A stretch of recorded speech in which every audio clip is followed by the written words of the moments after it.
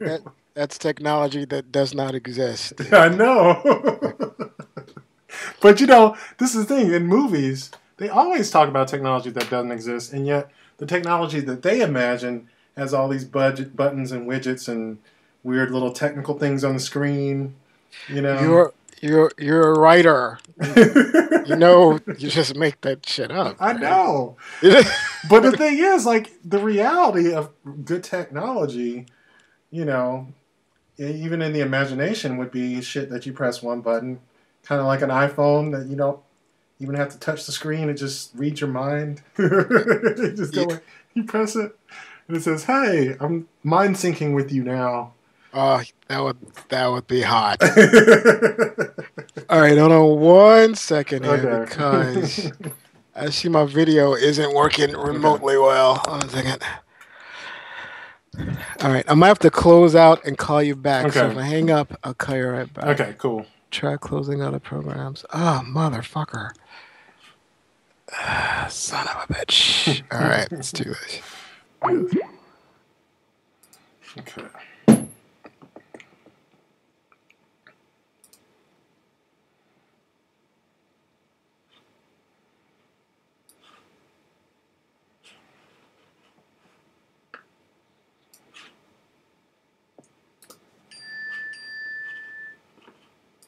What is your full name? Do you have a nickname no one calls you anymore? Breeze Vincinz. If given the choice of any person alive or dead, with whom would you want over to dinner as a guest? Why? Adolf Hitler. I would love to have a one-on-one conversation to try and get a better idea of the type of lunacy. Then I would sit him down and have him scour Wikipedia and find out that a black man is the leader of the free world and that the Jewish community is thriving, and watch him implode in on himself and die all over again. Before making an important telephone call, do you rehearse what it is you're going to say? What do you think about people who do? I do rehearse what I have to say because I have a tendency to be tongue-tied. Practice always makes perfect. Explain in as much detail as possible what would constitute a perfect day for you. 1 o'clock p.m., wake up right. 3 o'clock p.m., go to Bear Bar. 3:30 p.m., drunken stupor at Bear Bar with friends. 4:30 p.m., make out with random cute bear and drunken stupor at Bear Bar. 6 o'clock p.m., go to movies with another set of friends. 8 o'clock p.m., dinner with another set of friends. 9:30 p.m., dancing and drinking in several West Hollywood gay clubs bars with all friends. 11 o'clock p.m., pizza. 11:30 p.m., fall in love with some amazing random dude. 12 o'clock a.m., amazing sex in the bathroom with another dude. 12:45 a.m., back at the Bear Bar, solo, beer, make out other with random dudes. 1:15 a.m., taking shots of some bear's stomach, suckle the nipples of another. 2 o'clock a.m., wine, cheese and lively conversation over my place or someone else's with new people I just met. 3 o'clock a.m., watch Paris is Burning, Fight Club or Futurama Season 1 on DVD with newly found friends. 5 o'clock a.m., get phone call from dude I fell in love with from night before, we make plans to get coffee later. 5:15 a.m., sleep. When was the last time you sang to yourself to someone else? Will you ever sing in public in honor of someone you love? I sing to myself pretty much every day in my car on the way The to work. person whom you're I trying have to sung in reach public in is honor of people currently that I love. unavailable. Closer to Fine by the Indigo Girls at that last karaoke night of the oldest gay bar in Los Angeles that All eventually right, closed I down. I sang it in honor of all my friends and to the owner, all of whom reboot I very for much thinking love. that's the only thing that If you could could live to possibly 100 happen. and retain neither Okay. your mind or your Because I body at see 30 you for the rest of clearly, your but it life, keeps which would you saying that choose? it's another program Mind. using the With enough webcam, surgery I and could there get to is look 60, and not. 60 is sexy. Right. Yeah. It was, and I turned it off. Yeah. I've had that happen a few times, and yeah, it's kind of random. All right, let me reboot. Give me 2 Okay. minutes. I'll be back. No problem. Okay. Bye.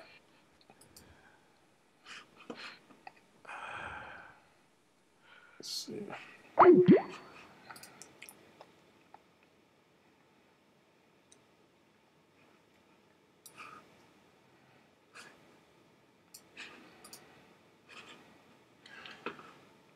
I have dreamed of living in London for a couple of years.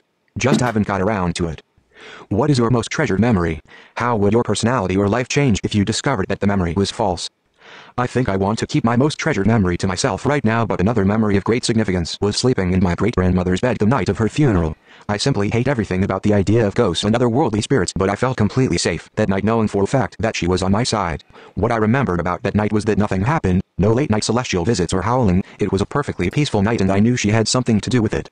I'm not sure if anything would change if I found that memory was false, that maybe something did happen that night. If something did happen, I'm comfortable with the idea that someone's on my side up there. If nothing happened, then the movie, Poltergeist, was full of shit and I can start climbing trees again. It's a win-win situation. If you knew that in 1 year's time you'd die suddenly, is there anything in your life you'd change right now? I think I would stop going to Weight Watchers, fuck a lot more and maybe try cocaine. What was the most embarrassing moment in your life? Do you still feel any embarrassment when you think about it? Having my brother watch me fall down about 3 flights of steps at a movie theater as a kid. I don't want to talk about it. When was the last time you cried in front of another person? By yourself? I cried on the phone with my sister about a year ago discussing family business. I can't remember the last time I cried by myself. I think I was watching a movie. I think it was Moulin Rouge. What, if anything, is too serious to joke about? Why? Do people ever think of you as insensitive? I think any subject that you don't have a personal stake in is too serious to joke about. Gilda Radner used to joke about cancer because she was dealing with it. Richard Pryor joked about race because he was dealing with it. Many people have tried to duplicate their humor with those same subject matters without realizing that they weren't trying to just be funny, they were trying to heal and survive. I'm pretty sure there are some people who think of me as being insensitive, but in that same vein, I think it's because they don't realize I have a stake in what I'm saying and I'm trying to heal and survive also. What is the biggest misconception people have about you? Is there anything you can do to change it? Probably that I'm a pushover or that I don't take anything seriously or that I don't care about my appearance. I could probably change all of it by becoming more Tea Party-esque, but then I would have to blow my fucking brains out right after and that wouldn't be good for anybody. When was the last time you were afraid that you were about to die? Did you feel grateful or lucky to be alive afterward? Every time I take a plane home to Chicago for Christmas, I'm sure I'm going to die, so much so that every year around that time I increase my life insurance policy. I think it might be up to $250,000 right about now. I feel extremely grateful and lucky afterwards, reduce my premium payments and use the savings for cocktails and singles to put in strippers' G-strings. If you were to die tomorrow, is there anything you wish you would have done? Not done? I wish I would have finished my book. I wish I would have fallen in love just one more time. Everything else, I think I would have no regrets. If you were forced to flee a burning house and you could easily save any item without endangering your life or others, what would you save? Laptop, no question, my laptop. What do you feel most ashamed about doing in your life? Most proud of? I'm most proud of losing 140 pounds. I'm most ashamed of gaining 90 of those pounds back.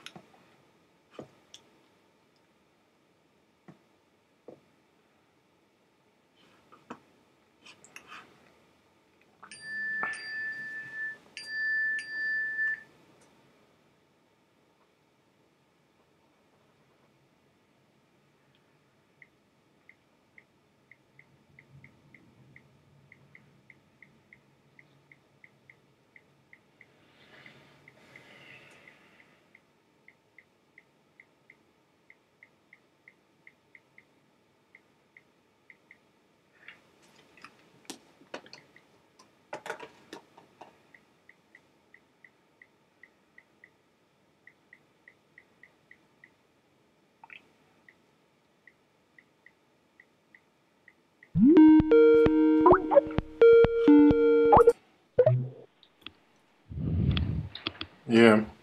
Yeah, All right, I can see you. There we go. I'm saying, Jesus Christ. So you are a busy man, I can tell. Sorry. It's all good. But yeah, I just read your answers to the questions, and yeah, it's hilarious. I was cracking up the whole time. It's like I was trying to be serious. I was pouring out my heart, dude. no, it's cool. But yeah, like for one, I have to say like some of the history behind them, and we can talk a little bit about it. But like the questions actually came from this book called Snoop, Mm-hmm. and it was about basically the personality test industry. And I've been like trying to get these books together and send them to all the contributors. I will eventually get back to that book because it is so disturbing. Like It's disturbing. It's How How so? Well, it's just like how companies are basically trying to shrink people from a distance, basically, quantify people, and just like numbers, using it like, especially like internet search data, like basically to help marketing and, hiring practices.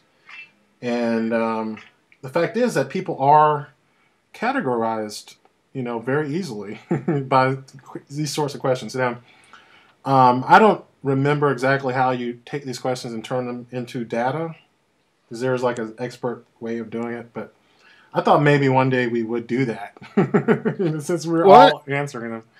Well, I know back in the day they used to have this thing called E-mode. Mm-hmm. That was it was like personality tests. Like I like those personality tests. Oh yeah, I took them. I did so, well, just for shits and giggles and stuff. Yeah. I was just actually thinking about that today. I was wondering if there was a test you can take to, because I know there's a test you can take to see if you are, I think they said autistic or slightly autistic or something like that. Okay. Mm-hmm. And I always wanted to know if I was.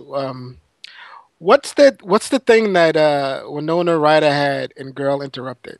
I think that's not bipolar, but it's something split personality, something. I know what it is. It's yeah. It's right on the tip of my tongue because I know someone who has it. It's well, the thing is, I work in a nonprofit that deals with people with mental health issues, so I'm a little familiar with the DSM-4. Yeah, and basically, I remember borderline personality. Yeah, something like borderline personality disorder. Yes, that's it. Yeah.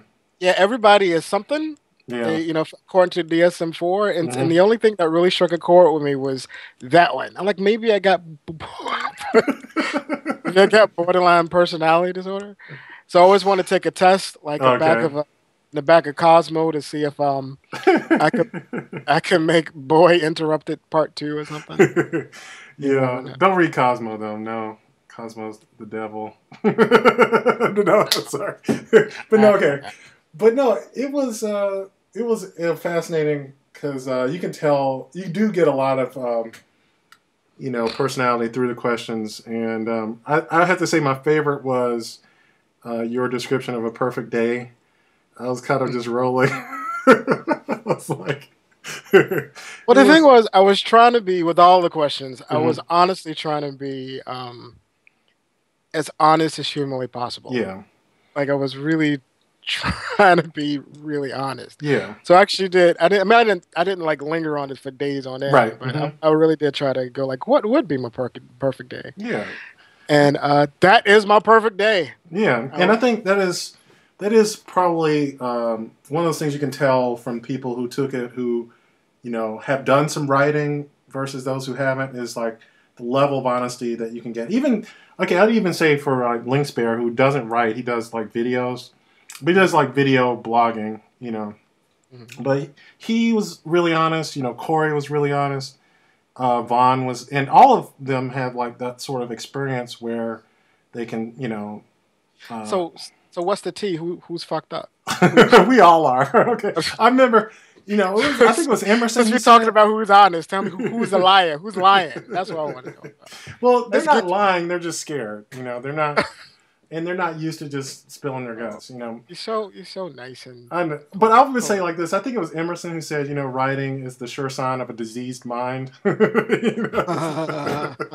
It's true. Like I think it's crack, but you know what? We all got our different levels of understanding. Yeah, it's true. But I was just reading some Emerson. He is hilarious, by the way. But anyway, there is. I was going to go through all the questions and like take it down, but work it out. Yeah, we'll. Instead, I just want to see or just talk about what you're working on now, what you're up to, because we haven't really talked about much because you've been busy and So what's on your plate currently?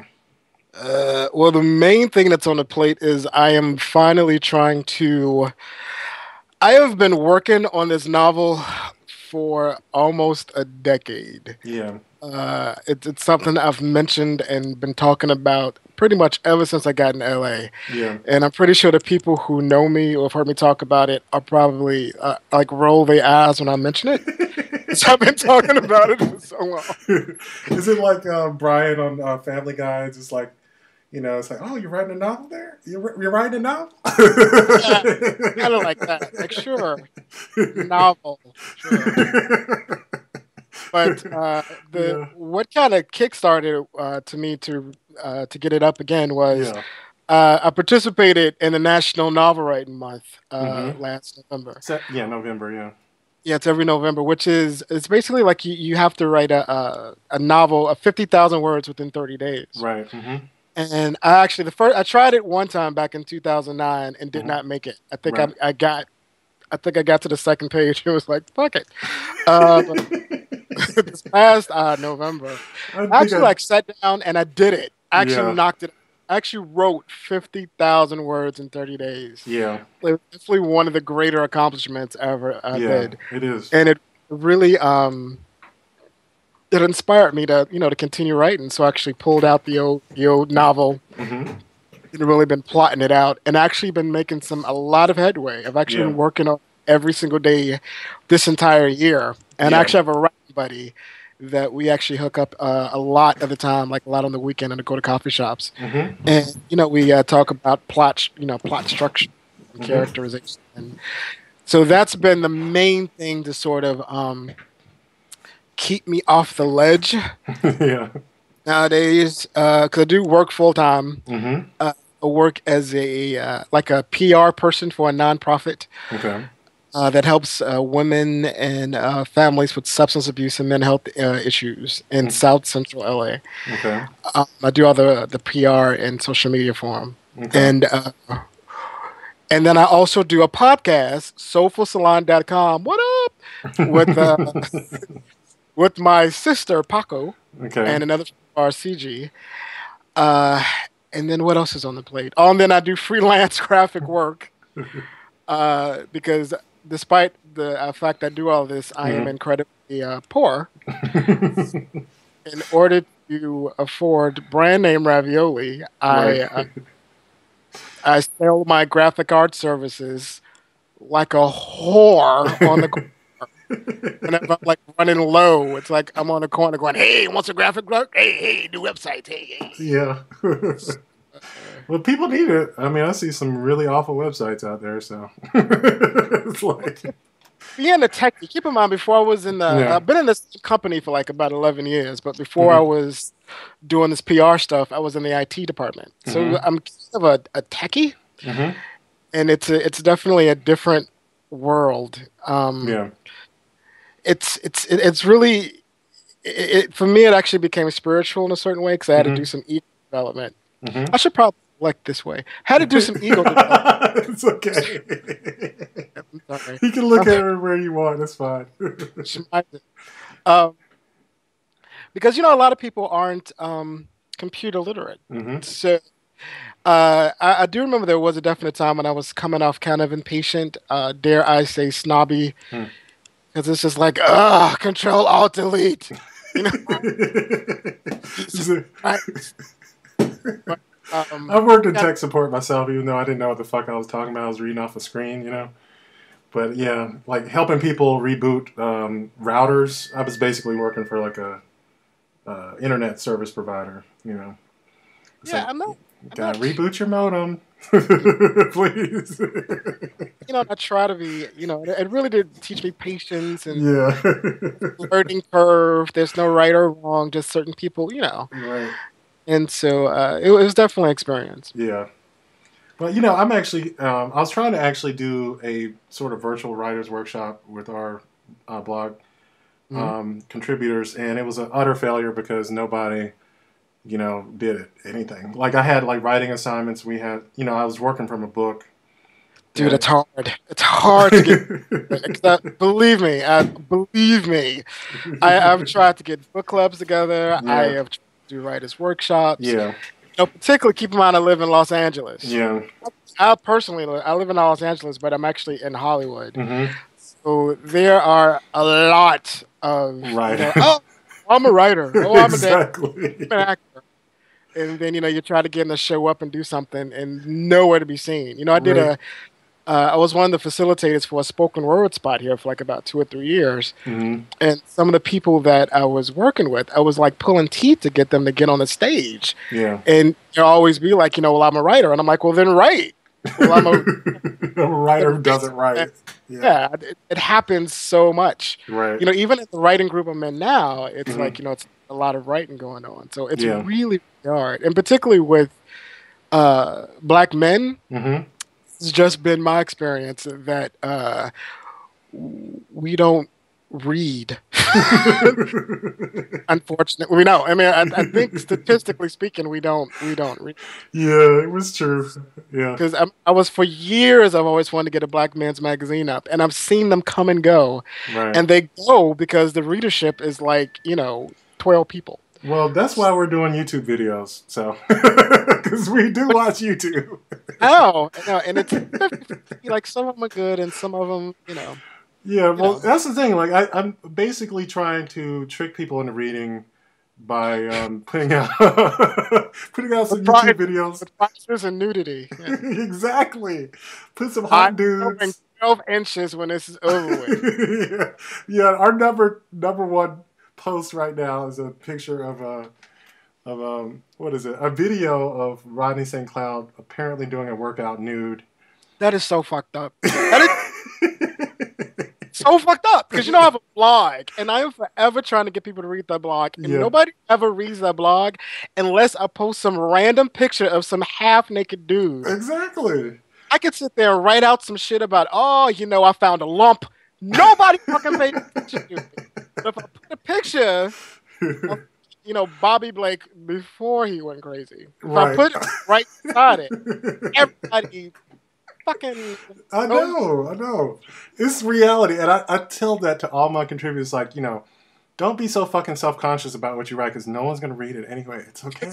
That's horrible. That's not what you're supposed to do. Look, people, fucking contributors. I'm going to, with my new arms, I know I'm a newbie, I'm going to wrap my big, beautiful brown arms around you and say, be self-conscious. It's important. Just add porn. So, seriously, you just got to pull the people in. You got to pull the people in. You want to make sure that what you're writing is on point. Yeah. Keep in mind of grammar and story and structure. Keep that in mind. Yeah.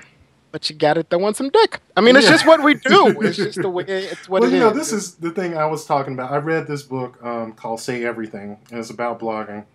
Mm-hmm. And the funny thing is, from the very beginning, blogging as a medium versus, say, books or newspapers or movies, it's always been a little bit pornographic, a little countercultural. And the reason being is that, people who turn to blogs are, fed up with what they have in the regular media. And by what we call, standards. Like, you can't just find porn at your grocery store. You're not going to find porn. Obviously, you don't live in Los Angeles. Okay, I don't. You're right. I live in the Bible Belt. This is true. Yeah. But let's just say on, network television, you're not going to find two dudes fucking, even though they should. Because that's what people want to see. Women, just, whatever. I'm just throwing it out there.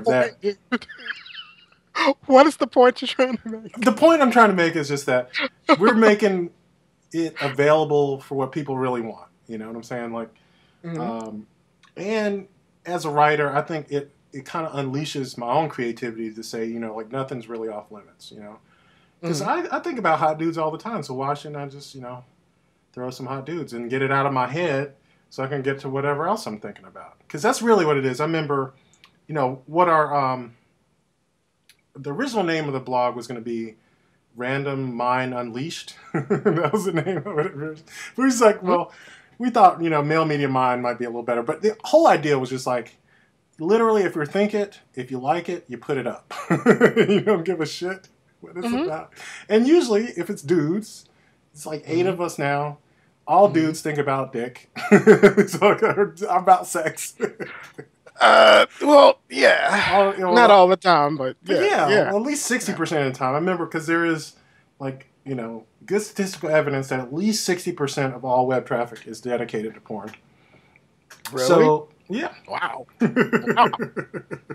Okay. At least 60% of all Google searches. That's the way they were judging it. Like when people go looking for stuff, Wow. 60% of the time it's, cheerleaders with their shirts off, show me big breasted women, whatever. Even if it's not hardcore porn, it might be like pictures of, Brad Pitt with his shirt off or some shit like that. At least it's sexually oriented. Let's put it that way. 60% of all web traffic. So, and obviously, like every medium that's ever created, first thing they do is they print religious material. The second thing they print is porn. You know what? I never thought about it. You might be right. I'm gonna let you have that one. I never thought about it. It's true though. It's like, you make a point. Cave paintings. It's like worship the god boobs. It's like Bibles, and then graphic novels, whatever. I don't know what to say. It's just like, yeah. So I mean, if we first have some existential angst about why we're here and what does it all mean, and then we're thinking about fucking, which is. Well, I think it's the same level. Yeah. Definitely. For me, I've always intermingled the two. Yeah. Thinking about God and thinking about sex is kind of, particularly as I get older, it kind of, there's definitely some overlap. Yeah. There's always some overlap, particularly because I grew up Catholic. Okay. Staunchly Catholic, so I definitely grew up with the whole sex is the worst possible humanly thing you could do. Yeah. Where do you think that comes from anyway? Like that whole white folks. Nonsense. It's like if it feels good, it must be wrong. That kind of thing. I don't know. White folks. No, I think it's. I can't. I mean, I don't know. The short answer would be, yeah. I mean, I know that it comes from religion, but where that religion comes from, I don't know. Outside of the idea of control. Yeah. Which is what I think all religion comes from, the sense of control. Right. And, to control somebody's sexuality, it's one of the most ultimate things you can control about a person. So, and I definitely was brought up with that, sex bad. Yeah. And I remember when I first started to masturbate, that I remember when I did it, I always was expecting when something bad happened the next day, I thought it was karma. Right, yeah. So, like, if I was in high school and I masturbated the night before, the next day, if I got a bad score on a test, I thought it was karma. Yeah. Because I masturbated the night before. Yeah. So, and that really went on for like a really, really long time. Yeah, that's bad. And so, now, when I think about, like, what I want to do when I grow up, and you think you make life plans for part B of your life, because I'm kind of in part B right now. I guess my idea of serenity, as far as want to have a stable career, want to weigh under 300 pounds, stuff like that. Part of that is, I would like to be with somebody who can knock it out the park. Yeah. And I think that's a fair thing to ask of God. I think it's an okay thing to put on your grocery list of things. Like, I want to feed the starving children. I want to make sure my mom is okay. Yeah. I want to be able to afford brand name ravioli. And I want to, somebody knock it out the park. And I want to knock it out. I want to tear it down. I want to tear it down. I think that is an okay thing to ask. Oh, yeah. Absolutely. But I don't really think about it all that time, though. I mean, I do have a bad rep because I have a really filthy mouth. Like, particularly in the writing group that I'm in. Okay. Like, these guys, I just started really hanging out with them. Okay. And so they don't really know me. I really like them. Like, it's a really good group. That's but good. We're still getting to know each other, and I think I'm coming off like the perv. I think because I'm always saying something like sexual or nasty or making some sort of off-color joke. So I think I'm always coming off as like the pervert. Yeah. But the truth of the matter is, I think I'm a very sexual person, but I don't really have sex on the brain. Right. Not really. Not really. Maybe now because I haven't got laid in a while.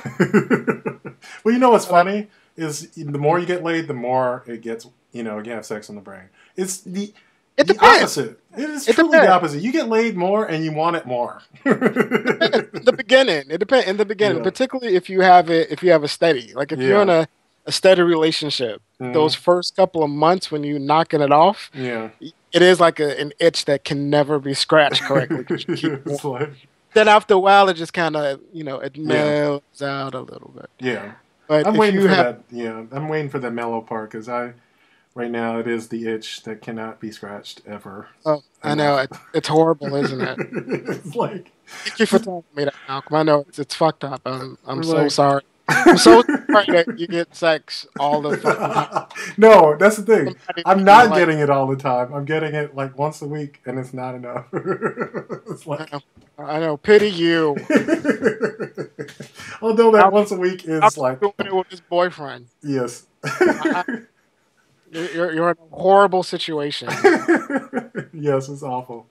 But what's funny is like maybe the first time I ever actually, perspective thinking about relationships that it feels like the first actual relationship I've ever been in because everyone else I was with I realize now was just fucking.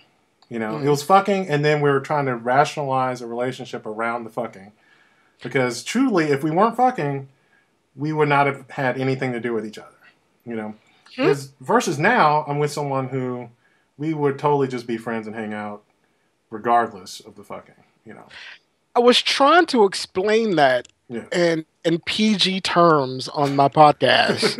Because the Sofa Salon is actually a kind of like, it's a family show. So I can't curse and I don't really talk about...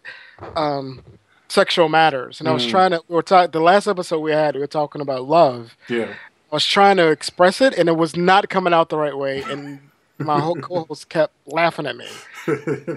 But it was that idea that for me, I can love everybody, but I don't really like everybody. Yeah, and I think what you said, it's on that same lines of like, there's a difference between having sex with somebody and actually getting to know them. Yeah. And as a male, I guess I live up to that stereotype that, I can fuck anything that moves. Yeah. Now, whether I would want to bring you home is something. Yeah. And that was kind of what I was trying to allude to. So I definitely understand. And I think it's safe to say that we've all kind of been there. Where sex was the glue that held us together, which is all. It's very sticky. It's so horrible. And it seems like you have to go through it. Yeah, you do. Mainly, and I am 41. I'll play my cards on the table. I'm 41. Okay. So when I see these kids, get into these relationships, because they just had this report about the two boys that got married. I think they're like 19 years old. Okay. And everybody's like celebrating, like, oh, that's so cute, that's so sweet, oh, that's true love. And I'm like, oh, that is so endearing. You don't know shit about life. Hurt so bad. It's going to hurt so bad. I give them 6 months, and it's going to vicious. Vicious. It's the truth. It's not vicious, man. It's the truth. No, when they break up, it's going to be vicious. But this is the thing: even if they last more than 6 months, they got 6 months of happiness. And if they decide to stay together, they're going to be fucking miserable or fucking other people, one or the other. So. It's not going to happen. No, I just see these kids together. I see these kids in their relationships, and it's just like, it is so sweet. 2 weeks. It'll be 2 really great weeks, though. I mean, you gotta go through that shit. I don't know. I can remember thinking, in some of my past relationships, thinking about like how beautiful and wonderful it was in those moments, just those moments of passion that we shared, and then realizing like this person's a sociopath. It's like... I'm actually at the point where I don't really regret anything. Like, I Mm. don't regret my relationships. Yeah. Despite the fact I do look at a lot of them very violently. Like, I don't want to kill them. I can't necessarily say that I regret it, but I don't know. I'm not sure if I'm to the point yet where I can look back and go like, oh, we had some good times. Me and Jeffrey Dahmer. Those were some good times.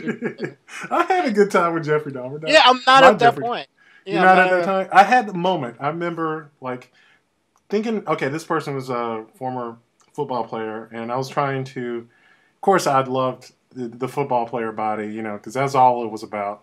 But being a non-sports person, I was, like, trying my damnedest to love sports. So, done it. And there, done it. Yep. And I'm, like, sitting there watching some football with him, and I'm like, he's explaining everything to me. Of course, while he's explaining football, this is like his most favorite thing in the world.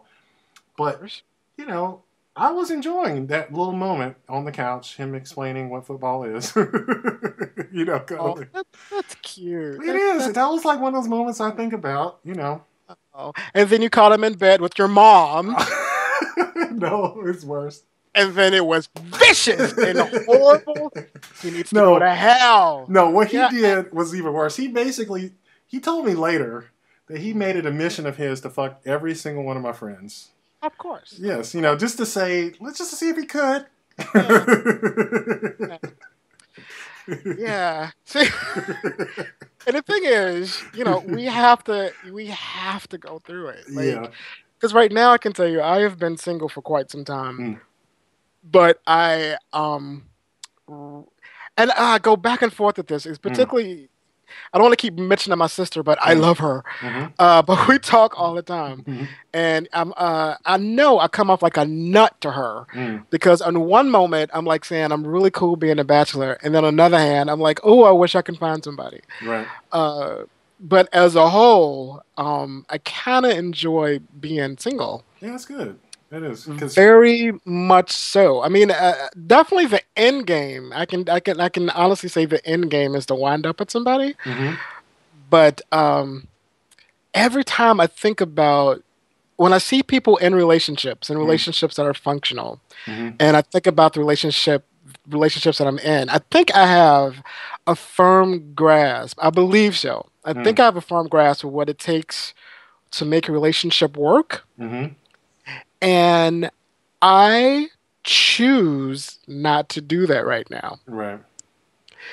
And I think it's a good place to be. Yeah. I think it's a really good place because I know what it takes to make a relationship work, and it's like I'm kind of not right now. Maybe soon. I mean, and you never know. Maybe somebody can come up and kind of fit into my groove, but not right now. Okay, I remember I've read this book, and I posed it to one of our other contributors, Greg, because he happens to be what I consider emotionally retarded. I hope he sees this because he is. Really? What's his name? Greg? Greg he has the emotional intelligence of a 15-year-old girl. What's his last name? Drayton. He's the only Greg on the blog. Oh, dude, him. He's hot. He is. Yeah, I know. But he falls in love like every, 2 or 3 months. He falls deeply and passionately in love with someone, and then we need to hook me up with Greg. Greg is hot. He is. He has a voice like Shaq. This is another thing. And I got a voice like RuPaul. We can work this out, boo. He's emotionally stunted. That's how I like him. Yeah, he is. He is that dude that if you want to get into a passionate love affair with, he is that guy because he will fall madly in love with you and then get done with you in a couple months. But I remember, reading. What's up, Greg? Hey. If he watches this, he's not gonna watch this. Call me, dude. Now, dude, call him. I tried. That's the other thing. Call him. Put him on three-way. But this was the thing. I remember reading this book, and it was called Gay and Single Forever. And it was like a question mark. The pathway to hell. But this is like gay and single, and it said ... forever. The autobiography of Breeze Vincinz. But it was really good. It was actually by like this Canadian guy, and he was just talking about like some of his things. Like he worked in television. He worked for like a wedding show.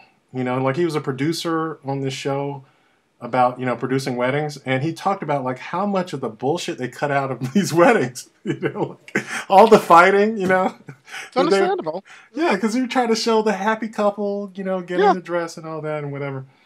And he's just like, you know, he had that same sort of position. It's like, you know, I see relationships all the time. I don't want that. I don't want that. Well, just not. Well, see, mine is just it's kind of like, I don't know how to explain it because it sounds kind of defeatist and weak, and I'll own up to that. But I guess it's just the idea of you know what it takes to, like, if you're an athlete and you know what it takes to get into the Olympics, and you just make the decision, I'm not going to train that hard. Maybe the next one. Yeah. And I know it might, I know it may seem a little defeatist, but I don't know. I just think it's realistic. Like, I know, you know, because I've been married before. I was married to a guy, and then I've gotten into some relationships after that. And I think I have a firm grasp of the sacrifice, the sort of sticking with them no matter what, having those moments in which you hate them, but still working it out at the end. Like, I understand that dedication and being with them no matter what happens, whether they get sick, whether you get sick, whether they go further in their career and you stumble, or vice versa.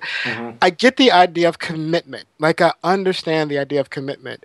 I think right now, because I've been single for, I don't know, about officially single about maybe 3 or 4 years now.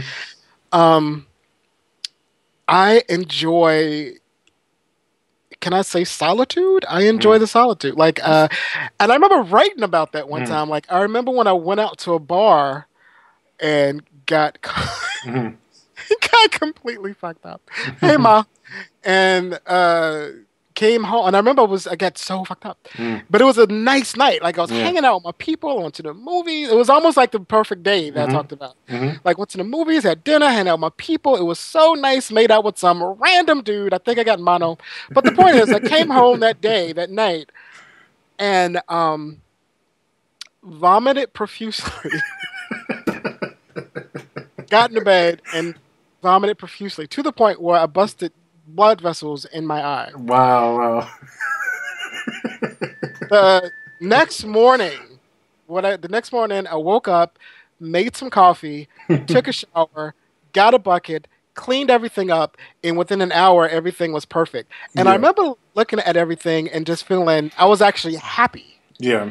So I was like, this can never happen if I was with somebody. Because this would have been a fight. This would have been nagging. This would have been like, you drink too much, blah, blah, blah, blah, blah, blah. It was, you know, because it's something that I would have done. Like, if I was with a dude and he came home drunk and vomiting to the point where he bust blood vessels in his eye, it would have been a fucking fight. Maybe. Huge fight. This is where I will have to contradict you. Depends on the guy. I don't know. It depends on how chill your man is. I tell you, that's really chill. Like, I don't even know. Trust me, that man exists. I don't know if I want to be with the dude who would put up with that. As long as it's not every night. Okay, this is the thing. Like, that's true. Yeah. Now, see, like, I was just really happy that I was able to do all that by myself, with nobody nagging, nobody looking, no judgment, no anything. I was just able to clean everything up and have a beautiful day. Yeah. And then go back out that night and drink with my sunglasses on. Well, see, that's the thing. I did that thing when I was younger, and you know, first of all, I hate drinking because of that profusely vomiting. It's like I don't ever. Me too. I hate the feeling of vomiting. It's like the worst. I hate it. It's horrible.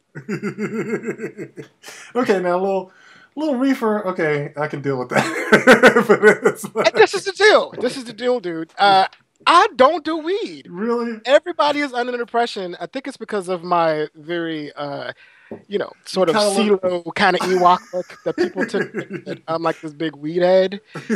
But I don't do weed, and I tried. I really tried. Yeah, it's like me and alcohol. I tried alcohol. It doesn't work for me. Weed. No, alcohol. I do weed. Like if somebody offers it, and it's usually like once every other year, I might partake. Yeah. But that's at the most. But I remember one year I distinctly remember trying. Mm-hmm. I was really trying to kind of have a rhythm to it. Mm-hmm. I don't like the way it makes me feel. Yeah.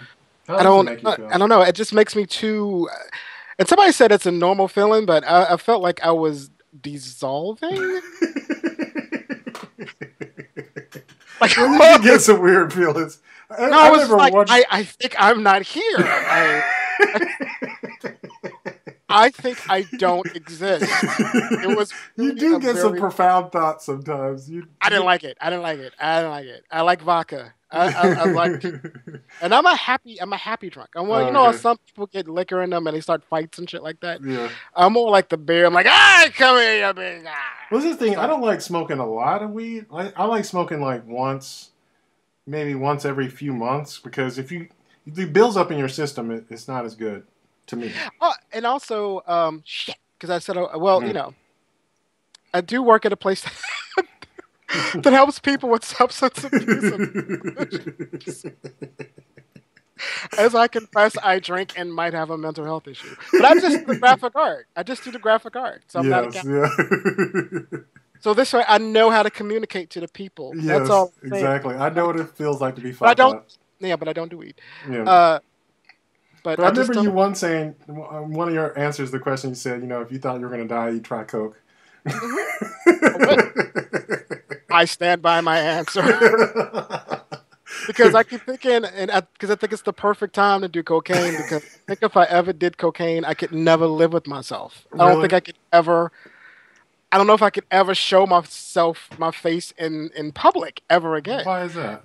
It just seems like such a dirty, disgusting drug. Have you done cocaine? No, I've not. Actually, okay. I think I'm in judgment. No, actually, I have tried coke. I admit. It was not. I think it was not real though. That was the thing. I remember someone was trying to, I tried to do coke, and it turned out to not be coke because that shit didn't do anything. So this can't be coke. This is some fucking baby formula. I was like, give me the crank.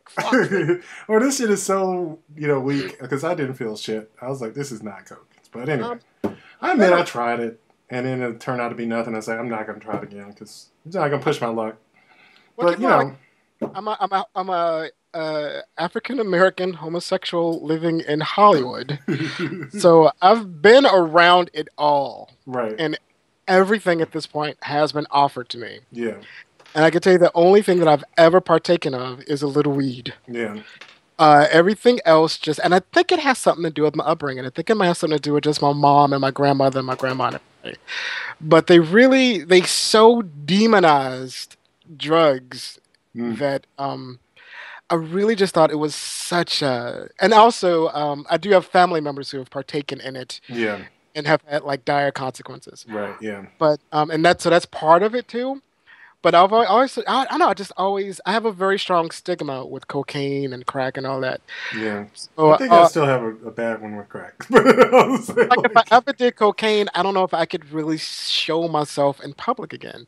So that question, but obviously because if you're going to die, yeah, why not? Yeah, fuck it. I don't fucking want to die in that. Yeah, I would try all kinds of shit if I was gonna die. That's true. I'd go high as a kite, but let's put it this way. I know, because I didn't read. I don't know if it's good or bad to say, but I didn't really read anybody else's questionnaire. I don't know if I was supposed to. No, but it's okay. But when I was looking at the questions, there was in the back of my head, I kept thinking, like, I'm hoping nobody gets all high and mighty and preachy with the answer. Like, what would you do at the last day? And they'll go, well, I would go visit my loved ones and tell them that I love them and go to nature and hug a tree, and I would just thank God. I'm like, no, most people said they would quit their jobs and go do something they really wanted to do, which is, funny because And the other question was like, one of them was, what is something you've always wanted to do, and why haven't you done it already? God damn it! it's like, Yeah. But and those kind of go together because, like, if putting your life in perspective, like realizing, that one day, is going to be a year before you die. You don't know what day that is, but eventually. I mean, one of the questions was like, do you have a secret hunch about when you're going to die?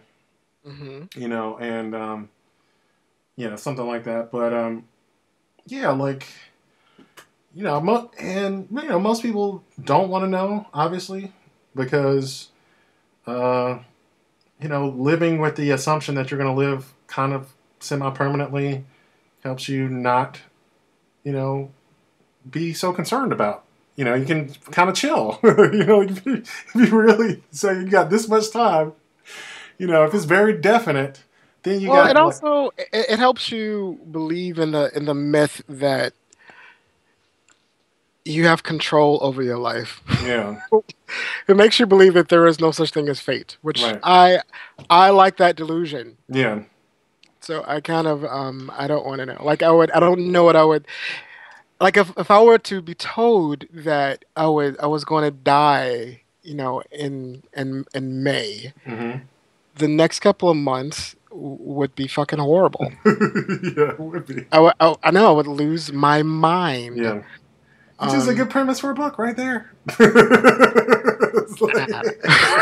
Maybe. It's a premise for a TV show, Breaking Bad. That's like the whole point of that show, right? Is that this dude finds out he's got 2 years to live, right? Kinda. Kinda. It was more like watching a human being devolve through this soulless, empty shell of a human. Though. I mean, it's still great. Love it. I think it's one of the best shows on TV. Fuck yeah. I was really pissed when I split up this last season because now I gotta wait to see how it's going to end. Yeah. Because in my mind, I'm thinking I don't know. I have no idea how it's going to end, but I keep thinking everybody's going to die. Of course. That's obvious, isn't it? I think the wife is going to die. I think the son is going to die. I think I think everybody's going to die. I don't think everyone. I think maybe the baby is going to live. I think the baby's going to be the first one to go. Really? I think the way I guess in my mind, I'm thinking everybody's going to die except for him, and maybe that's what he has to live with. Yeah. Okay, that's possible. But I'm really curious to see how it's going to end. I'm really addicted to story. Yeah. Like, ever since I was a kid, I've always been addicted to story, and I get really I get hooked in really, really easy. So let me say, are you an addict to Scandal, for instance? No. But this is why. Okay, why is that? Technically, I don't watch television. I don't know if you can see behind me, but that's my television. I don't know if it's back there someplace. Oh, okay. It is one of those old TVs with the rabbit ears and the big butt behind. I don't watch it. In fact, I remember when it switched over to you have to get the black, because I don't have cable and have free TV. You got to get that black box. It switched over, and I didn't know. Wow. Well, you know what? I actually don't have it. I just have internet. I get everything online. I get everything on Hulu, which is how I watch Breaking Bad and everything. Yeah. Scandal's on Hulu. Is it? It's a couple of shows that have not made it to the Hulu queue. Scandal is one of them. Yeah. But as I hear, everyone loves the show. Like I happen to be one of those people who thinks is total shit. Okay, not to bring her up again. Yeah. My sister. She said the same thing. Well, she only saw one episode, and she was like, she couldn't get through it because it was so stupid. It is. It's ridiculous. I mean, on the other hand, it is like a lot of beautiful people saying some really great lines. I put it this way. The dialogue is like West Wing worthy, if you ever watch West Wing. It's on that level of like just in the moment, these moments where they're speaking to each other are like popping, it's fast paced, but then you take a long, big view of it, and it's just a big old massive turd. It's like it makes no sense. It's like Watch it now. But in the moment, like in the scenes, the people look good. They're delivering their lines perfectly. It's well produced. It looks great. You know. The fonts are readable. Yes. They're okay. She's slapping the president of the United States in the face. You know. The wardrobe was there. Her shirt fits. Yes. I got you. And it's hot. I mean, like, you know, he's like ripping. You know, he's cheating on her.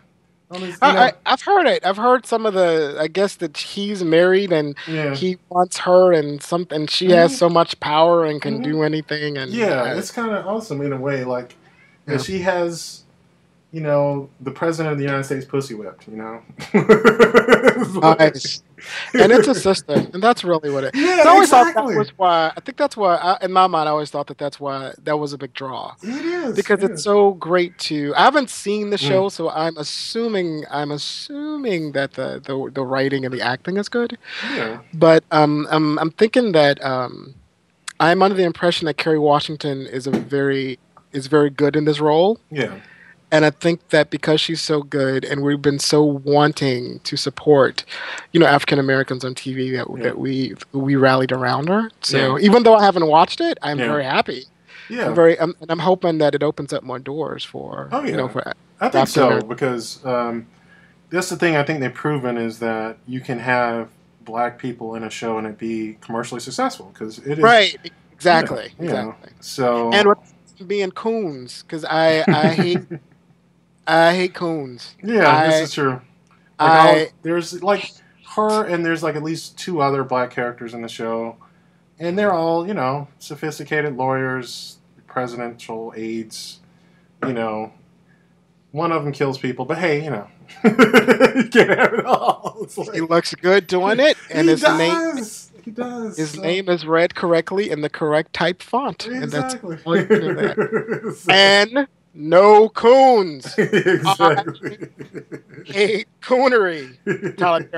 I hate coons. I hate it. But have you seen House of Cards, the Netflix show? It's Kevin Spacey. I saw the preview for it, but I haven't seen it. It is like by far, like it's almost up there with Breaking Bad. Like I'll put Breaking Bad up there as one of my favorite shows. House of Cards is like. Possibly, I have to see the second season because it's like this first season ends on a cliffhanger, so it really depends on how they, you know, they film seasons 1 and 2 together, so they kind of, you know, ended on a cliffhanger. But, yeah, everyone I've seen it, okay, because they released it all at one time. I don't know anyone who's ever watched this show and not gone back right to the beginning and watched it over again. Because it has so many. I don't like political drama. It's not. It is a political drama. It's very politically centric, but it's much more like a study of evil. Ooh, I like evil. Like I'm not really that smarty. I fake it. So, but I like evil. Anything that I can do. Evil. He is, you know, basically, you know. He could be in politics, he could be in business, he could be in anything. It just happens to be in politics. And I love politics, so I love that part. But, you know, I've talked to some people who don't like politics, they like it too. And, I mean, I kind of keep up. Well, in life, I can kind of tolerate. I tolerate politics in real life. Mm-hmm. And entertainment, it can be very sleepy for me. I tend to doze off. Yeah, it isn't one of those. Trust me, it's not that. There's that one like movie. I'm just saying, like if you what's that movie with Matt Damon and his kid? I forgot the name. It was really big, and I thought it did really well. Matt Damon was some sort of person, and his child fell into a pool that was electrified, and the little boy died. Do you know what I'm talking about? Oh yeah! Oh my God! Is it Syria? I think it's Syriana. Oh yeah. It might have. That was Matt Damon. I thought that was George Clooney. But Clooney was in it too. Clooney was in it. And I remember watching. It was horrible. No, that was awful. Well, I remember watching it, and I remember thinking, I have absolutely no idea what's happening. Yeah, that was not a good movie. Like even with the boy died. I was like, I didn't get it. And in a lot of political movies, I'm like, I don't understand what. Do you have Netflix? I'm just curious. I do. You should immediately go watch that show. Just let you know. I am in the middle of watching Brave. I have Brave. Brave, Paranormal, and Dark Knight Returns is what I have. I just finished watching. I can tell you, I just finished turning back Sparkle because I never saw it at the movie theater. Oh so God, dude! Save yourself some pain and just Sparkle. Go ahead and watch I can tell you. Let's talk about Sparkle. I thought that because the movie was supposed to be promoting Whitney Houston and Jordan Sparks. Right. I actually liked everything about Sparkle except for Whitney Houston and Jordan Sparks. I thought Whitney Houston, and God bless her, we love her. She was the worst thing in that movie. I thought she was really bad. And I'm sorry, Whitney lovers. Yeah, her song was beautiful. It really brought a tear to my eye. Her singing. Yeah. Her acting was horrific. Really, really bad. And I don't. Yes. They were the worst thing. I think if they would have replaced those two, it actually would have been really good. Yeah. That's possible. And what was that other thing I watched? I can't remember. Well, it'll come back to me later. Yeah. Sparkle kind of was I can't even imagine myself watching something named Sparkle. I was a big fan of the original, so I was kind of excited to see. Oh, okay, yeah. I'm just like, that's an awful name. I'm sorry. Did you see the original? How old are you? I am 32. You don't remember the original, do you? I do not. Kara and you youngsters. It was I was excited. I was super, super stoked to watch it when they said they was going to do a remake. Yeah. Because I love the original so much and I love Irene Cara so much. So when they said they were going to make it, and when they said that when Houston was in it, I was really excited about it too. Yeah. I know that they were trying to get Aaliyah in the part that Jordan Sparks was in. Right, okay. And I think now that I mentioned that, I didn't even think about that until I just said it a second ago. It probably would have been really good if Aaliyah was in it instead of Jordan Sparks. Okay. But they were the worst things in that film. I thought it was surprising how bad Whitney Houston was in that film. Right. It reminded me, it was the same thing I felt when I saw Monsters Ball. And nobody really talked about it. And some people actually praised his performance, but I thought P. Diddy was horrific in Monsters Ball. Oh yeah, because at the beginning scenes, it was almost like they were in the same room, and it was almost like Whitney Houston. It was almost like Halle Berry was filming it at one time, and P. Diddy was filming it at another. Like they were two separate recording sessions. Because she was so good, and they turned to him, and he was so bad. So bad. And it was the same thing when I was looking at Whitney, like, yeah. They should. I admit I have not seen Sparkle, but I just I think it's worth a Netflix queue. Okay, I might. Yeah. I do have Netflix, but it's worth it. But I do have to say to anyone who like I'm trying to compare House of Cards to something. Basically, House of Cards is a modern day Shakespeare play. Right. I mean, like it is like Othello or something like King Lear, made into a modern day thing. It's to that level. It's like fucking brilliant to the point where it's like a drama field 2.5 men mixed with no, it's a tragedy. It's a anti-hero, someone being evil that you just root for them, like in a way that is pleasurable. Because like the first scene from the get-go, this guy is like a sociopath and just like fucking evil to his core. Just by like he does these monologues to the screen, which usually I hate, but he's like brilliant. He makes all these like very pithy, commentary on life and politics and whatever. And but you get right from the get-go that this dude is just like, Anyway, I might have to. I'll if you check out Sparkle, I will check out House of Cards. I'll make that deal. Yeah, I will. Deal. We can totally do that. Because I have to give it up for that. But what other things are you into? Like authors, shows. What are you feeling? Well, authors, I am a huge fan of, and I screw up his name all the Mm. time, but Chuck Palahniuk, I think is how you Yeah. say it. Mm-hmm. Chuck Palahniuk. What's the last thing of his you read? The last thing he wrote, which was, well, now I take that back. The last thing he wrote was actually a short story, which I've yet to read. Mm. But his last proper novel was Damned, Okay. which was about this girl, this teenage girl who died and went to hell and her adventures there. Okay. I think the last thing I read of his was Choke. And Wow, that was a while back. I know. I haven't read a lot of his. I read. You just scared the shit out of me. It's a cat behind you.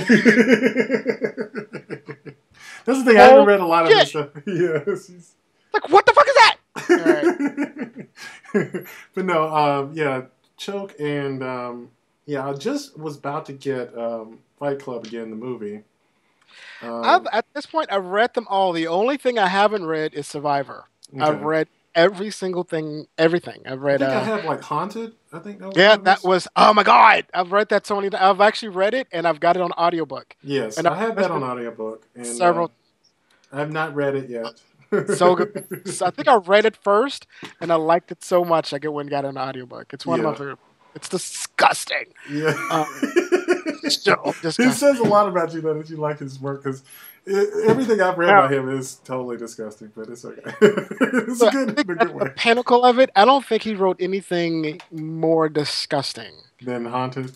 No, I'm trying to think because I read. Let's go through it. It's Fight Club. Mm-hmm. Choke has disgusting moments with the Benoit Balls.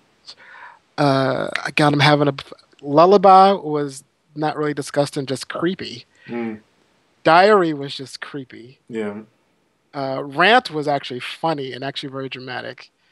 Tell All was just very dramatic and funny. Snuff was actually, I thought, really, really good, even though the critics hated it. Mm. Pygmy, I thought was really good. I thought that was, out of all of his books, I thought Pygmy was the funniest one. Haunted was creepy. Yeah. It was creepy. It was disgusting. They were chopping off each other's body parts. Yeah. It was really creepy. So anyway, she's one of my favorite authors. Toni Morrison. Mm-hmm. I am completely in awe of. If I ever meet her, I think I might queen out in front of her. I worship the altar of Toni Morrison. She can do no wrong. Outside of, I have been struggling to get through Home, her last book. Mm. I've been struggling to get through it. I struggle with all of her work, I honestly have to say. I love all of it. I love it when I get it. But half of the shit, I'm like struggling just to figure out what she's saying. So right, I know people were telling me that, but first one I ever read was Song of Solomon, and I like kind of sped through it. I got it. Beloved, everybody was saying it's so hard. I sped through Beloved. I actually got pretty easily, but and the best book I've ever read, I could say hands down, the best book I've ever read in my entire life is Paradise. Okay, yeah, I admit that. Really, that one really touched me. Yeah. I don't know if it's because of the time period or just the idea of being of being misunderstood. Yeah. But it really touched me. And that's another one that I read and I liked it so much that I wanted to get an audiobook and listen to it a lot. But so I got all of them. Somewhere around A Mercy was the first book that she wrote that I read that I kind of struggled. Yeah. It was like, it took a long time for me to get into the characters because it was so much of a setup. Yeah. Home is, I am struggling to actually get into the actual characters because it seems like nothing's happening. Yeah. So it's, it's this dude who, I don't know if it's the Vietnam War. I think he's coming up from some war. I'm assuming Vietnam War. And he's kind of, he's walking around. Seeing people. Well, okay. I got one. I got into this thing. Corey got me into this guy Joe R. Lansdale, and he writes this series. Mainly, the only thing I've read of his so far is this series of these two characters, Hap and Leonard, who go on these little adventures. It's so kind of 90s buddy movie type thing, but good. You can imagine, like, one's black, one's white, one's gay, one's straight, one's liberal, one's conservative, but they're best friends. And hilarity ensues. It does. And what's great about it is, like, they are fucking hilarious. Because, first of all, they're, like, super country. Like, this takes place in, like, East Texas, and there's like a lot of just racism, sexism, homophobia, all these sorts of like social issues come up, and always something will like make you just bust out laughing, and then the next thing someone's getting their ass whooped. Like there's always something. There's someone getting their ass whooped. This is the other thing. Like Hap and Lynn are both, like karate or some shit, so they're always like fighting people. So it's just like a romping good time. I gotta take a look at that. I gotta take a look at it. It is really fucking good. I sent everyone the second one. There's like 8 in the series right now. He has some other standalone books, but the first one, Savage Season, was like, you get to introduce the characters, which is fine, but nothing really great happens in it. But you get around to the second and third book, and oh my god. And I'm on the 4th book now. Like, from the first line, you're just fucking rolling, laughing, like, you're into it. I mean, I'm fucking sold. Like, I want every book. You've sold me. I have to check it out. Now, do you read a lot of black gay literature? I am not.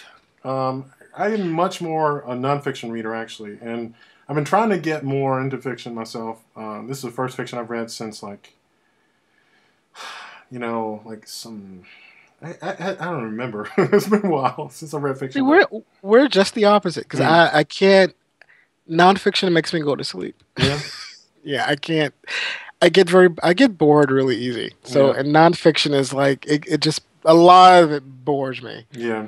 I can't remember. I think the last nonfiction book I read was... I think it was Divided Soul, the autobiography of Marvin Gaye, which is actually pretty good. Okay. And The Story of Zero, which was almost like a calculus book. But I actually remember that. Yeah, I love that book. Yeah. But I was asking because I always feel bad and ashamed of the fact that I don't read I don't really read black gay gay. I don't read a lot of books by black authors. You're right, I don't either. I mean, I've read some of some things, and I didn't like any of them. So the majority of them are Harlequin romances, and I hate reading that. Yeah, and it's so fantastical. It's always like somebody named Daquan or Malik, and there's always a football player who is always a billionaire who lives in always every single time. Yeah, and it's always some weird sort of I can't. Okay, it's almost like Jungle Fever, but it's actually 2 black people. Like it's always like some dude that wants some big black nigga. Yeah. Who always some preppy dude who wants some nigga, and the nigga is usually fine, and I read like 1 or 2 that I liked, and it's only despite myself because they weren't good books, but they were kind of sexy, or at least kept my attention. I'll put it that way. They weren't like good. But there was one I actually kind of liked of Elin Harris's. It was called like Too Good to Be True. And the only reason I liked it was one of the characters was fucking great. It's like the book itself sucked. But it's basically, the whole setup of it was this football player who... Football player? Yeah, exactly. Like I said, was he built? Of course. He's hung, built, and... Millionaire? Not a billionaire, but here's the deal. Okay. This is one of his offshoot novels from his things. Like one of this guy, his name is like Basil or something. He runs ethnic like this... Ethnic name. See, yes, right. I'm telling you, it is one of these novels. It's a formula. It is. I'm just saying that he hit gold with this one character, though. Like, and I can't remember her name because basically what she did was she went around seducing football players and like blackmailing them into signing contracts with this particular agent or whatever. like tricked them into thinking that they got her pregnant or some other shit. And there were scenes, not the whole book though, portions of the book that were told from her point of view. And all the portions of that book told from her point of view were fucking hilarious. Just like, the problem was only about a third of the book was told from her point of view. So, like, if he were to have done an entire book from her point of view, it would have been really fucking delicious. Because it's just like she had this attitude. Like, it was just like, fuck y'all bitches, I'm gonna do my thing. It's funny. It was totally like vicious and mean, and I was just like, oh, I love her. But you have to like chuck through the ethnic names and the football player and the dollars, the billions of dollars being spread. Well, I mean, it was the idea that he was going to make billions. Was there a really effeminate black gay guy in there? There was yeah. I win. I win. I need to put that in my blog. So there's a formula. Really faggy best friend. Always a faggy best friend. It wasn't the best friend. It was like the mother's best friend. Because he was in college and the mother had a faggy best friend who he went to for advice or whatever. But anyway, yeah, there was a faggy dude. So let's get back. There's two. I said Chuck Palahniuk, Toni Morrison. I'm like Neil Gaiman. Okay. I'm actually became a fan of Neil Gaiman via Tori Amos. Okay. Who I am her number one fan. Okay. Everybody who knows me knows I adore everything this woman does. And she's actually really good friends with Neil Gaiman. By the way, Tori Amos is a piano player. Okay. Is an alternative singer piano player. I don't know what her most famous song would be that civilians would have heard. Maybe, I don't know, Silent All These Years, maybe? I know once upon a time the promos for her album Boys for Pele, she was breastfeeding a pig. Just to give you the little inner workings of my mind as to what the type of shit I like. That's pretty hot though, yeah. That's hot. So I'm trying to think of another big song she made. Maybe she made a song called God, in which she was like an evangelical church in which rats were running over her body. Wow. Does this ring a bell to anybody? No. Am I alone? Anyway, I'm a huge fan of Tori Amos. That would be interesting yeah. Oh, dude, I can send you some shit. Okay. And so, she's really good friends with Neil Gaiman, who was an kind of a fantasy author. I think the most famous thing he's associated with, I'm totally wrong with this, but that movie Coraline. Okay, yeah. He wrote that. Okay. He wrote the book that movie is based off of. Okay, that's what is it? It was the one where the girl went to like an alternative universe, and the old woman there had buttons for eyes. Mm-hmm. I'm not really describing this very well, but the point is that I was trying to think. Was that who is that director? Who was it? Tim Burton? It looked like a Tim Burton film, but I don't think he directed it. It was a stop action film, right? Yeah. Okay, it just looked like his work, but it's not. Yeah. There's another book called House of Leaves. Okay. That damn it, I want to say Mark Danielewski. Okay. Hopefully I'm getting that right. I know it's like Mark Z. Danielewski, which is I just finished talking about that at the writing group because not too many people have. Well, one because I read kind of alternative stuff, or at least what I think is alternative stuff. Mm-hmm. I think the actual term is transgressive fiction. Transgressive. Yes. Yeah, look it up on Wikipedia. Dude. Okay.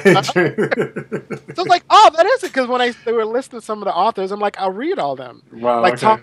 Tom Spanbauer. Mm-hmm. I'll listen to him a lot. Chuck Palahniuk, I read him a lot. I'm not sure Neil Gaiman's one of them, but I like reading sort of little left of center fiction. Mm-hmm.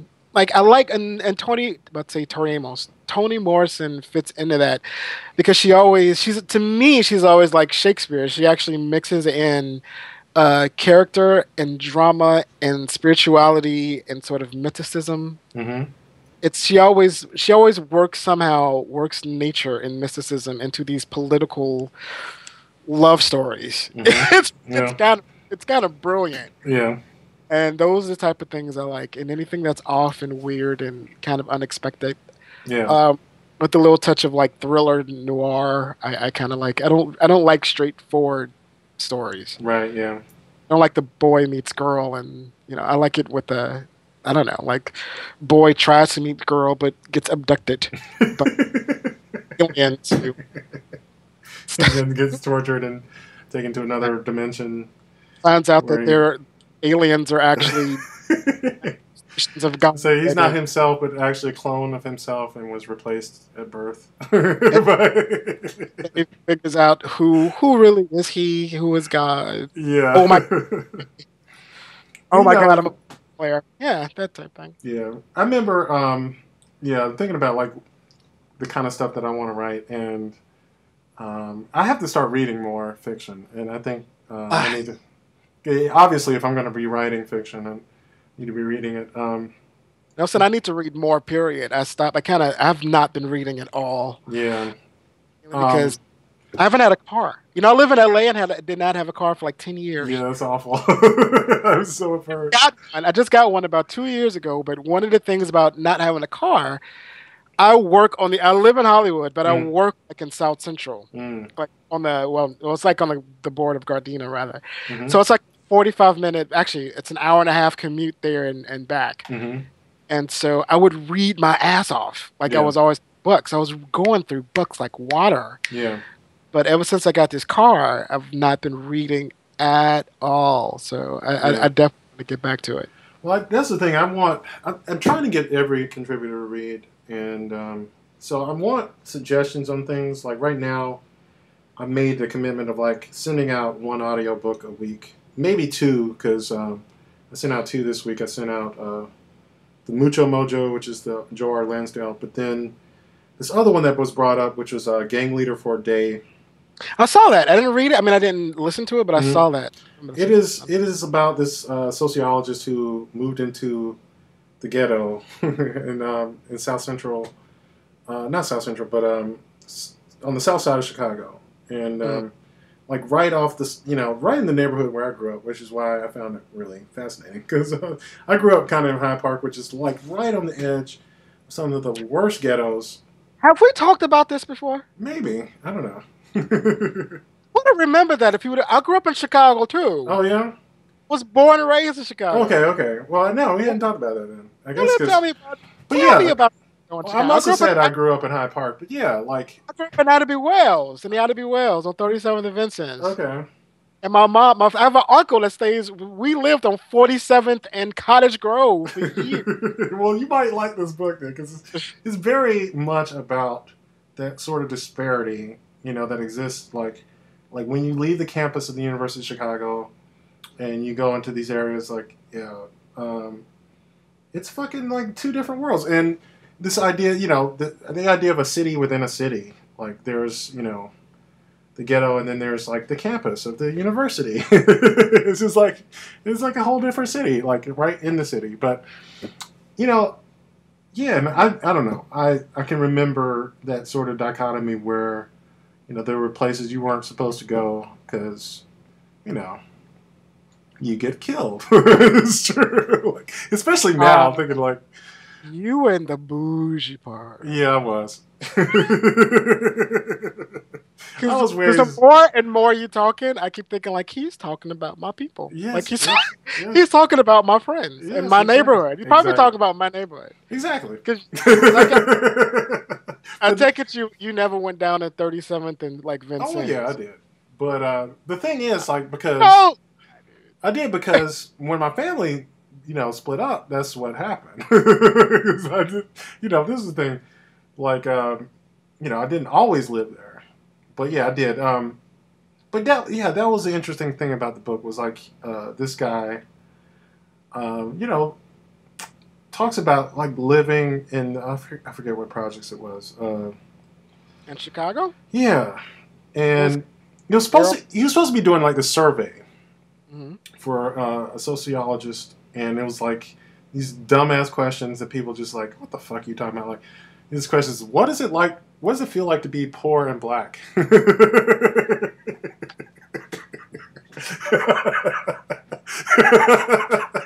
And the person would look the at autobiography of Breeze Vincinz. It doesn't feel like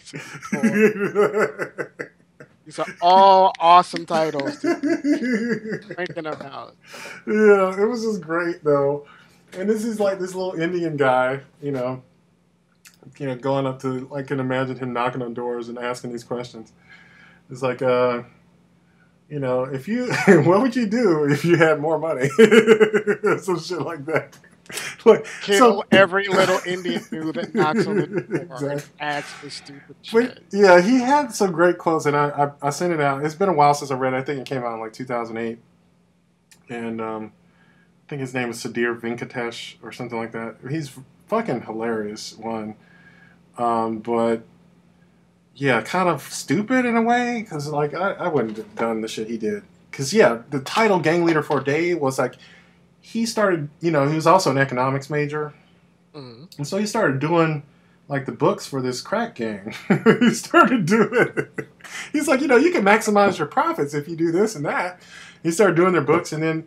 He's like, well, if you're so smart, why don't you run it for a day? He's like, okay, I'm going to run your crack gang. I was like, wow. And so that was the thing. He had the books or whatever. And, one of the things he did, he ran this thing for like 10 years or something, like was involved with it for 10 years. And he was the CPA for some drug runners. Yes. Basically, he wanted to do, he's what you would call an ethnographer, right? Like, except instead of going to, like, Zimbabwe or something, he went to South Side of Chicago, right? And just like as you're supposed to do if you're going to be a CPA for drug dealers. Exactly. Where else would you go? But what he figured out was, that obviously, I think most people kind of figured this out, was that drug dealers aren't making that much money. It's all for show. And kind of. Yeah. It depends on who you're talking about. Well, yeah. I mean, that was the point. Like, the vast majority of them. Like, yeah, if you're like a manager, higher up, you got like 6 people working under you. But then you got to think about costs.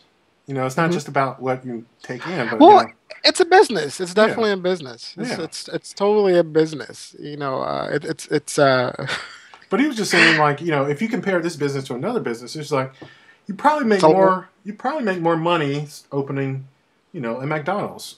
This is what he was saying. Like, not only would your workers get paid more, but you as the owner of that McDonald's would probably make more money selling hamburgers than you would selling crack. I'm just saying, like, this is. I can see that. I mean, it's very interesting. Yeah. There's definitely a ghetto economy. Yeah. That I think a lot of people on I want to say the outside, but I think a lot of people who aren't familiar with urban environments aren't. It's hard to, well, for me at least. I'm pretty sure somebody else could be a lot more eloquent than me.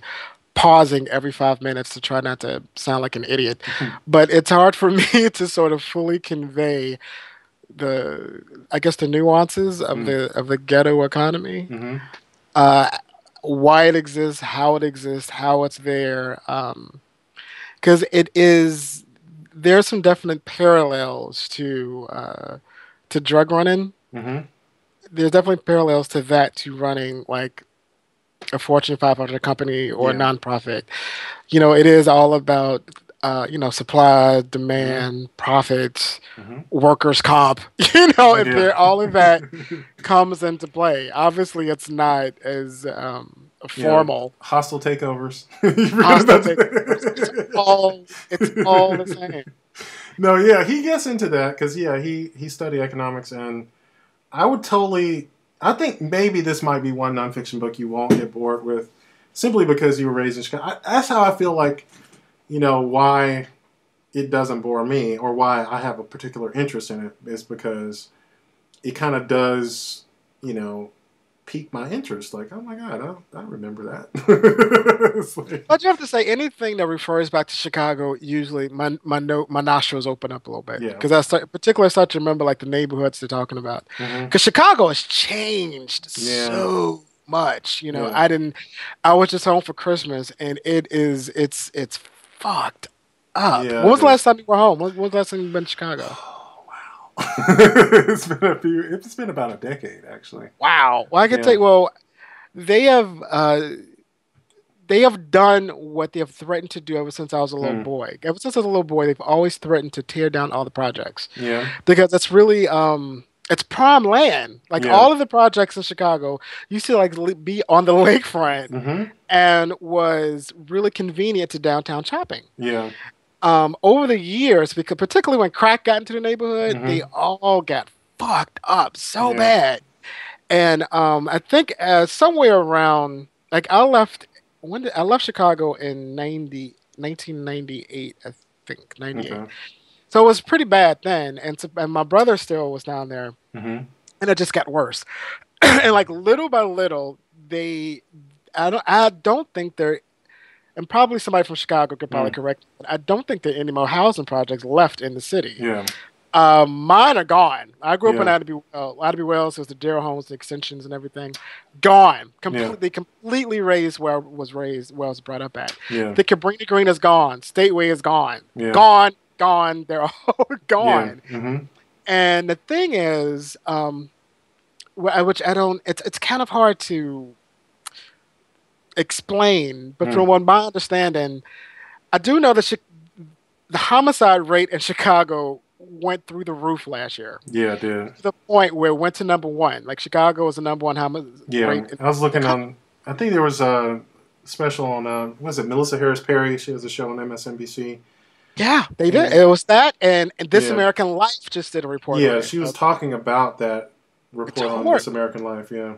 Well, one of the reasons is, from what I understand, Mm-hmm. was when they tore down all the projects, they pushed all the gangs together in the same neighborhoods. Yeah. Yeah. Because it's very territorial. Right. Like Yeah. the Arabs are here and the gang disciples are here. It's very territorial. Yeah. So when they tore down all the projects, they pushed them all into the south side. So you have the Reds and the Blues together on the same block. Yeah. And they're all fighting for territory. Right. And that's why the homicide rates has been going up. Right, From yeah. what I understand. Because Yeah. I haven't lived there in a while. That is a But good for explanation because I was just talking to my mom about that. Like, she's asking me, like, why is it so bad? She's like, I don't know. I was like, Because it is so they pushed them bad. off.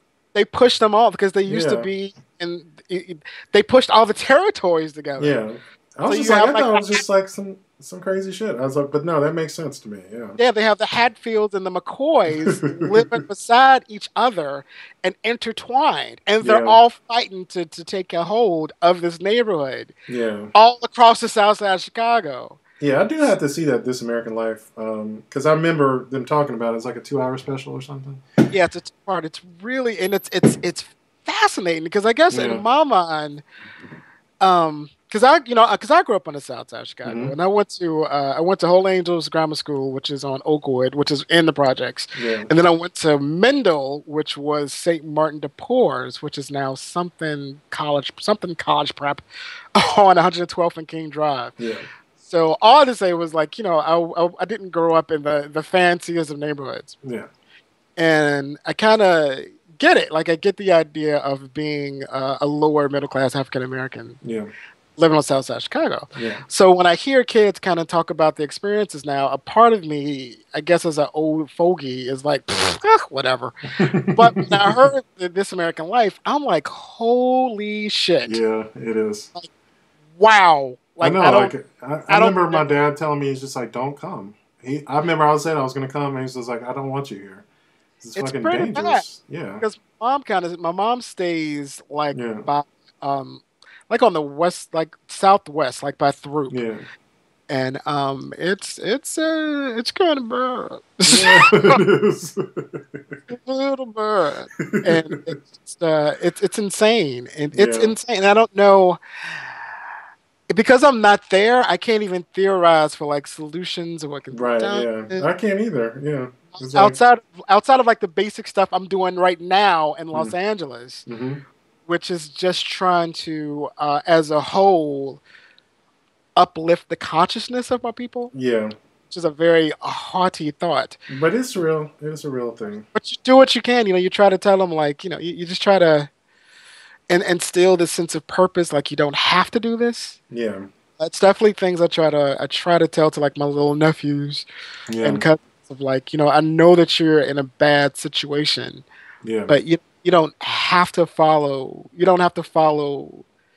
this path that your parents went through or your friends went through. You don't have to, Yeah. because a lot of times people equate sort of like intelligence and surviving as being white.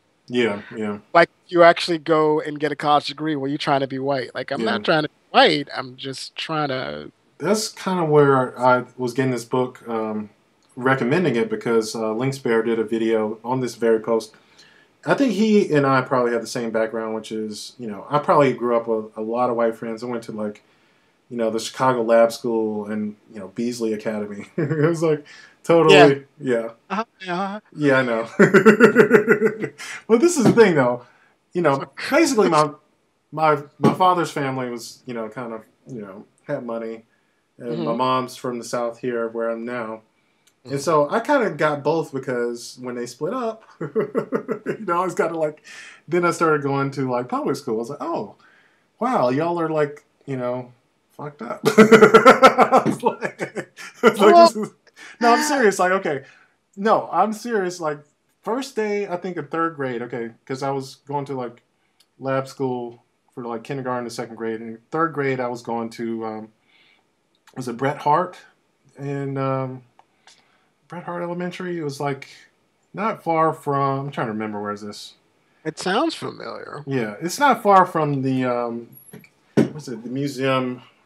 Science and Industry. Yeah, it's like right across the street from it. Sounds familiar. Okay. Yeah, but anyway, I can just remember like one of my friends. What's her name? I can't remember. But yeah, she literally just got like shot. Right in front of the school. It's just like, like right before Christmas too. I remember that, and the news crew's coming up and like, your friend just got killed. How do you feel? I was like, I don't know. I was like, I've never had anyone just get killed. Like, it's like, and I don't know how old I was, like maybe 9 or 10, something like that. But I remember that kind of experience made my mom want to move down here because after. Experiencing and living in Hyde Park and then moving, I forget exactly where we were living, but yeah, what was it? It wasn't far from Hyde Park, but like not on the good side. It's like Cordell. I know what you're talking about. Yeah, yeah, we were on the way. We were on the other side of that. But still. But it's all good. It's all good. Yeah. But it was funny that, and then living down here, the sort of, just sort of, I don't know, my vocabulary is not the great. I'm trying to remember this sort of, anger and hatred of intelligence. Let's just say, like. Oh yeah. By far. Yeah. It was a little weird because my experience is I've always,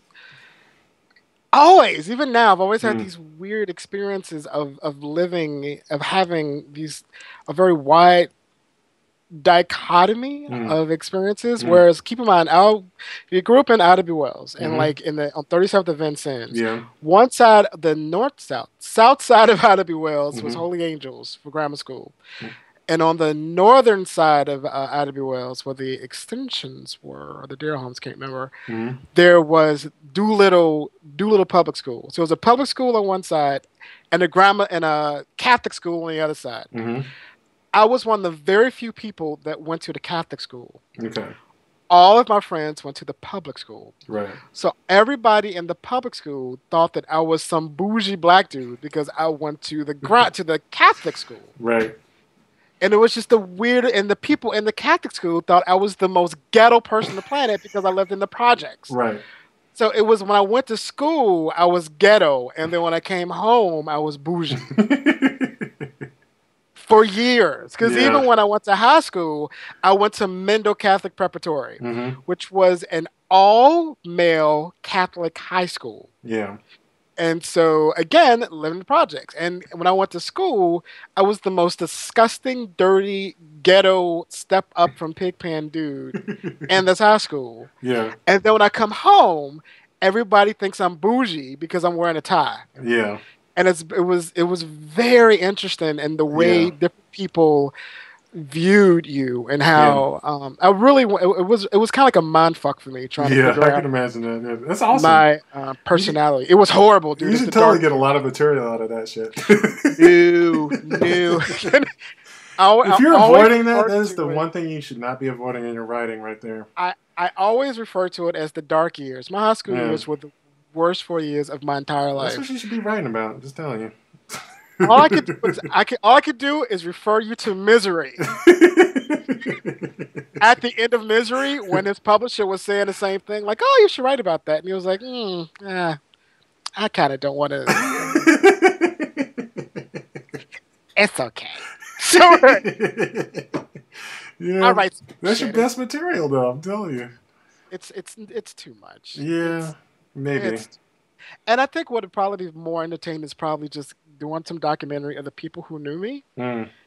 And because I'm pretty sure, when and if I win an Oscar, what? And you interview the people who I went to high school with, they'll probably go, "He's still full of shit." We still don't like him. He still stinks. Yeah. We don't like him. Have you ever tried to run into some of those people on Facebook or whatever? Mm-hmm. Yeah, how's that going? Well, I can tell you now that a few of them have found me. And I don't know how much of this I want to devolve. I'll say this. I have I have a work Facebook page. Yeah. And then I have my Facebook page. I kind of figured that as much, yeah. Only because there was a time in which some of my personal business was winding up in the boardroom of my job. Yeah. Which annoyed the crap out of me. Yeah. Because I was trying to be friends with the people at work. So what I wound up doing was completely cutting them off and blocking them. Right. And then creating another page for people at work and family members. Also because my father used to be my friend, and I told him, I'm like, "Daddy, I say some shit." Like, I really say some shit. Yeah, I'm kind of probably going to work on that, because now I'm like in the point where I'm just ignoring that aspect. I can tell you doing two is the best thing ever, because he said, no, he can handle it. I'm his son. He knows that I'm provocative. And I'm like, okay. And so the first time I mentioned anal sex, he unfriends me. So what I wound up doing was, all that to say is that I created 2 pages. And so now we have a page. Only family members and people at work. And all I do is post Bible quotes. That's all I do on that page. My family thought I was going crazy and being some type of religious zealot. And I'm like, dude, 6 months of me doing that, I got a fucking promotion at my job. I know what the fuck I'm That's funny. And so, and that page has my government name. And because of that, people at my high school, some people, like a handful of people, found me and defended me. Now, the thing is, I don't really hang on that page a lot, so I really don't talk to anybody on that page. Right. But 1 or 2 people have. There have been like 1 or 2 people who I would say more than probably about 5 people I've reached out to that never responded back. And it was like people that, it was kind of like people who bullied me. Right, yeah. Because I was horrible. I mean, it was a horrible experience. Yeah. My high school was horrible. But I got bullied like every day for 4 years. It was suicidal, and it was just horrible. And so, but for the most part, I've gotten over it. Okay. And to the point where when I went out to seek them, thinking like, you know what, bygones are bygones. We were kids, whatever. Let me reach out to these guys and these gals. Like nothing. Yeah. And it was just like, to me, it was just like, well, maybe some things, lesson learned. Maybe just some things just need to stay in the past. Yeah. But I actually wound up bumping into my very first I bumped into him on that page. He found me. Always wanted to see him. Yeah. Yeah, because I was really young. I was like about 19 or 20 when we first hooked up. It's my first. He sowed my oat. He popped my cherry. Snow. And he was, and so we started hanging out. When I first was coming out, I was really hanging out with a lot of white people, a lot of people, and a lot of multicultural groups. And he was black, and so when we started hanging out and actually becoming a couple, he was taking me to these black gay clubs in Chicago. I had no idea that black folks was gay, and so I know the same feeling. Opened up the door, and it was just this sea of gay black people. Black, yeah. Brothers. I mean, and nice brothers, not like the faggoty little dudes you see on TV or whatever. Nice, masculine, strong, strapping men. Yeah. And I remember thinking to myself, like, I am so going to cheat. I am one of the people that would rather break up than cheat. Yeah. And so wound up breaking up with him, and it broke his heart.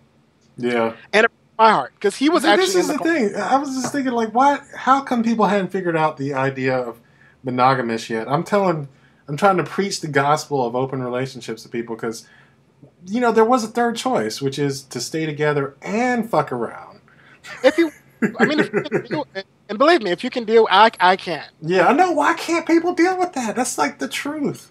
It's like the, it's the truth of the male penis. I mean, like, I would not feel comfortable with that. Yeah. And I understand people who do, but I wouldn't. And I'm saying, like, you can learn to feel comfortable with it. Like, people don't even want to consider learning that. I wouldn't want. No. Yeah. I know, and it's fucked up. I'm telling you, because I don't think it's fucked up. Because if you want a relationship to work, you need to give, a little wiggle room for that thing called the dick. I think if you want a relationship to work, you should try to find someone on the same wavelength as you. And if you're on a wavelength that you two can handle that, do it. Yeah. If you're both on a wavelength in which you don't want to do that, Yeah, that's true. I guess that's my wavelength. It's like, the funny thing is, I don't even need to actually stick my penis into anyone else. I just need to know that I can. You know what I'm saying? Like, I just need to know that it's not off limits. And then I feel better. No, it's off limits. Yeah, for me, it's like, just knowing that this hot thing over here is not off limits, that I'm free to fantasize about it. That, No, you are free to fantasize about it. But I'm just saying, like, not just fantasize about it, but even go there if I so chose. Even though I have not, this is the thing. Like, in my relationship now, we've been together like 6 months, whatever. We have not gone there. But we talked about it from the get-go that we might, and we will, eventually. Like, open up the relationship? Well, yeah. And if it works for you, I think that's awesome. I think Tori Amos has a lyric in one of his songs, which I think is very prophetic, which is, every couple has their version of the truth. I think that's very true. Yeah. I think if you are coupled up with somebody who has that same level of understanding, if you're cool with it and he's cool with it and you both know that, go for it. Yeah. Just don't, like, I would hate for somebody to come into a relationship with me and then 6 months down the line going, like, I want some new dick. I would be upset. I would be really upset. Yeah, it was the hardest thing to say to him right up front. At first, I was just like saying, have you ever done a threesome? You want to try that? It's like, I'm game with it. I applaud it. I applaud it. I mean, because I remember having this let's have a disgusting conversation. I remember talking to somebody. I was talking with a friend of mine. We have a mutual friend who is into scat. Oh, wow. That's rough. Yeah, that's rough. No, and the friend was trying to, the mutual friend that we have, let's call him Bobby. Bobby was trying to hit on Al. And Al was telling me how Bobby should have never brought that, because on the first date or when they're getting to know each other, Bobby was like, I'm into scat. Wow. And let you know. And Al got offended by it, because Al was like, he should have got himself, he should never brought that to me. he should have got himself together first before he even brought that to me, get his life together. Yeah. And I was like, you're putting a judgment call on it. Mm. He's into scat. That's what he enjoys. So he's trying to find somebody who's into it. You should applaud him for telling you right up front. He brought that to you from the get-go instead of 6 months down the line, and you think it's putting on the bed. And okay, this is one thing. Like, this is a perfect example of maybe the scat guy should be in an open relationship, because maybe you could be with someone who's not into scat and then do your scat shit on the side. Like, literally, get your shit on the side. I keep in mind, and I do have to preface this because I don't think that when I was talking to Al, he was thinking like I was into scat, and I'm like, fuck no! But what I am saying is, I tried not to stand in judgment of any of it. Yeah. If it works for you, as long as you're open and honest with the other person. So if you are into an open relationship and you can thrive in an open relationship, as long as you tell the other person, it's all good. Yeah, because right now, like I said, I don't know. We haven't actually, tested it. If the door is open, no one stepped through it. You know what I'm saying? It's just like, I like having the door open. That's all I'm saying. Well, it sounds like the both of you seem to be on the same wavelength. So as long as it's, I think you're on the head in the right direction. Like, just as long as, like, it's not a situation where one of you know and the other one don't. Right. Yeah, that's true. And that's the thing. I'm in that situation, knowing that we can talk about our desires and stuff. Because I think, first relationship I was ever in, we did a threesome, maybe too quickly, and. We were both versatile or whatever, and I don't know, maybe like my partner at the time was just like, maybe not as much as the top as he thought he was, wasn't slinging the dick. And this dude was banging me out like totally like a soldier, just like, and I was loving it. Because this is like the second dick I ever had, He was my first. This other dick, I was like, oh my God, I'm like in heaven, and it just fucked up his mind. It just like, his mind is like, oh my God, seeing you getting fucked by this other dude. Just like, God, I can't deal with it. So you want him more than you want me, and it just pretty much was the beginning of the end. And I hope that shit is not what's going to happen. That's all I'm saying. It's, you never know. Yeah, it could be. It could you never know. Yeah. It's an occupational hazard. It is. I say there's a risk to doing that. I think there's also a risk not doing it. And I know, like, and like people, I think, live in denial of people's desires. They want to believe that they don't need variety. Like the male organ doesn't require variety. We know this for a fact. Like, just in the act of sex itself, like if you do the same motion over and over, it just gets dead. You're like, you got to change it up. The dick wants different sensations. It does.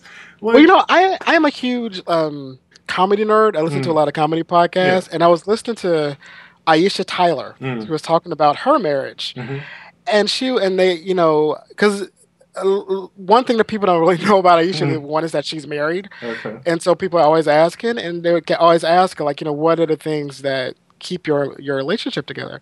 And she was just like, well, if you're fooling yourself into thinking that you're never going to have the desire to fuck somebody else. Right.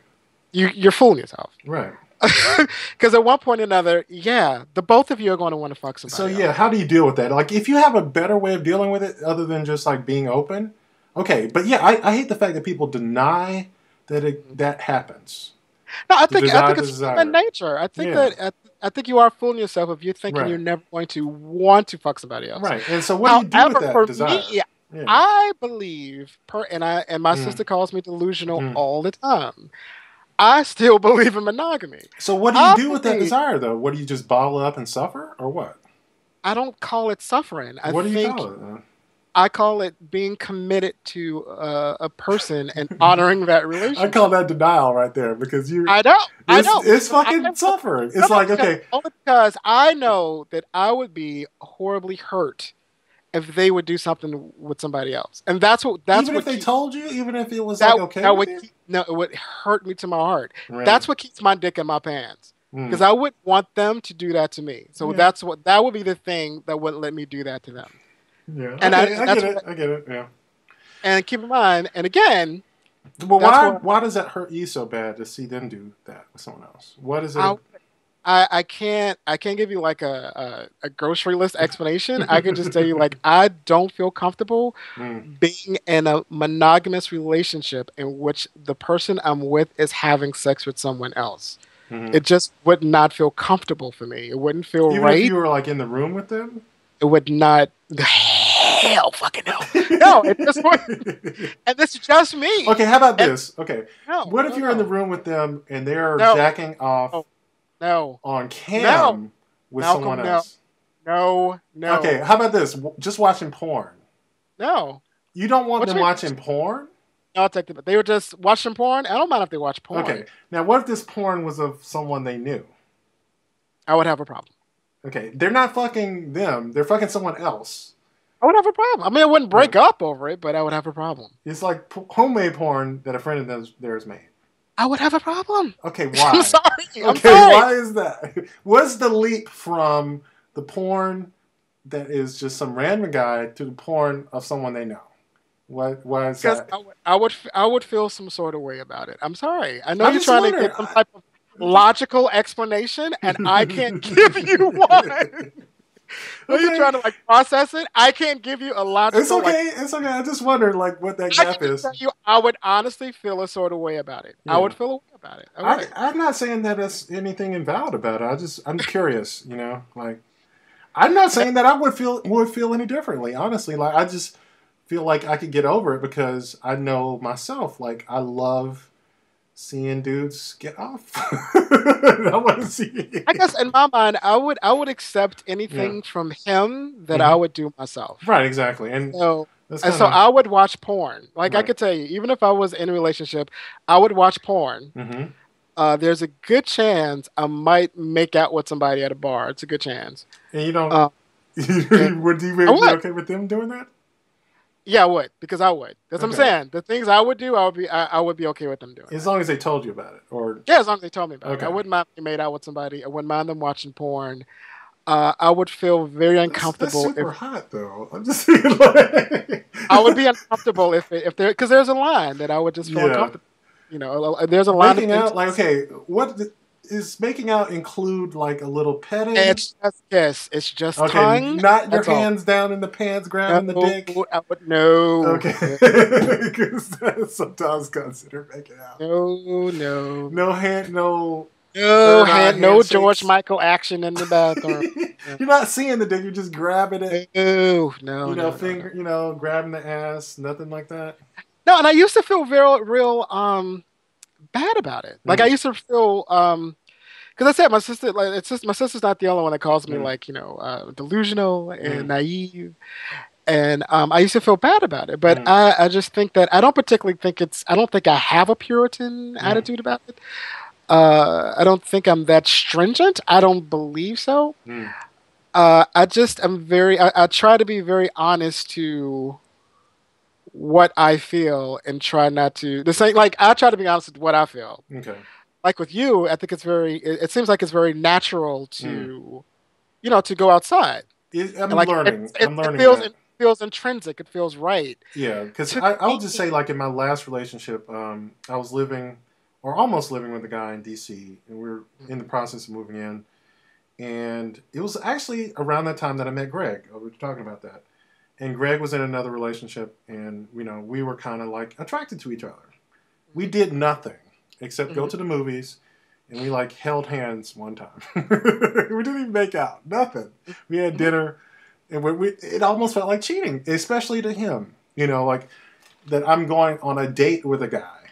No sex occurred, no making out, nothing, but just the fact that I found this other guy attractive and was like almost like dating him. And it pretty much precipitated the end of our relationship.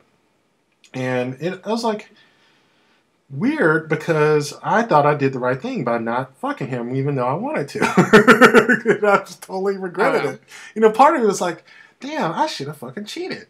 Because so I got the same result. I was like, I was so good behavior. And then, and I was so upset about it. And then, okay. So then, I, went through a pretty bad bout of depression because I was with the guy I wanted to be with. And it ended, I was like, pretty fucking like, I'm done with relationships. And then why did you go through the depression again? But at the end of the relationship, there were some other things too. But yeah. But I was kind of upset because I was kind of where I wanted to be, and it fell through. But anyway, so I swore off relationships, and then like for maybe 2 years, and then I just decided, what, I want to just fuck. I just want to fuck and just be happy. Okay, and then I met my current by just fucking because. We started fucking, and then next thing I know, like we're like friends. I was like, oh, yeah. It's like because then we started like watching movies and shit, even though we're just fucking. We met on Growler. Fucking. Oh, that's just adorable. It is. I was like, oh, he's only 2 miles away. Oh my god! And he's uncut. It's so sweet. But no, he was just honestly the first thing I saw was like he's just hot. Like that's how Growler works. Obviously, you just see a little thumbnail, and you're like, that's hot. Let me see that. Yes, as I hear. Yeah, and then maybe like 2 or 3. Fuck sessions later, we're like, okay, well. It's like, this is like, what's your last name again? Oh, no, it was beyond that. Like, no, we were instantly kind of friendly to each other. And then, at some point I realized, like, we were already in a relationship. We just weren't calling it one, We were kind of just, it's like, damn, I'm so afraid of a relationship that I slip and fell into one. I was like, literally slipped my dick into a relationship. It's like, my dick put me into a relationship without me asking permission. And I was like, you know what? I'll stick with it. Because he was joking. Like, we were sitting around joking, and like, maybe he was on the phone, and he said, I'm hanging out with my boyfriend. And he said that, and I was like, he just called me his boyfriend. Is he joking? I was like, he was joking. But I was like, I kind of am his boyfriend, aren't I? I was like, yeah, I guess I am. Fuck. Okay. We're going out. Adorable. Yeah. 2 weeks tops. I'm joking. Well, it's a difference between, keep in mind, like, I hope I am not coming off too pious. Because I am, kind of a slut. Well, there's nothing wrong with that. But there's a difference between sex and love that I am fully aware of, which is why I guess, like I said, the end game is to be with one person, which is why I am not in a relationship. Because like I said, I would rather break up than cheat. I would rather just be single and spread my seed amongst the land than to be in a relationship and spread my seed amongst them. So let me ask you this then, like being a single guy,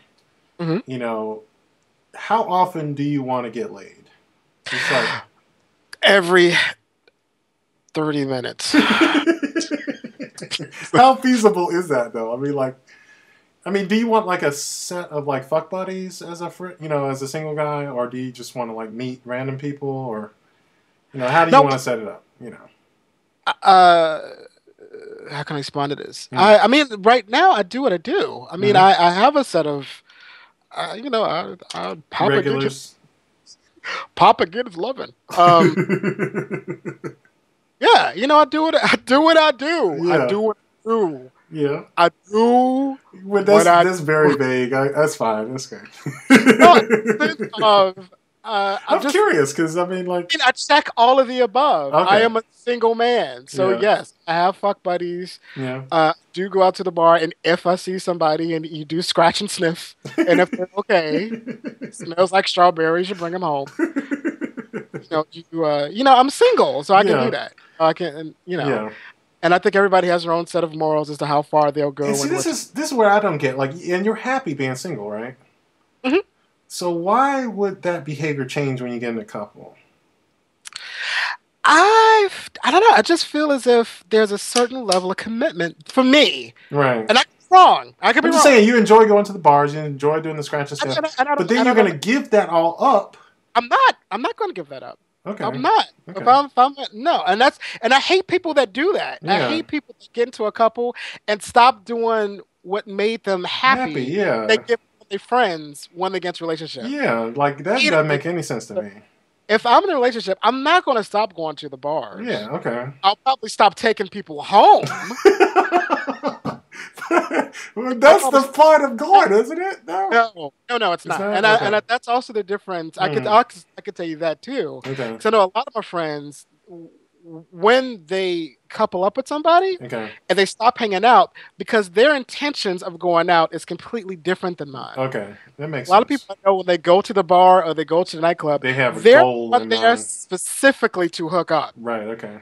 Is looking specifically to that couple. Is me. That's where I am. Yeah. I don't go out to have fun. I go out for. Oh no. I go out. I call it, which everybody knows me. Eat, pray, love. Beef, porn. What is it? Beef, beer, porn. I go to every Sunday. I go to the Eagle Bar. Mm-hmm. They have this truck out in a parking lot that sells these beef sandwiches. They show porn on the video screens, and it's a beer bus. So every Sunday I go beef, and beer, I have porn. Beer, porn, and I run with pride. I feel. Okay, let me ask you this: did you ever actually read Eat, Pray, Love? I'm just curious. I did. I loved it. Yeah, me too. I'm surprised no one.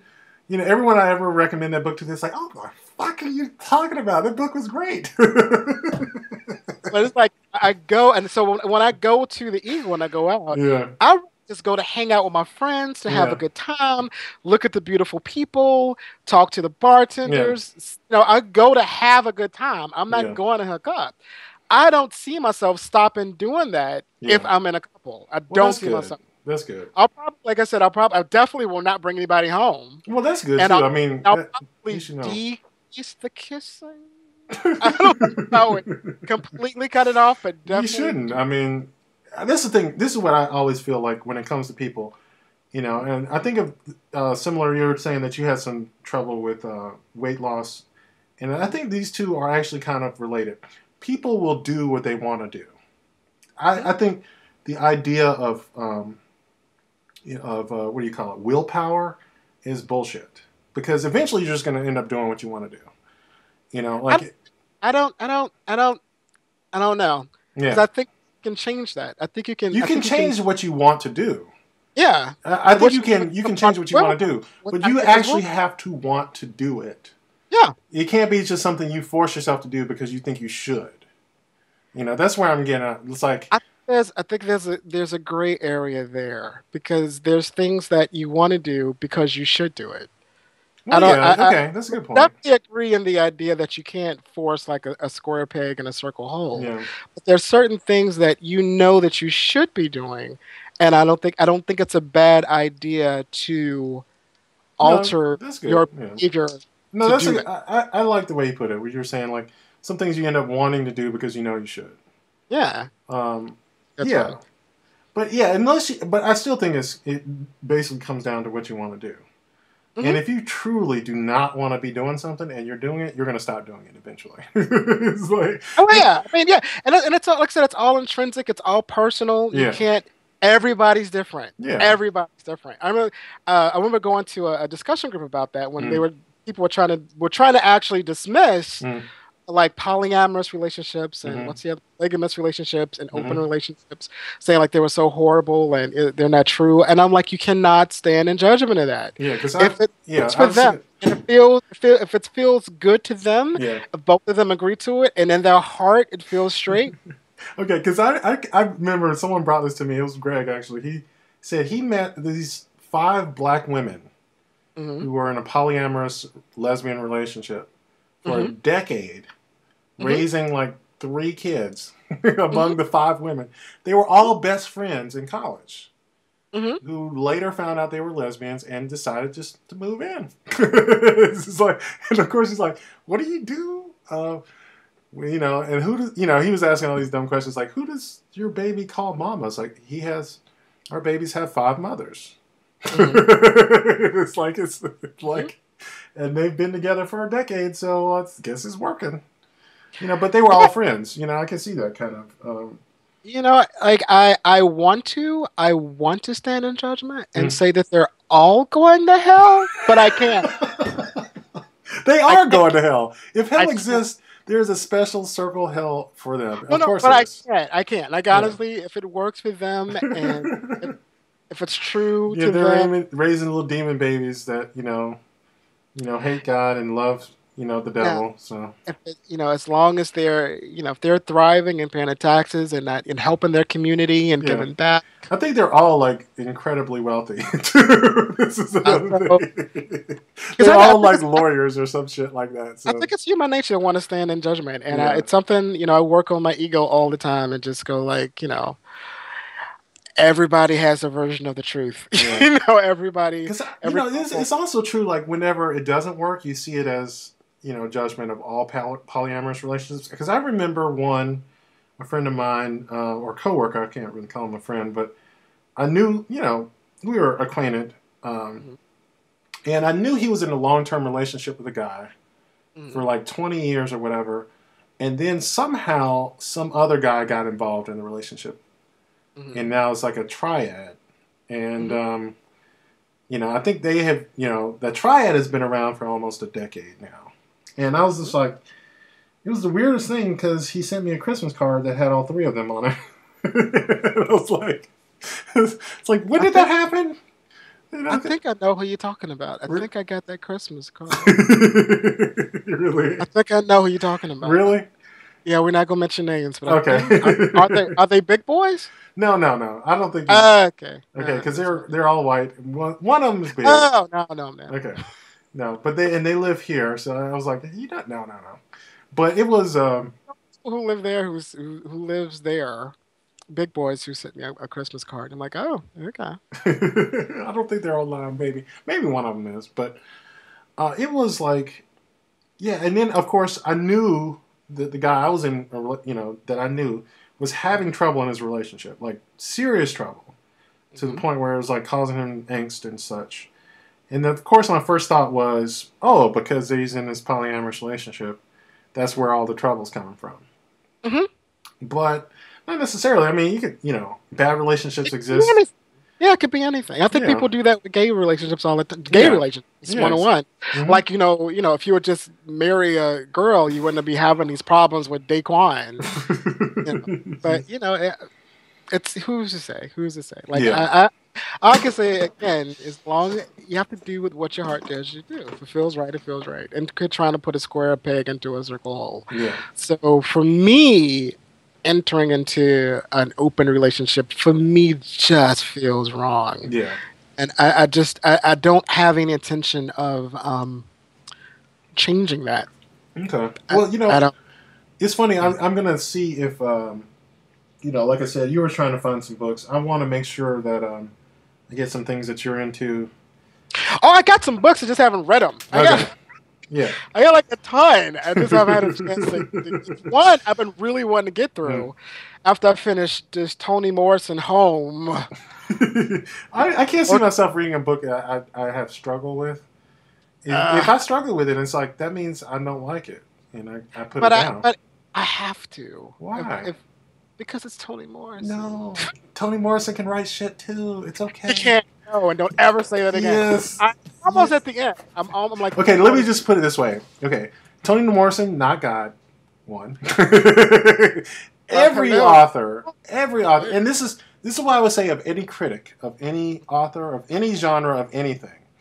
Mm-hmm. If they can't name, first they need to name, their favorite art. If they know anything about an author, they need to be able to name their best work and their worst work, because none of them are all equal. You know. Okay, so with Toni Morrison, best, Paradise, worst, Home. Okay, there you go. Chuck Palahniuk, best one. Yeah. Ooh, that's a rough one. It's a toss up between. Fight Club was really, really good. So it's a toss up between Fight Club and Haunted. Okay. Worst. Wow, that's a rough one. I want to say Diary, only because I hated the way it ended. Okay. But I loved it. I actually loved Diary. I love the way he wrote it. He wrote it in second person, which I just thought was brilliant. I thought it was absolutely, the whole book was second person. I thought it was brilliant. Second person, like no one does that. Okay. I know, it was brilliant. But I didn't like the way it. I don't like the way a lot of his books end though. Right. Yeah, I can see that. I like what I read of his, but I can see myself not liking a lot of it because it's like you said, it's sort of. But it just ends so. It almost ends like abruptly. Right. Mm-hmm. Fight Club in the book. Well, the Fight Club ended well. Yeah. They changed the ending in the movie because it didn't end like that in the book. Right. Mm-hmm. But everything else kind of ends sort of. I don't know. I just don't like it. So maybe Diary. Yeah, I think I was. Yeah, I might start reading some more of his. It is, however, like you said, what is it, subversive or whatever? Transgressive fiction. Transgressive. I highly suggest, if you're going to Chuck Palahniuk book, and highly suggest Invisible Monsters. Okay. In fact, you know what? I take everything back. That's the best one he ever wrote. Okay. Invisible Monsters was the best one. Okay. Well, yeah, I'm trying to find... Get through Invisible Monsters, you can get through anything else he wrote. Except for Haunted, because that's just creepy. I still have Haunted. I should try. But I don't know. Maybe Invisible Monsters. Did you ever finish it? I never did finish it. I got maybe like... Go finish it. I never did finish it. Do you remember how far you got into it? Not very far. I was not... Oh, dude, it gets so much worse. It gets so much worse. Yeah. That's what I was afraid of, though. It's probably I think it's almost like the literary equivalent, almost of the Human Centipede. A little bit, not that disgusting or mindless. Right. It gets disgusting. It gets gross. Okay. And Human Centipede, by the way, I thought was so bad that it offended me. Really? Yeah, I started going back to church. I never saw it. I just know the concept of it. Me too. I just saw the concept. Really? Because they have it on Netflix, and I was going to sit there and watch it. And I remember just the opening scenes, just the credits, freaked me out, and I couldn't watch it. Just the credits. Nothing happened. It was just a blank screen and the name. And so I fast forwarded to like the actual scene of Speed. I went back to church. I haven't been to church. Crossed over. Is it really that bad? It's like it's horrid. And I remember thinking, like, I hate doing it. I hate throwing the race card and everything. I hate it. But the main thing that went through my mind was fucking white people. Shit better to do. Right. Watched it. The first thing that went through my mind was like, that has to be made by some white dude. Man, shit better to fucking do. Yeah, after all the shit going on in the world, and you have enough money and connections to get a film made and distribute it. This is not shit that you put out there. You're right. You're right. You know. I don't want to offend white people out there because y'all cool. But it was the first thing that went through my head. But it's true. Like, you have to have a certain amount of privilege. The funny thing is, what was it talking about? Like serial killers are usually white, and there was the DC sniper. I don't know if you remember. Was classified as serial killer. Yeah, we just had a sniper here in L.A. Right. Yeah. Can't remember that shit. Yeah, but there are black serial killers now. Yeah, but we don't want to talk about them. That's not good. There are no black serial killers. Only black people are presidents, and that's all. But see, this is the thing, though. There are two sides of the same coin, which is privilege, which is either you have the privilege to write something and produce something like, the Human Centipede, or, become president, or become a serial killer. Now that one thing is open to you now, all of those things are open to you now. You know what I'm saying? You have to take the good and the bad. They're part of the consequences of access to privilege, basically. To having enough free time and energy, enough self-worth. And here's the thing about, a serial killer, which is, they believe they have the right to do what they're doing. Like they feel entitled to kill. That I have, what I'm doing is justified. That it's not psychotic. It's literally... No, that's psychotic. It is, but it's not psychotic in the sense that they know what they're doing is wrong. It's not... I don't know. I don't know. But they have such a twisted logic about it. Like they... Yeah, that's what I'm saying. Like in their mind, I don't think that they think... No, they don't think they're wrong. They know that other people see them as wrong. Well, yeah, sometimes if they don't live in a bubble, yeah, I get it. And that's kind of what we're, you have to already have this sense of, self-worth that society gives you to be a serial killer. That's why, like, serial killers have never been black. Like, that's why, I don't know about that, dude. It is. It is true, though. I'm just saying, the reason why, profilers... I respectfully disagree with that. Well, anyway, that's basically the reasons that, profilers say, serial killers generally are, young men in their, 30s, 20s, 30s. They kind of age out. That's another thing. Serial killers typically are not more than 35. But anyway. Because you get old and you don't feel like doing all that effort of, like, moving around and running. There's also a thing where you become set in your ways, too. Like, yeah, you just get a Twitter account and just tweet. Fuck Seth Rogen! You just do that. Yeah, it's a certain aging out of killers, But, yeah. You just, I don't know. It's like, yeah.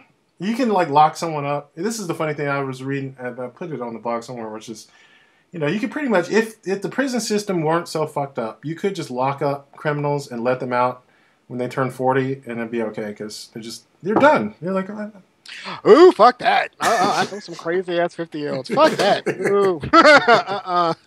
Richard Pryor made a joke about that back when he said he was visiting the prison system when he was doing Stir Crazy. You are too young to remember Stir Crazy. Yeah. Gene Wilder. Yes. But he did a movie in a prison with Gene Wilder called Stir Crazy. And to prepare for it, he went to go visit the prison system. And when he first went in, again, he pulled the race card. When he first went in there going like, look at my brothers, my beautiful black brothers being locked up underneath these harsh circumstances. It's such a shame.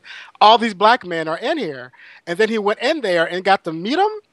And he was like, after he met with him, he was like, thank God for the prison system. Niggas is crazy. This is true. The thing I would say is that, obviously the prison itself probably breeds part of that insanity. Oh, not probably. It does. Yeah. I have no doubt it does. That's what I'm saying. Like, all things, like, if it weren't actually creating more crazy, like, people just generally just, get a little more sane as they get older. But, like, the prison system isn't helping. Yeah. I have qualms with the prison. I have problems with the system. Yeah. Yeah. What is the problem with the system, period? Because I do believe that they lock up in. Yeah, I was just about to read, what was it, what they call it, the new Jim Crow, which is the prison industrial complex. So you read a lot of nonfiction smarty stuff. Just the title alone made my head hurt. Like, I'm falling asleep just hearing you read the title. The new Jim Crow. But, there is another one. I don't know. Some of them are hard to read. That one's hard to read. There's this other one that they turn into a PBS special. You could probably watch that. Ooh, yeah, if they ever put it on Netflix. Let me know if they turn into a movie. Okay. But this one was called Slavery by Another Name. That sounds familiar. It was, it's fucking disturbing. Where basically, end of slavery, beginning of Jim Crow. yeah, there's basically slave camps where they would like come up with basically laws called like loitering laws to imprison black men, to get them in chain gangs, like, just arresting people for no fucking reason and putting them into... like Slauson and Crenshaw, basically. Yeah. But then, instead of just going to prison, you go to like a coal mine and, work you to death, Exactly like Slauson and Crenshaw. So, yeah. And, but yeah, that's a good point. You can probably dramatize any of these nonfiction books into fiction. It's just a lot of times. If you do it well. I mean, I like if you do. Like, I hated, I really, really hated Rosewood. Oh, yeah? I hated that movie. Yeah? I thought everyone liked that. I don't want to say this on film, on record, just really? in case I actually make it. Really? But I will say this. I think it's fair to say I don't particularly care for John Singleton's writing style. That's not that controversial. He sucks. Okay, I didn't say that, John, because I might need a movie. Oh, really? Oh, no, dude. Dude sucks. I was just talking to someone else about that. Yeah, I really he don't. He hasn't done anything good. Rosewood was the best thing he did, and Rosewood was. Oh, I thought Rosewood was the worst out of all of them because it was so heavy-handed. It was so heavy-handed. I haven't seen it, but from what everyone says, like Rosewood was the best thing he ever did, and I hate all his other work. So now let me tell you about Rosewood. Was 2 hours of black people being hung up trees. That's all it was. Because all of his movies has this thing. They're very. Every single one of them. You saw Baby Boy, right? To Poetic Justice. I haven't seen Baby. I haven't seen that one. Okay, that was the worst piece of shit on the planet. I'm sorry. They all have clear-cut like antagonists. Like the antagonist just does stuff that he like creates this mob mentality. So at the end, you're looking forward to the violent end because the antagonist is so horrid in all of his films. Right. And so on Rosewood, it was the same thing of like the antagonists were these white people who all they did for 2 hours, it was black people hung up from trees. That's like, it was almost like a music video of just black people hung up for trees. So as an African American, it was really moving and it really pissed you off. They shot Florida Evans from Good Times. They shot her in like the first 15, 20 minutes. And then they hung black people for the next 2 hours. It was so heavy-handed. I mean, there was no story. There was no character. There was no plot point. It was like, let's shoot Florida Evans in the stomach and hang black people for 2 hours. Isn't that what you went there for? No. And then seeing the dude that got raped in Pulp Fiction come right up in a horse and try to say shit. I just did not appreciate them. Big Rains is in that? I gotta see that. Yeah. And I didn't being manipulated because he was on Oprah. And Oprah was telling everybody to go watch it. And I'm like, I don't appreciate him manipulating my Oprah to go see that piece of shit. Oh, come on. Because, it was based on a true story. And the story has... And we need to know that story. Right. I would have much rather seen a documentary of Rosewood than to see... There's plenty of those, too. That horrible, horrible fiction based on it. Like, just as a storyteller, it was horrid. I was just saying, Ving Rhames was like the only thing good about Baby Boy. I have to say that. I never did see Baby Boy. Baby Boy is really bad. Mainly because, what's his name? Tyrese? Oh, my God. It was this one scene. Okay. I think they call it Tyrese Deserves an Oscar for worst performance ever.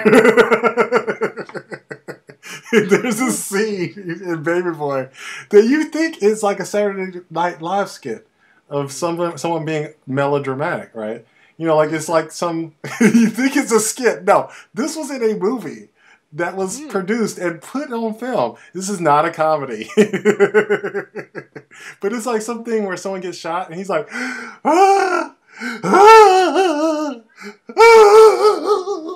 Let's go there. Let's go on to the dark side because it's late at night. Let's talk about the worst performances on film. I vote Janet Jackson in anything. No. She did one good performance. She was getting fame. I thought she was good on Saturday Night Live playing Condoleezza Rice. Yeah, that was kind of. But I love that shit. Takes the cake. She takes the cake for because she's also stars in one of the worst films ever made, which was Bing. Why Did I Get Married? Wow, yeah, that's true. Two. I thought they were both pretty bad. But no. One was bad. Two was awful. Mind blowing. I could not believe. Did you love the fight scene where they? The whole thing, because it made no sense. She just beating up shit. I know you love that scene.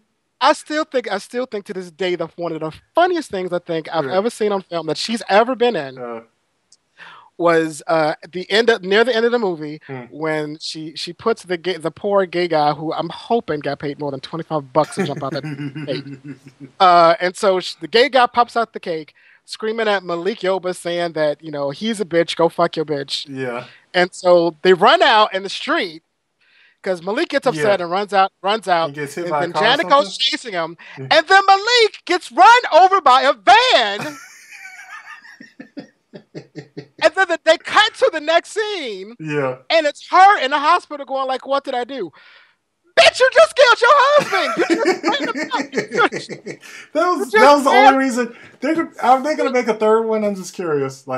Oh, no. I thought that I laughed so hard. Malik Yoba was the only reason I even watched that movie. I laughed so hard. Like that was the funniest shit I ever saw.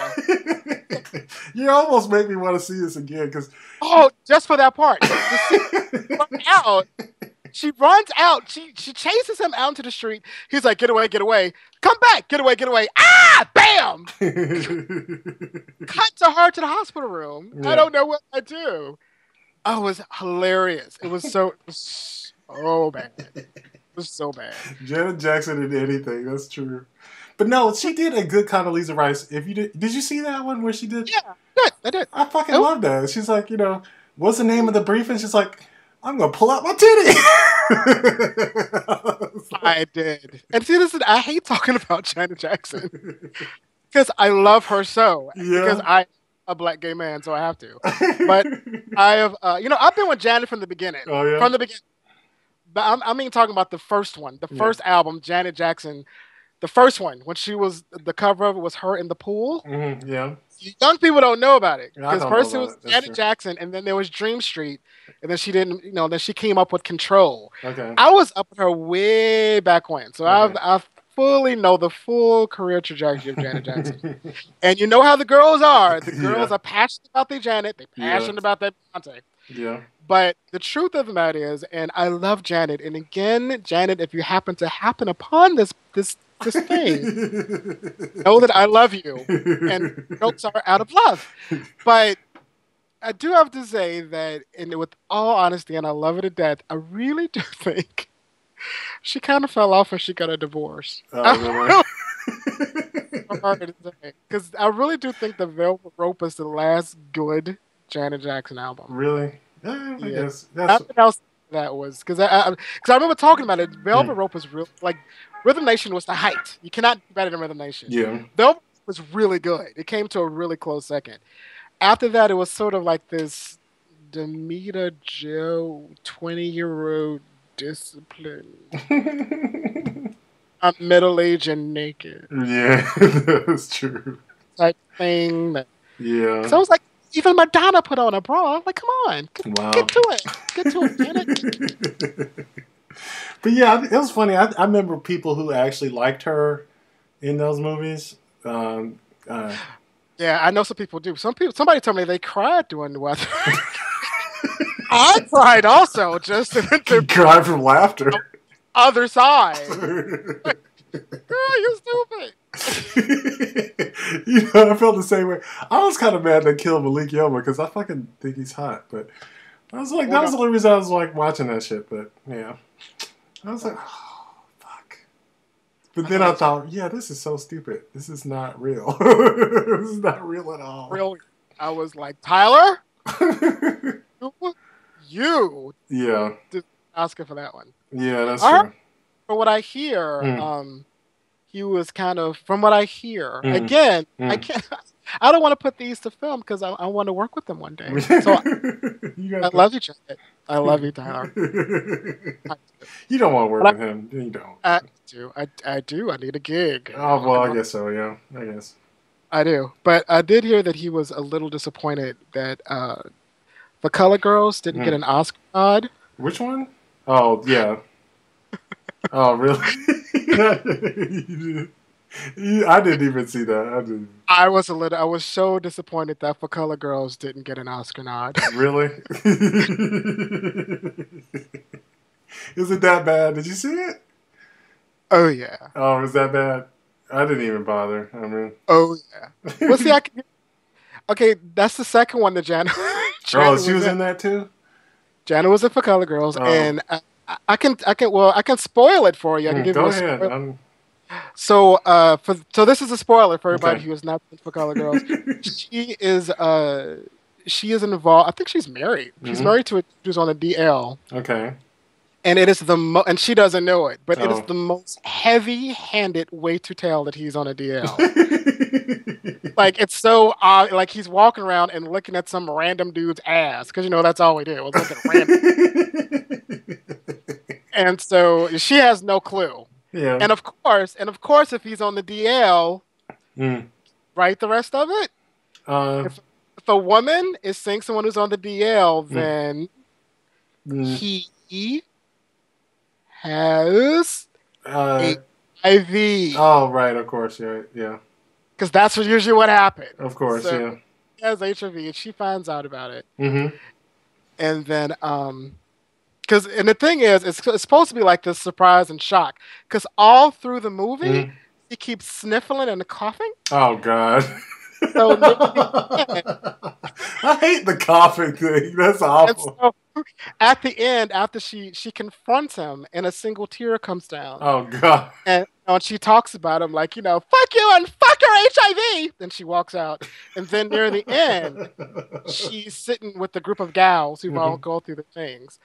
And then she's like, cough, cough, cough. Oh, she coughs? Like, oh, God. Yeah, she's like, they're like, you okay? Girl, I just got AIDS. It's okay. Cough. AIDS cough. Achoo. T-cell count depleted. AIDS cough. I just got AIDS. Don't worry. Cough. Watch the movie and tell me you know this I'm talking about. You'll know what I'm talking about. Oh my God, it's so awful. Watch it.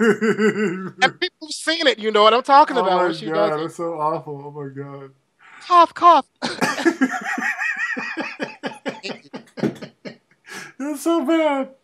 Cough. That's a campy. That's almost like so bad. Oh, the good. whole movie. What everybody? Because I remember I watched it in the movie theater, but I also at one point I was dating a gentleman of age. Okay. He was of age. I'm 41, so if he's of age, he's of age. I used to date a much older man myself, so it's okay. Moving over at his house, and his mom was there. Okay. So his mom is age. It's like 80s, something like that. Yeah. And so we're watching this movie, and I remember we were watching it all together, and she was like, it looked like everybody cried in this movie. Does anybody get smelly at all? Which it was good watching it with her. She was like, everybody's crying. Because they did. They cried every 5 minutes. They did. Every 5 minutes, they looked up into the sunset and go like, well, I'm a black woman, and why can't I color in the lines? But I'm a black woman. Cough. Girl, I just got AIDS, but I'm black, and I want to cough. Every 5 minutes. Oh, my God. That's so great. But, so you said you listen to some podcasts. Like, what do you listen to? Just out of curiosity, because since you do a podcast. I listen to WTF by Mark Maron. What the fuck? Okay. Who turned into my idol. I love everything Mark Maron. I listen to the Moth podcast, which is storytelling. This American Life with Ira Glass, who I Yeah. love. Yeah, that's pretty awesome. NPR Snap Judgment. One glorious day, I'm gonna call up there and tell a story. I've been trying to give up. I want to just make sure I got a good story because I can never. I'm good with improv, but I can't really think beforehand. So I get a good story. I'm gonna call because I would love to be on Snap Judgment. Cool. Then my life can be fulfilled. I used to tell a girl on guy. My sister kind of got me onto that, and she's kind of hit or miss. Okay. What's another one? Movie Date by The Takeaway, who I listen to all the time. Okay. With Rafe and oh my god, I can never remember the girl's name. I'm sorry, but it's called Movie Date, which is a movie critic show. Okay.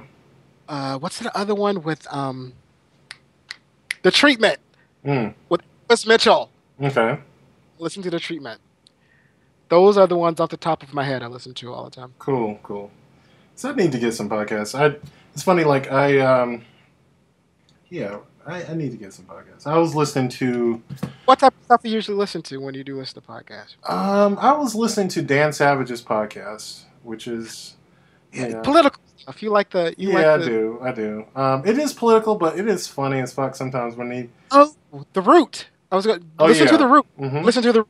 Okay. The Root's really good. Okay. The Root's because it's political, but it's funny and stuff. Yeah. And it's very. I appreciate. How is this going to sound? I appreciate intelligent black people. Yeah, I tried to find some like that. I remember I tried to get into. What is it? Someone said This Week in Blackness. I tried to get into it. I tried. Yeah, I couldn't either. I really tried because my sister. Again, mention her again, but she's a podcast junkie, and so she's the one who suggests stuff to me. So she suggested I listen to This Week in Blackness, and I tried, and I just didn't. It was kind of slow. One of the things sometimes they'll have a guest that I'll listen to, and he had one of these side podcasts was called On Blackness, and they basically interview intellectuals, and they will have the guest, as long as the host doesn't say too much, he just fast forward through it. I will get into the guests because they're great, Interesting. But, well, I know I started listening to the Champs podcast with Jesus, I'm having a brain. But it's actually like two black guys. It's the two white guys rather. It's the guy who used to be Dave Chappelle's partner on the Dave Chappelle show, the white writer, Moesha. I cannot. I'm actually reading a book about Dave Chappelle right now. So, but it's two white guys, but they only interview black people. It's very interesting. It's interesting because it's interesting because they only interview black people. They kind of. It's not. I think I can see how someone would be awfully offended because they try to come off kind of wiggerish. Kinda, but it's interesting. It's interesting to hear. Yeah. Okay. So there you go. Buttload of suggestions. Yes. Okay. Because I need to get some people, or people listening, or getting something in their head other than mindless television. It's like never gonna happen. I know you're right. As long as there's breath in Nene Leak's chest, never gonna happen. Yeah, this is true. Well, we got like so much material. I might have to break this video up into like 12 parts. Let's get to those questions. So I like walking on the beach. Sensitive guy, I like puppies. Okay. But yeah, I decided to ignore the questions altogether. People can read those if they want, and totally ignored the questions. I know. Like the other ones, I totally went over them one by one and went down them. But I don't. Yeah, I was just like, they want to Screw the rules. I am a rule breaker. Breeze is just screw the fucking rules. Yeah, I can't wait to read some of your writing though. Honestly, like. When I was, going through it, I was like, "You are funny as fuck." So, what? I didn't hear you. You're funny. You're fucking hilarious. So, I just want to. I want to read. I want to read your. That's the thing. You know I'm at, right? You know I'm at. Everybody, breezelovesoul.com. Okay. That's where I'm at. BreezeLoveSoul.com. Okay. I'm going to put it in my RSS feed. Put it in there because... Yes, BreezeLoveSoul.com. Okay. And hopefully this book that I've been working on for the past decade, I'm telling you, if my friends ever get a load of this, I can feel the eye roll right now. Well, like, I was reading this book on writing, and I would say, like, one of the best suggestions I've heard is set a date for when you're going to be done. Well, the first draft, I'm thinking I want the first draft to be completely done, beginning, middle, and end by my birthday in October, which I can totally do. And like, then I'm going to try to... Do you have a schedule, like how much you're going to write each day to reach that goal? Really. Or? No, not really. That's kind of how you have to get there. Like, you don't set an arbitrary goal. Incidentals. It'll get done. And then hopefully I'm going to do all the rewrites, and hopefully, I'm hoping it'll be someplace. You wrote a book in 30 days. You can write 3 drafts by October. Keep in mind, it was crap. You can write crap 5 times. By the time you write the crap the 5th time, it'll be less crappy. But that's the point, though. The whole point of Nano is just to finish it. Yeah, no. Because people finish, so it's just a beginning. So it's like 50,000 words of absolute crap. And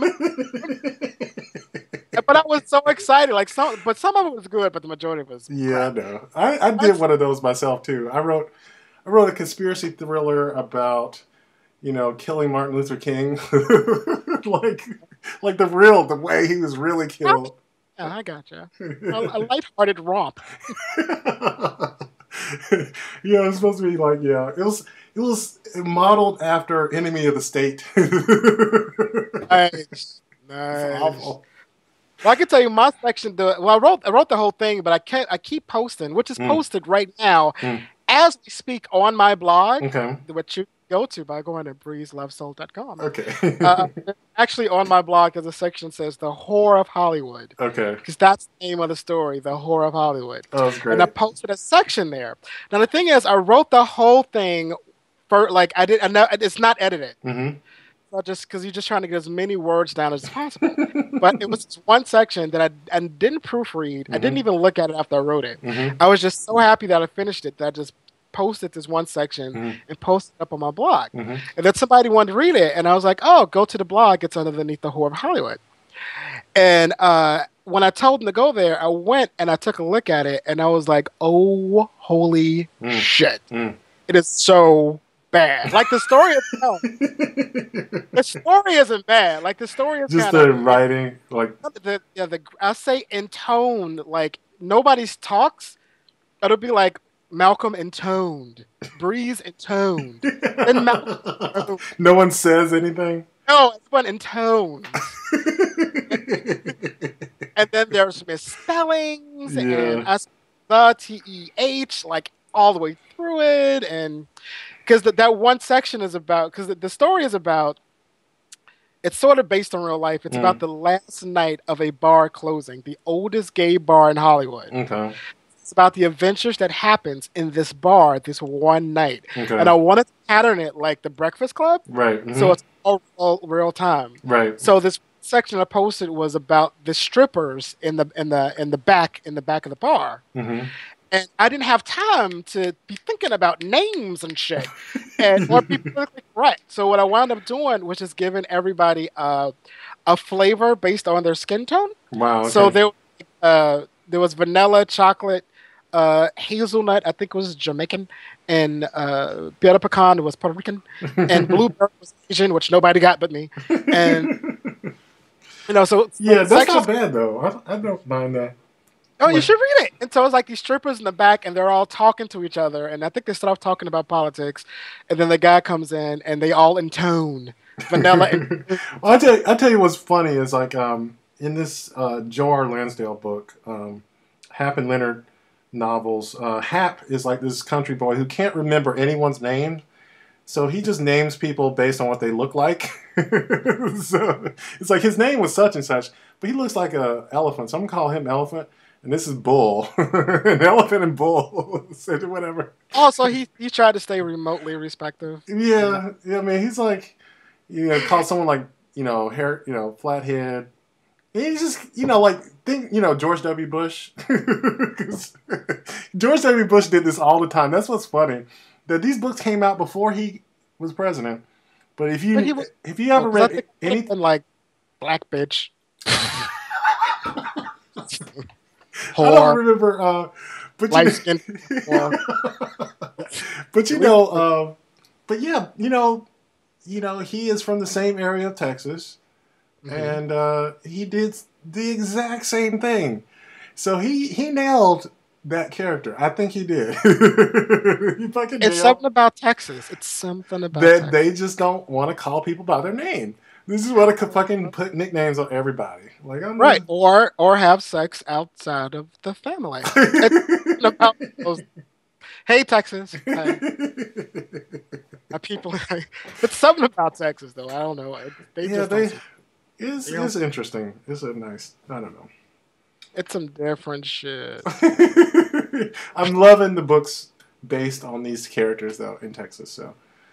Well, I want to later, once we get into this, because we still got to figure out like where I am integrating myself into this process. Okay. Well, one of the things I was saying is like, you can just repost some of the stuff that you've had on your previous blog. Like, I noticed like, was it Nocturnal Penstrokes? He has this blog, and Corey has a blog too that he's just reposting stuff from some of his favorite works from his old blog that we could just put on the new one and that's fine. And I'm gonna do new. I want to do something new. Okay. Well, I think my fans, both of them, deserve something new. But I was just thinking also, like, if you want to do something new, and you can post it on both your blog and the Male Media Mind, like, there's no reason to not post it on your own blog, because people who visit yours, we link back to both of them, and you basically generate traffic for both sites. So, I mean, and so this is an open forum, like we can write about anything. Oh, Movie, poetry. Absolutely. We just got a few poems, and we're basically trying to focus on media, like media criticism, or focusing on the type of stuff that you like. You were just talking about your favorite musician, like your favorite artist, like talking about it, like what it means to you, those sorts of things. Oh, I'm going to cry talking about Tori Amos. Tori has gotten me through some times, dude. She has gotten me through some times. That would be a really good post. Just saying, like, yeah, I'm not entertaining emotional. Really? I'm not really that entertaining. No, it just be depressing. Like I just no. Well, I mean, maybe. Whatever you want to do, and like I want to get on some of the technical things at some point. I just don't even know. Oh yeah, we need to hook up with that because we need to do something about the logo and the stuff and the situation of that nature. we need to hook that up. We need to do something about it. But right now, as long as we're like, I'm backing up the blog as much as I can. Like every few days, like going and making sure that all the posts are, so that if we need to like change it from Blogger to WordPress or something, oh God. Okay. Yeah. Okay. All right. Yeah. We'll talk about it. We'll talk. I know that Blogger. I'm using Blogger because that's how the epitome of my technical skills. I like Blogger. I mean, I like people. I guess it's a testament to how much of a techie that I'm not, but fake. I think real techies prefer WordPress because it has more functionality. Right. I personally love Blogger. I've used Blogger since 2004, so I mean, yeah, I know because it's a little bit more user friendly. It's almost like Blogger is a Mac. Yeah. And WordPress is a PC. Yeah. So I am a Mac myself, so we have something in common, and we actually have the same name, which is interesting. Really? Okay. Yeah, we have the same government name. Oh. Well, my name isn't Malcolm, which is people call me Malcolm because my name is actually Anwar, and I go by Malcolm because my brother was named Theo. And my dad kind of looked like Bill Cosby, so. And we had this thing where. Okay, I'm sorry. What's the connection again? Theo's name was. What? Okay, and also my brother and I, when we were younger, looked alike. Okay. So the Cosby Show was on the air. My brother's name was Theo, and everyone's called me Theo's brother, and so they ended up calling me Malcolm. So that was because Theo didn't have a. You know, that's cool. You know what? It's all good. Theo's real name was Malcolm. Yeah. Oh, is that what? Oh, you know what? Malcolm, it's good. What do you want me to call? I can call you Big Malcolm. Everyone calls me Malcolm, so it's okay. Malcolm's good. Actually, my name is Malcolm now because another thing was like no one called me Onward when I moved from Chicago here, so like it's kind of like to me, yeah. It's people. This city is very interesting when people change their name because I didn't particularly want to change. I didn't really change my name. It was a screen name. Mm-hmm. Way back in the day, probably before you were born, when AOL, when there was dial-up, AOL had dial-up, that was always my screen name. Mm-hmm. Breeze was my screen name because it was the name of my dog. Yeah. Growing up. And so I just needed a screen name, so I just chose Breeze. Yeah. So I would always post my writings on the AOL dial-up and stuff like that. Yeah. And so people just started calling me Breeze. I'm like, oh, well, that's kind of cool. So I just yeah. Well, I mean, you know, it was kind of interesting. I'm glad you actually told me that. I was gonna ask, but I remember the first question was like, okay, because I knew it wasn't your real name. It was like no people. I could tell you, yeah, people annoy the shit out of me when they do that. Keep asking you what your real name is. It annoys the shit. Notice I did not say anything. I know. And this is why we're friends, and I didn't hang up on you. Because I would have hung up. I hate it when they do that. When I'm like, hey, my name is Breeze. What's your real name? Your mama didn't name you Breeze. Every single fucking time. Because it doesn't matter. I mean, you can call yourself whatever the fuck you want to call yourself. Well, no, I just find it insulting because it's like... One, it's kind of like, I'm telling you my name is Breeze. One, why are you questioning me? Because they know it's not your name. But no, say for example, in the world in which my mother actually did call me Breeze, you think that she wouldn't? You know? No. Don't you think that's insulting if she did and you fucking with her? What makes you think you're on the same level as my mama? Or you're not writing me a check, so why the fuck do you need to know my government name? It just annoys me. It grinds me. It annoys me so much to the point. And like at this point, my friends know the code word. They know when I'm pissed off. When I tell people my name is Breeze, and they go like, "What's your real name?" I'll go Ralph. Yeah, like just call me Ralph. I know actually someone named Ralph, and they hate the name Ralph too. Yeah, it's like, just call me Ralph. Ralph is a great name. It's Ralph Waldo Emerson. He's like one of my favorite writers. So Ralph.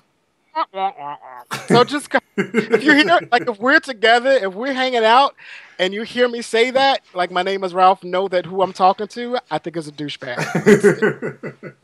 Total cold. Because I have a friend named Tuesday, and I was asking her, like, do people do that to you? Because she's a very lovely woman. Right. Yeah. And I wondered if they Everyone treat calls her Tuesday. Girl. Yeah. Well, like, no, when she first introduces herself to people, like, hi, my name is Frank, whatever, and like, oh, my name is Tuesday. How do they respond to it? She was like, usually they go, excuse me, what did you say? What did you say? What was that? What was that? Wednesday, maybe. I don't know. Yeah, for me, they don't do that. For me, they automatically go, like, hi, my name is Breeze. Yo, mama didn't name you no Breeze. Every single time. Yeah. That's I find it so insulting. Yeah. I really do. Well, Like, just deal. You don't like your government name? Like, isn't it? At this point, I do. At one point, I hated it. Really? I always liked the name Malcolm. It was too much of I always felt it was too much of a comparison with Malcolm X. Right. I was kind of like going through these weird identity issues, and I just thought it was a lot to live up to. Did you ever like read biographies of Malcolm X and like get to know who he was as a person, or? Not intensely, not intimately. I read them, but I didn't feel like an intimate connection with them. Okay. I just felt like it's almost like being named, even though about to say it's being named Madonna, but I actually have a friend named Madonna. But it's like having the same name as somebody who is, large, like an icon, having the same name as an icon. I'm like, I'm never going to be Malcolm X. I'm never going to be a bit. So I was going through all of that stuff, and I thought Breeze was kind of cool. Yeah. So I very much rejected Malcolm altogether, to the point I was going to get it legally changed. Really? Wow. The reason why I didn't do it People, was, yeah. well, I went with my mom. I was like, the only person I really care about is my mom. Right, So yeah. if my mom doesn't care, if my mom is cool with it, I'll get it changed. Yeah. So I got all the paperwork. I was about to send it in at the last minute, at the 11th hour. My mom calls me and was like, "Don't do it." Yeah. She was like, It's a good name. I would say it is. Fuck, mama. So, of course, I'm a little biased because I actually, changed my name to Malcolm. So it's like, maybe. Well, now as I've gotten older, I actually dig it. I actually think it's a nice name. Yeah. I would consider actually going back, but it seems like I've invested too much time into Breeze. Yeah. It's almost Prince. Prince put in a lot of effort being that symbol shit. Yeah. And then just gave it up. Yeah, like I put in a lot of effort putting in this Breeze thing, so I don't know if I can. I don't know if it'll be believable. I don't know if I would. That's what you would publish under Breeze, or? Yeah, like everything I've published so far has been under Breeze. Right. And like all of my friends know me as Breeze. I mean, now, when I first came into LA, I came by the name, but ever since I've been Breeze. I'm saying people like Breeze. So to go back, it almost just seems like they're never going to. Like I'm gonna give up a little bit of earnestness, I think, to have people go at this point. I'm too far into Breeze to go back. Well, so and Breeze is cool. Yeah. I have to drop the last name though because it's too much. Yeah. Because he's Vincinz, which I still think is cool. Yeah. Nobody can ever pronounce Vincinz. Yeah, no, me either. I was like, they do. I was like, so now I'm just Breeze, and then I just gotta, and then I now I've actually got to the point where I actually tell people every once in a while that my government name is Malcolm. But I think, Breeze. I honestly, the first thing I think of when I think of Breeze now is fabric freshener. I'm sorry for Breeze. I'm sorry. Sorry. People call me that all the time. And you know what? I have a book. One of those was talking about the invention of Febreze and like where it came from. I was like, was supposed to cover up animal smell. Yeah. It was supposed to cover up dog smell, but it didn't sell because people who have animals are used to the smell anyway. Exactly. They rebranded it as like an extra added incentive. Exactly. And it was really, really funny. It's funny. It really works. That's what's funny about it is it does work. I have a bottle right over there. But they couldn't get people to use it because people who have stinky shit don't know it stinks. It's specifically for dog owners. Yeah. If you like dog owners and cat owners, but if you have a dog, you're used to it anyway, so they don't. Yeah. So that's start to market it to clean people. Yeah, exactly. who are neurotic about being clean. Exactly. But yeah, I fucking love Febreze, man. It's awesome. But yeah, I don't know. Yeah. Febreze is what it is, and I so want to change it. I've dealt with it. Like now, I think I'm come to a nice, comfortable. Because I used to get so angry with people with that in the name of me introducing myself as Breeze, because it's LA, and so everybody thinks that I'm one of those pretend like a star fucker, like somebody who's mad, model, actor, dancer. They think I'm like. No, I remember. Oh my God. My name is Breeze. I'm a writer. Well, I remember there was a friend of Corey's who I think he went by the name like Raven. I'm not Raven. I know those people. And the last name, I can't remember what it was, but it was just so bad. It was something like Raven Noir or something like that. And see, I get pumped up with them because Breeze does sound hippy dippy. So I get how people think like, he's one of those. He's Breeze. But it's not bad. I mean, it's okay. But I have a friend who, and God, hope he's not listening to this. But and hi if you are. His name was, I can't do it because he might be listening. It's okay. You gotta do but it. his name was Christopher. Mm-hmm. No, his name was Christopher. We called him Chris. Mm-hmm. And he thought that Chris was too feminine, Mm. so he changed it to Tyler. Wow. I'm sorry. I'm sorry. I'm so sorry. I am so sorry. I haven't talked to him in a long time. But hey, how you doing? Yeah. No, Chris he can't be feminine, but I know Tyler is so masculine. Tyler is just very white. I don't know if that's, but no, I guess now. I'm gonna say it because I actually like him, and I actually miss him. I guess now Tyler might not be as masculine now with Breaking Bad is what's her name Tyler. I've known people change their name to like Sunshine. Wow. And they've changed their name to like the sound of crumbs being swept off the table. Oh, those people. I know my poetry community. Yeah, crumple sound. Crunch, crunch. Yeah, sound of children laughing. And I get clumped up with them because I'm Breeze. And it's like I'm not that, they're cool, but I'm not that detached. Like I'm not that airy fairy. Right. Yeah, despite its connection to fabric freshener, it's still an awesome name, so I think it's okay. Cool. The fabric freshener is Febreze. Febreze is awesome though. I am just the Breeze. The Breeze. But or just Breeze. Or now, as I just changed my website, Breeze Love Soul. Breeze Love Soul is cool too. That's great. So, but just Breeze. Breeze is good. But if anybody ever wants to know, if you ever see me, don't ever ask what my real name is because it will annoy me. It won't be a reality TV show moment, but it'll annoy me. And if I call you Ralph, you're a douche.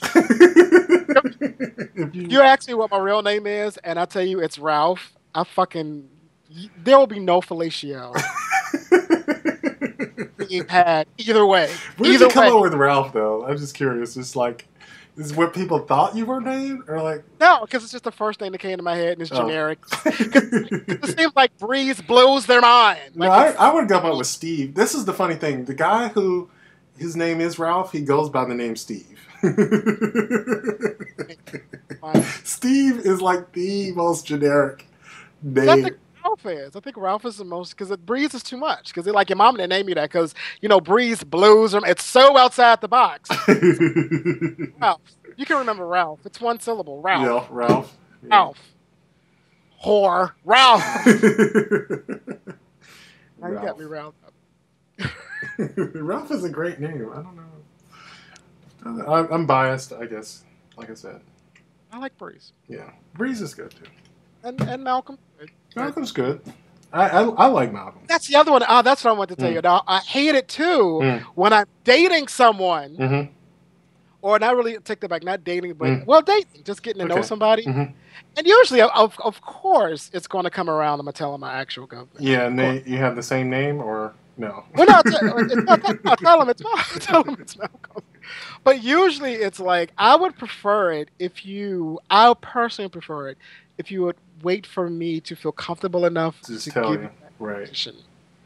Instead of doing what is your real name. Because usually it's like, because it happens every single time. Yeah. And I keep trying to tell them that, like, you're not being individual when you do this. Because they say, this is a line that comes up every single time. I don't want to call you what everybody else calls you. I want to call you your special name by your real name. Yeah. And I don't want to be like everybody else. Right. And I'm like, dude, you are like everyone else. Everyone else has said that to me. Yeah. All of you tricks. Every single chickenhead I have ever been with has said that exact same line. Yeah. But maybe I'm just thinking like for myself, I'm just too lazy to ask because I know you don't want to tell me. And you'll tell me when you want to. I will tell you when I feel comfortable. It's kind of like, obviously it'll eventually come up, right? Exactly. Hello. You need to put this shit on blast to the world, people. Seriously, if I'm comfortable, and what's the problem with Breeze? Why can't you just go? No, like it doesn't matter. Like I can't remember some song. 50 Cent, right? You can call 50 Cent 50 Cent. I know, right? You can call Wayne Little for like 20 years. Even he's drinking fucking syrup. You can't call me. Yeah, was it Snoop Dogg and Snoop Lion now? Snoop Lion. That's a whole other Oprah. That's a whole other episode. I was like, what the fuck is you? P. Diddy is now Sean, what is he? What was he? He was Puff Daddy, and then he's P Diddy. Well, is he just Sean Combs now? I don't know. Diddy. I think he's Diddy. It's like that. I don't want to keep switching up. I'm just gonna stick with like Shannon Degacello did that. She was I think she went by Bashir for like a while. And it's I don't want to keep changing up. Like, okay, today I'm Breeze. Okay, now today I'm Sunshine. You know what? Fuck it. I'm just Mal. No. You know what? I like Breeze. Let's go back. Like, I'm just gonna. I said Breeze. I'm going to stick with Breeze, and Breeze is what. I was just saying. One thing you might get from having the name Malcolm is Malcolm in the Middle references. I get this shit all the time. No, my last album. Look how much I'm opening up to me. You're opening up like some type of bronchial spray. My last name is Cooper. Okay. And so what I used to get all the time was hanging with Mr. Cooper. Oh wow! So now you got two show names. Yeah, it was hanging with Mr. Cooper and then Malcolm in the Middle all the time. And then when the movie Malcolm X came out, which you saw, right? Mm-hmm. Because everyone's seen that. I have like that on. I still have VHS copies of that. Yeah. But at the end of Malcolm X, it's like, I am Malcolm X! I am Malcolm X! I am Malcolm X! I used to get that all the time. Wow. On the bus, like, I am Malcolm X! I am Malcolm X! Like, that's hilarious. Yeah. Well, I get the one, of course, it's like, I think it was a question, Malcolm in the Middle, but like, see, don't you want to sit here in the middle? But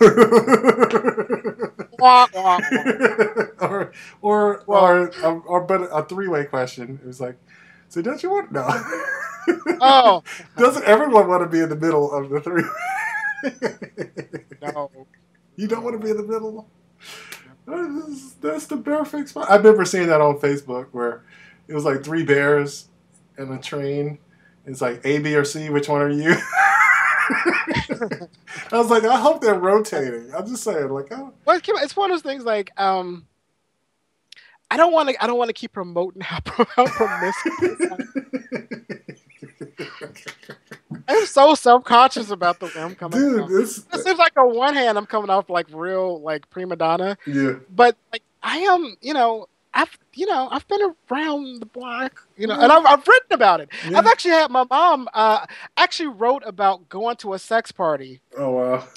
And I gave it to my mom to read. Wow! And I told her beforehand, I'm like, Mom, just letting you know now, because she was really curious about what I wrote. Yeah. And I was like, well, you should know that I'm kind of loopy, and I just want to let you know it's a very provocative work, but I did it to help people. Yeah. So, and I did. I actually went to the sex club to help people, well, not to help myself. What? But I wrote it to help people. I did actually to express, like, we're grown men, and this is what we do. We're not. Yeah. I'm not going out hoeing myself. I'm not paying for sex. I'm not selling it. It's a controlled environment. It was all safe and all that stuff. That's good. So I let her know, like it's kind of provocative, but I'll let you know.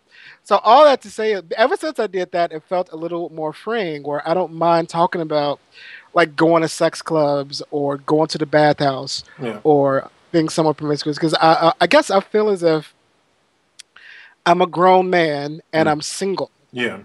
And I'm honest and I'm safe and I'm doing it with my eyes open. Yeah. I remember talking about that. I went to a retreat once and I was telling people about me going to the bathhouse, because at one point I used to go all the fucking time. Yeah. To the point where a friend of mine called me Bathhouse Betty, and I named the book after that.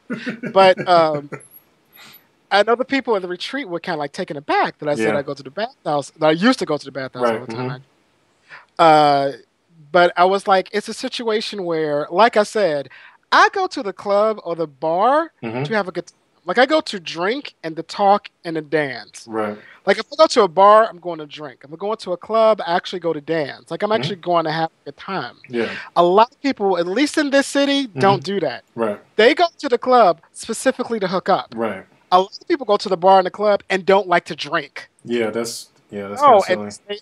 They just kind of go and just stand on the corner. Yeah. It's stand in the back. The music is bumping and they're not dancing. They're up on the wall. That's me. I don't go anymore, but that's me if I were there.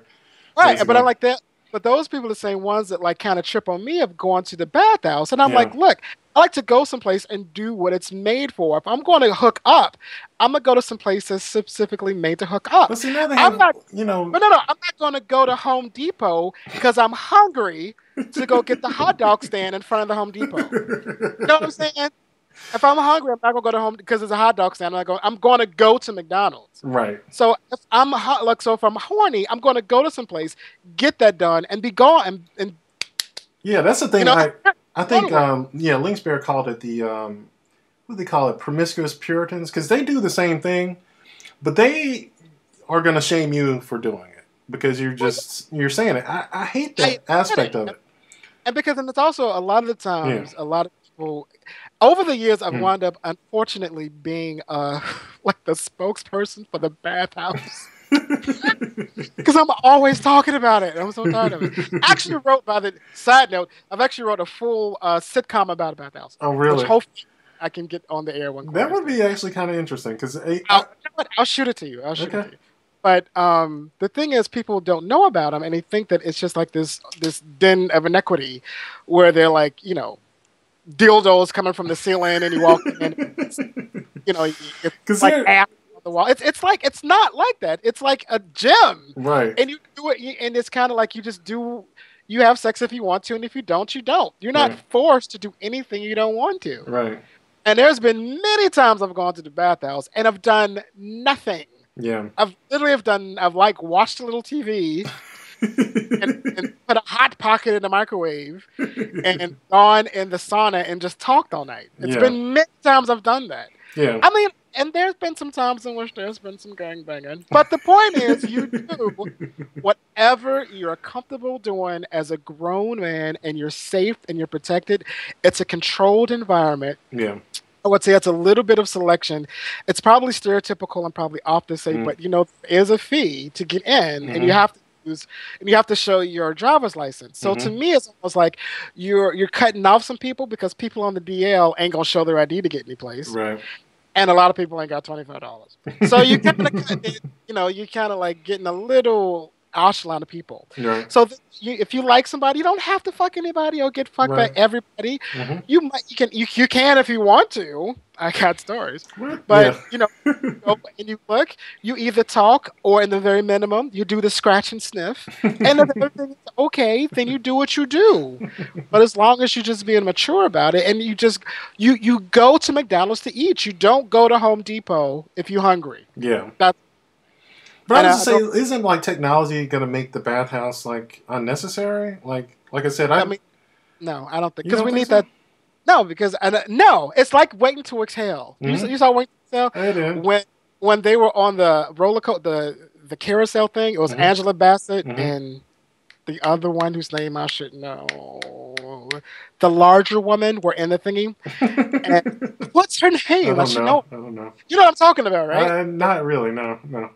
The one who was married to the gay guy in Waiting to Exhale. Waiting to Exhale. Yeah, I know. I just can't remember her name. It was two of them in the carousel, and Angela Bassett was seeing a married guy, and the other one was like, you shouldn't be doing that, because keep in mind the older woman only has sex like at the most once a year for my divorced husband who's now gay. So Angela Bassett, the girl was like, you shouldn't be having sex with a married man. And Angela Bassett was like, I'm not like you. I need a man to hold me. I understand. That's why all that to say is I don't think that the internet will ever replace it, because I think after a while it can only do so much. No, I mean like apps, for instance, like hookup apps. Like Growler, like Recon, or all those other things where, you go out in public space, and every place is a bathhouse, basically. Because you can just, like, be like, boop, boop. I see 5 dudes right here. There's a bathroom up there. Let's go.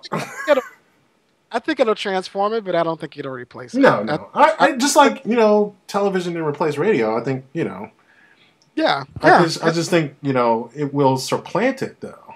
Yeah, somebody said that eventually books are going to be like candles are to light bulbs. Yeah, I think so too. Did you say that? Somebody told me that. I thought that was very interesting. Yeah, I think I might have said that, because I think blogs and the internet are just basic.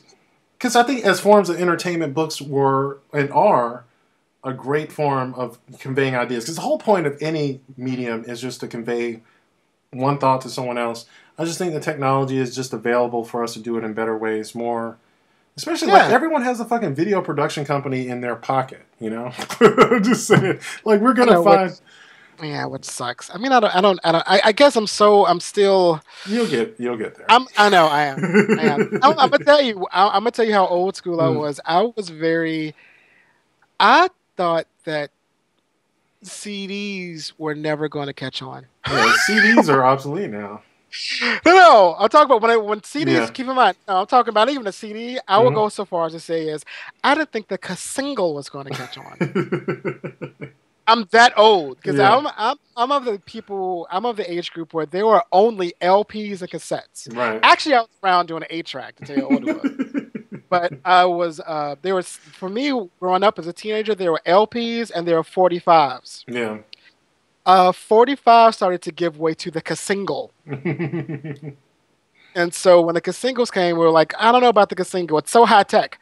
And so, but we all got the single. And then when the CDs came along, I know me and my friends were like, we will never buy a CD. It'll never catch on. The CD thing is a fad. I hated CDs because they used to skip so much, you know, but. Well, after I got used to it, that's all, you know, obviously I'm on a CD. Now, unfortunately, because I'm also one of those people who do like say I'm against technology and this new stuff, and you know, but honestly speaking, I haven't bought a CD in a really long time. Yeah, me either. I think the last CD I remember buying was Thriller. Usually I used to be like because there's a store here called Amoeba, and they have CDs really cheap. So I think I bought one last year, but I used to buy like about 5 a month or something like that. Wow, yeah. Now it's like about maybe once or twice a year because now I just download everything. Yeah, yeah. I don't even. It's YouTube now. You don't even have to like. Well, now the new thing is the cloud, like the stream thing, which I can't wrap my head around it. Like I'm not comfortable with the cloud. Okay, you gotta get an iPhone, man. Which is kind of ironic. It used to be like the new thing. Uncomfortable with the cloud. Well, okay. I am very comfortable with it. Yeah, because the cloud makes life better. It does. I love. Trust it. I don't trust. I don't trust it. I fear it's going to go away. Well, it can. So can the CD. So what? Anything physical can break. No, because I have the CD here. Like but you can drop it. No, never. Scratch it. I can watch it. I know I have control over it. I have control. No, you don't. I do. You believe you have control over it. This book is here, and I put it here. There could be a bird could come in the room and hit the CD. There's nothing you can do to stop that shit. The earth could fucking cave in your whole, fucking sinkhole. No, exactly, and that's what it would take. It would take some type of catastrophic thing. It seems like the cloud, all it would take is some 13-year-old hacker who doesn't have shit better to do with a big ass magnet, and all my shit's gone. Well, actually, by definition, the cloud is separate. Like, okay, that's the thing. It really will not go away because there isn't one thing that you can destroy because it's separate. That's the whole idea. Like, they're little droplets all over the internet. So there isn't like one thing you can destroy to get rid of it. That's the whole idea of a cloud, which is. I don't trust you young people and your fancy computer technologies. I don't trust this. Okay, because this is the thing. I was just talking to someone else about this. If you ever saw, let's see, a really bad movie to me, which War was Games. Will you see War Games? No. I was gonna say something more recent. The first. Tron? Oh God, no. Star Wars, Episode 1, Phantom Menace. Did you ever see that? Mm-mm. Okay. Well, there was a scene basically where it's like these droids were attacking something on Padawan. And they take out like this central droid to kill all the other droids. Mm-hmm. And I was like, even before the cloud existed, I was thinking, wouldn't future technology not centralize everything? Wouldn't it just have like it in a cloud? This was before the cloud even existed, right? This was like in 1999. I think you're proving my point. But I was just like, in my mind, I was like, the cloud can be destroyed. No, that's the point. Like in this movie, they did not envision the cloud. Because it doesn't exist. It does. It exists right now. I have a cloud fucking right here. The cloud that you think doesn't exist. The cloud is one sentient being that can be wiped out with a magnet. I've watched Star Trek. No. I know how. No, that's what I'm saying. They got it wrong in those things. Because there isn't one thing that you could take out. You could take out like 30 different, servers, and it would still be on the, 100,000 other servers, Or you can stop paying the bill. Well, yeah, that too. See? There's no bill. It's here. It's right here. I bought it. It's here. Well, I don't have to pay a monthly fee. It's here. No, you actually do. I don't have to worry about it going away. You have to pay your rent and your taxes. But it's here. But I got to pay that anyway. Well, yeah. So I got to pay it anyway. Yeah. So I could just pay my rent and don't have to worry about the cloud going away. But this is the thing. Okay, you have to pay the opportunity cost of it being there in your physical space. But that's never going away. The cloud doesn't eliminate that. It kind of does. How does the cloud eliminate my apartment? I gotta sleep someplace. Okay, how about this? Let's say how many books do you own? About, I want to say 200 in this apartment. Okay, imagine if those books weren't there. Correct. Okay. What difference would that make in your life? Just saying. Like if they weren't physically there, but in the cloud, just like poof. Well, see, I can tell you now, it would fill me with anxiety. But if you didn't have the anxiety, the cloud would go. I don't know if the anxiety would go away, and then I would have all this empty space, and I would go around going like, "Wow, I wish I had a book." Around here, okay, because now I got to go and log on and hope I'm just saying get I got like I'm just saying right here I got like 300-400 books. I don't have to go to my shelf. I'm just saying. For you, as they say in Paris is Burning. Yeah. Good for you. Okay, all right. I also have comic books and audiobooks and CDs and all that shit, and it's all there. You know what I'm saying? I don't. You know what? You young people. I'm not that much younger than you. Are comfortable with that. I am not comfortable with it. Well, I grant. Keep in mind, I just got a cell phone. Yeah, okay. You'll get there. I mean, I just got a BlackBerry. I've been having like this play school phone for years.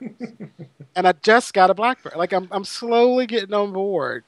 I don't know about the cloud. Yeah. I mean, I just don't know. I don't trust it yet. Okay, that's fair. I mean, I'm almost positive that over time I will be convinced. Like I've been convinced because I had to be sold on. Like I said, I had to be sold on CDs. Mm-hmm. I had to be sold on DVDs. Like I had to be sold on that. I really had to be sold on MP3s. Okay. So I'm pretty sure after a while I'll get the concept of a cloud. Right now, the cloud will be passe by the time you get a hold of it. Yeah, it'll be then it's just it'll be the neutron or the light beam. It will be the breeze. It will be the breeze. Yeah. It's one big circle, and I will become. Yeah, by that point they will be implanting the shit in your brain, and then the cloud won't be even necessary. You know what's funny is that they already have. Okay, they have cranial stimulation things right now. Like they will remove part of your skull and replace it with a little metal thing. It's for people who have epilepsy, though. And it's just like something that stimulates in your brain. I can imagine a day where they, remove a part of your skull and put your computer in your skull. And it's implanted. But let's not think about it. Let's just close our eyes and think of tornadoes right now, because that's really. Have you seen Google Glass? It's like glasses you wear that brings up a screen in front of you. Yeah, it's in production right now. Oh, that's funny. Google Glass. Google Glass. Yes. I'm fearful. I'm fearful. I don't trust it. I always wonder about that. Like my great grandmother. I forget how she passed away. I want to say like not too long ago, but it actually was a while back. But I don't know how old she was because we stopped counting at like 98. So I'm thinking she was like 105 or something like that. Yeah. But I've always wondered if because I never had that conversation with her about,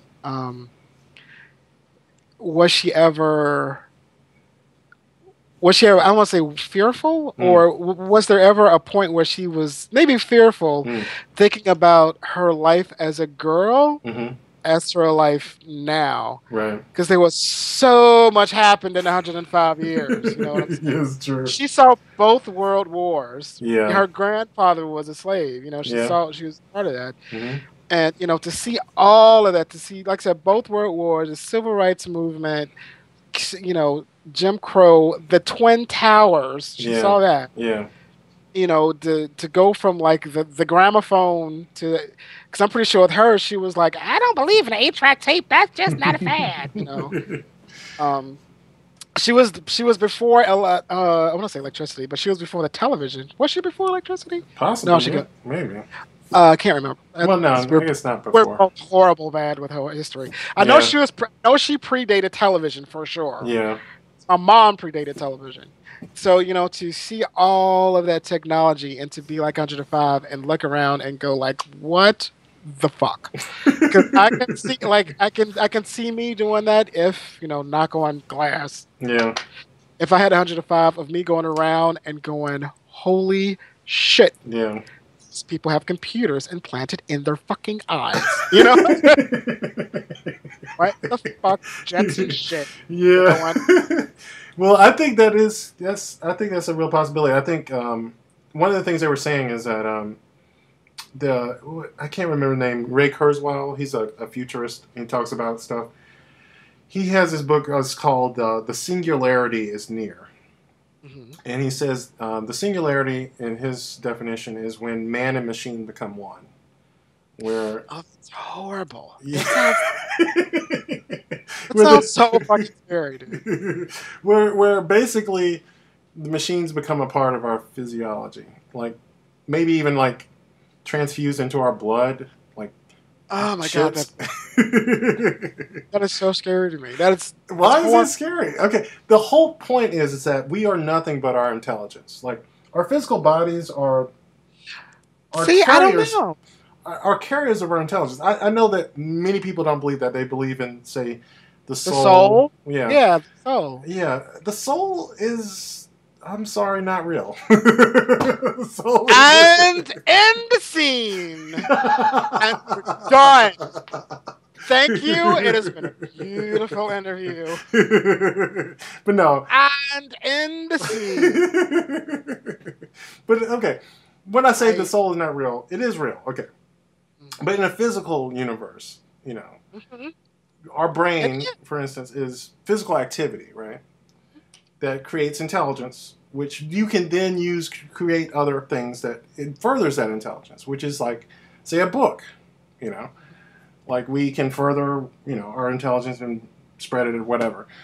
But a book is just a piece of technology, you know. Right. Just like any computer you stick in your, you know, brain or whatever. It's just another form of technology, right? And, you know, and when I say, you know, the soul isn't real, I'm just meaning in the sense that, in a physical sense, it's not real. You know what I'm saying? Well, I know, but there's some people who might disagree with that, particularly if you, which I don't want to go too far off into that, because that's a whole other Oprah too. Yeah. But Kabbalah is kind of, it teaches the technology of the soul, that it is actually a tangible, physical essence. Well, it definitely like creates physical properties, but you know. But it's a physical, tangible essence. But it's kind of like saying, you know, like, is a circle real? You know, like, you know, there is no such thing as a perfect circle in reality. You know, like, there are things that come close to it. You know, we can say, you know, this is circular. But, you know, a circle is an idea, you know. And then nothing in reality is ever a circle, you know. But, you know, and so it's kind of like saying, you know, I'm totally losing my train of thought, but just had a brain fart. It happens, you know, people, it's me. I have a fact. But you know, I remember it was one of the first things I sent out. I don't know if I sent it to you because probably sent it to people before we signed up, but this book is called Philosophy of Mind. It would totally just put you to sleep, I'm sure. It's the nerdiest. Well, that type of stuff I like, because I'll read a lot of I read a lot of spiritual books. Mm-hmm. For some reason, that actually interests me because Okay. I read the 72 Names of God. I've read read part of The Secret. Yeah. I read, usually things dealing with spirituality actually wake me Okay. up a little bit. Well, this one And that was isn't. one of the things that actually got me on the Kabbalah because they actually do define the soul as a tangible, palatable thing in reality. It's not a theory. It's not a concept. It's not like the circle. Right. It's not the idea of like this is the circle is a concept. Like no, this is actually it's like it's science. Mm-hmm. It's gravity. This is how it works. This is yeah. actually how your soul works in reality. Right. Which is one of the reasons why I really started to study it because I Okay. thought it was so fascinating and it was so not dealing with religion. Right. But yeah, the philosophy of mind it definitely actually talks about the soul because they talk about the different, they go into different philosophers of mind, which, you had like your materialist, your Cartesian, what they call, I forget what they call it. Fuck. It's kind of hard to get into. But I just remember I gave it to a friend of mine who goes to church, and she just said it scared the shit out of her. Really? Why did it scare her? Because it may have like made her see, sort of the physical nature of the mind.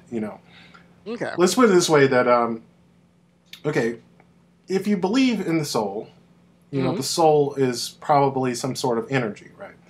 Mm-hmm. The mind is also sort of energy, and the thing is that usually when people talk about the soul, they actually mean the mind. Like a different aspect of the mind, because what you're talking about is basically your mind is basically, if you're going to take the soul out of it completely, your mind is patterns of neural activity. Neurons firing in patterns that somehow, which we don't understand at all, form thoughts. But we know that they're patterns. We can somewhat detect the patterns. Yeah, they're based on stimuli, right? And behavior. Yeah. So it's not you can chart that, right? You can chart it, but it's like the actual process by which the lower order patterns of behavior become higher order consciousness is completely beyond our understanding at this point. But we know that there's the correlation. Because when the pattern stops, consciousness stops. When you change these patterns, the patterns change. Obviously, you take drugs or alcohol, changes, antidepressants, all that shit. We know it affects it. Okay. What causes it is hard to understand. And so, one of the things this book posits is what other patterns create consciousness. If neurons create consciousness, is, the fact that we're having a conversation right now creating a super consciousness. Like patterns of behavior, motion, energy, on some level can create higher forms of consciousness. And so it's like, oh, well, like what exactly is necessary to create this? The funny thing is if you study the brain and neurology and whatever, basically the only thing neurons do is form relationships. Like they bond together and then they fire back and forth. And then they explained, your brain has about the same amount of neurons and connections as, say, the entire world has. Like of people and, phone lines, people talking. So you can imagine the entire world, talking back and forth, creating a consciousness. Collective consciousness. Right. Yeah. Which is totally like reasonable. It's not even like, it's scientifically reasonable to assume that that's possible. We don't know how, because we don't even know how the neurons in our brain create a consciousness. But we know that the neurons in our brain are so simple and dumb. Well, we know we know what they do. We might not know exactly why, right. But we know that they do it. Right. But the thing is also the neurons in our brain are so dumb and just pathetic. Compared to our consciousness communicating with each other, so that the consciousness that we create, the super consciousness, would be so much more complex and great that it would be beyond our understanding. The way, say, a neuron can understand who we are. We couldn't understand that greater consciousness. no more than our neurons can understand who we are, you know. Mm-hmm. I'm watching so far. Yeah. Okay. So, yeah, the thing that scared her was realizing that none of this, all of this, is completely bound to the physical world. You know, that was the thing that scared her, because what she, you know, believes is that, you know, in the spiritual realm, that there's something, you know, separate from physical reality. Because we obviously know that you shoot yourself in the head, you know, your consciousness dies. Which is to say, you know, if there is a greater super consciousness, that consciousness can die. It can cease to exist. Because we already know that this planet will cease to exist when the sun, you know, goes supernova, you know. So that, you know, if you believe that that super consciousness is God, then God can die. God will die, you know. But, you know, that's kind of what scared her, which was the idea that there is not this sort of eternal nature to it, even though that we feel that way about it.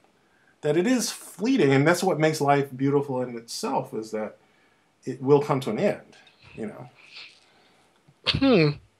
I am scattered with that one. I feel like lecturing for another 2 hours with that, because it's just the idea of I'm not sure if I guess because with my belief system there are bridges in between the two, in the sense that I don't I guess equate. I don't equate it consciousness with life, I guess, is the thing. So if the consciousness goes, doesn't particularly means that the life goes. And if all life on earth ceases to exist, does not mean God goes away. That's a good point, yeah. That's not actually a bad point, yeah. Because we actually don't know if, like, you know, non-living things have consciousness within. Yeah. Right. That's a good point.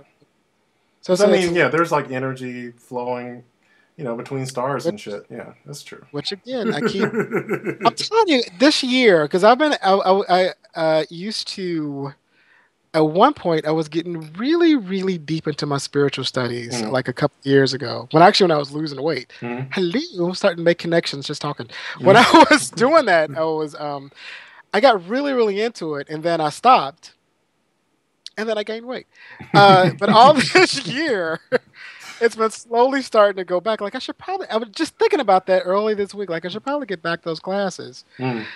Because we talked about those type of stuff. I was taking Kabbalah classes, and then I was also studying a little bit of Tao. Okay. But it's all about making those bridges of consciousness, of like consciousness and the sort of like the collective consciousness and the ego, how it all connects together, which is why I liked it, because it wasn't they weren't talking like hippy dippy theories of the soul. Yeah, they were really bringing in physics and science into it. You know, they were really going into how much does the soul weigh. Yeah. What does it do? You know, they're actually good. They are really getting, you know, very physical about it. And I found it to be fascinating. Yeah. And it really helped me, because at a time I was really looking for that type of balance. And religion doesn't do it for me. I think the thing is, like, religion worked for ancient people. I mean, like, people who didn't understand the physical world the way it is now, right?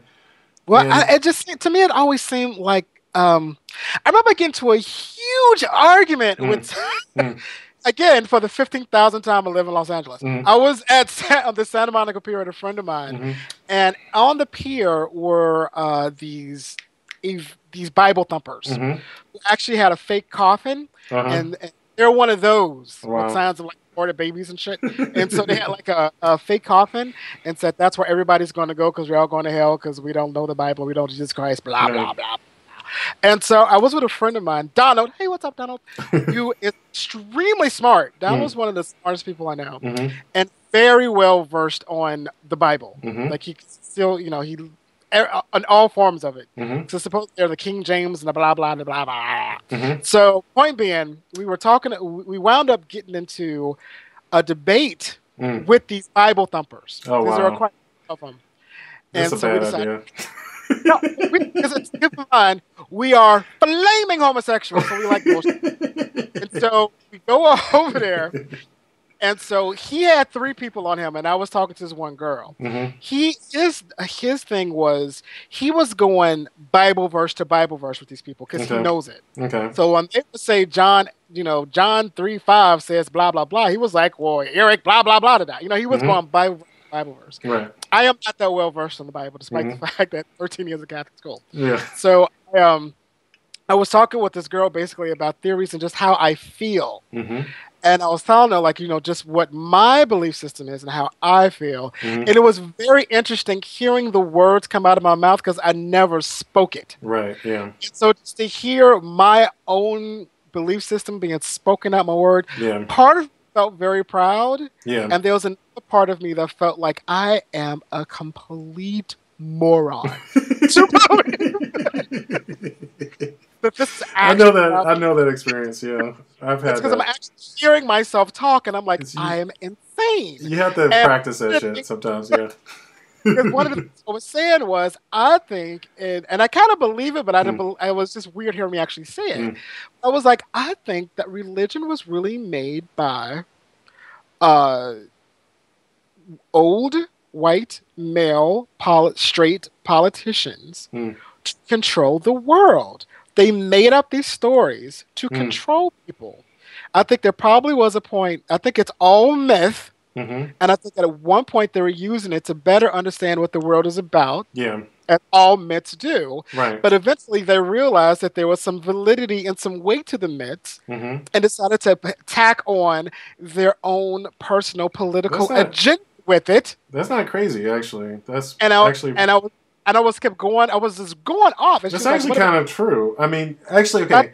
Like, at least as far as Christianity is concerned, there were hundreds of different myths or, gospels, and then, they were basically just stories that people told each other, and people knew that they weren't true in the literal sense. They knew that they were just stories to help people understand the world and where they came from. And, I mean, it's pretty clear.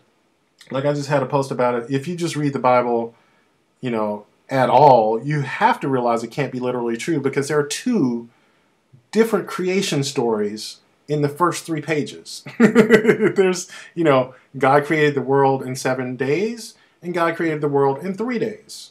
2 different stories, chapter 1 and chapter 2. 2 different stories in Genesis. So how can they both be true? One is different than the other.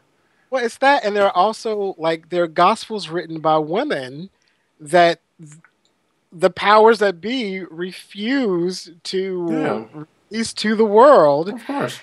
Which, it just seems like it's a big political construct. Of course it was. I am extremely fearful of even being involved in. That's why I never wanted to.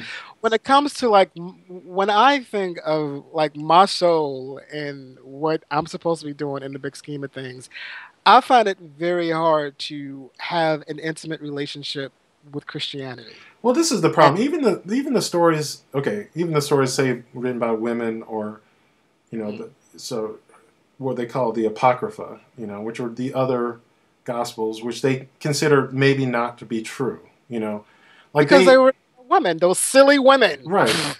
But even the stories that were kept, or even the Apocrypha or whatever, all of which were flawed. I mean, totally, completely flawed, self-contradictory. I mean, what was kept, and even the Apocrypha itself, the stuff that they did include, probably was, considered the Apocrypha, not because they were just women, just because it contradicted other things that they were trying to get, say. It contradicted the agenda. Yeah. And over the years, they just used it for, whatever political purpose they have at the time. And it's just, to me, it's almost like, at this point, and I'm not to offend anyone who actually. You need to learn really how to offend people.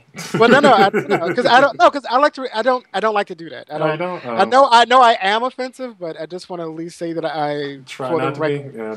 Well, let's able to state about that's not my intention. If I do, then sorry, but it's not my intention. If for people who actually believe. But I can just say that personally, I find it hard to view the Bible as a spiritual book. Mm-hmm. I view it almost like the Declaration of Independence. I see it as a political document Yeah, that's cool. that like. I don't It's really go to. yeah.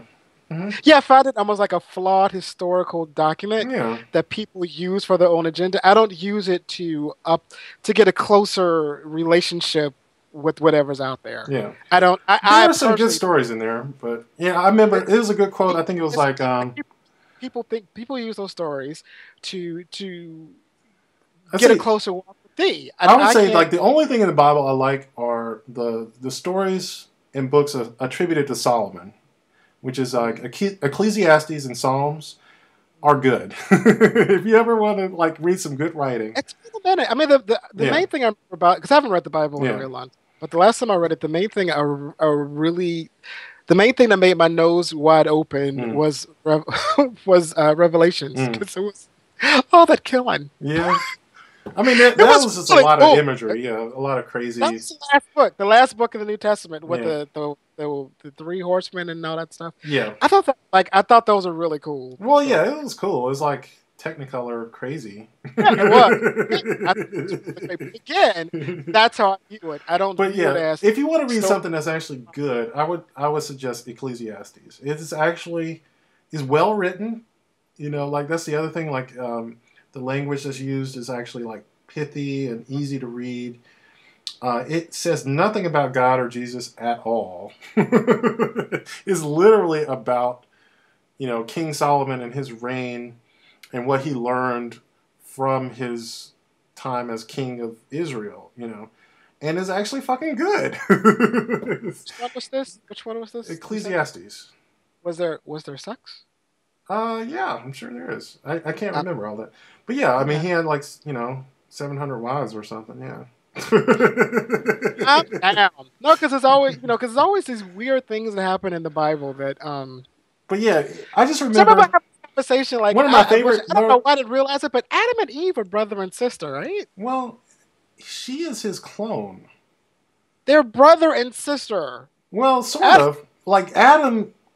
Okay, this is the weird thing. Okay, when in the second creation myth, when God created Adam from the dirt, I think. Mm-hmm. And then, God wanted to, he said it wasn't good for man to be alone, so he was going to try to make him a mate. Hey, so he got a rib, and then he... But no, first, before he did that, he created all the animals of the earth. Well, as I hear, he created Lilith first, but Lilith was so much of a badass and annoyed Adam because she wasn't subservient that they banished Lilith to... That might be from... what is it?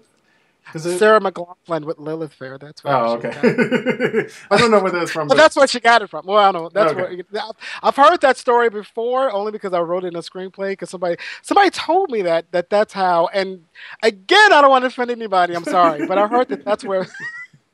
I heard that's where vampires came from. Oh wow! Because when they. Hey, and anybody, feel free to write in and correct me.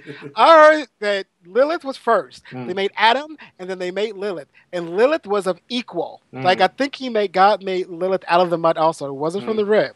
So they were of equal balance. And Adam was so intimidated by this this woman who was independent. She was smart. She was whipped. She wanted to be on top. And Adam got so intimidated by this free-thinking woman that Adam requested to have her banished. Okay. And so they banished Lilith out of the Garden of Eden, and there was nobody there because she was the only woman. So she wound up mating with the animals, and her offspring are vampires. Well, this is the funny thing. That sounds like totally possible, like another creation myth, but I would say like this. Then the one that is in the Bible, it's pretty clear that Adam attempted to mate with all the animals before God came around to creating woman from his rib. No. That is kind of fucking crazy, because no one contests that. Nope. Because he's trying to make a mate for him, and he knew them and he named them. which is to say he fucked them and then came up with the name for the animals. No, really? Just because he named them, he has to fuck them? Yeah. Really? I mean, he was trying to mate with them. Maybe he didn't successfully mate with crickets or whatever, but you know what I'm saying. You named your cat, but you didn't fuck your cat. No. I know. You did. Did you? No. Did you? No. Did you fuck your cat? I did not fuck my cat. I do sleep with my cat. But did you fuck your cat? I sleep with my cat, yes. She's very, very warm.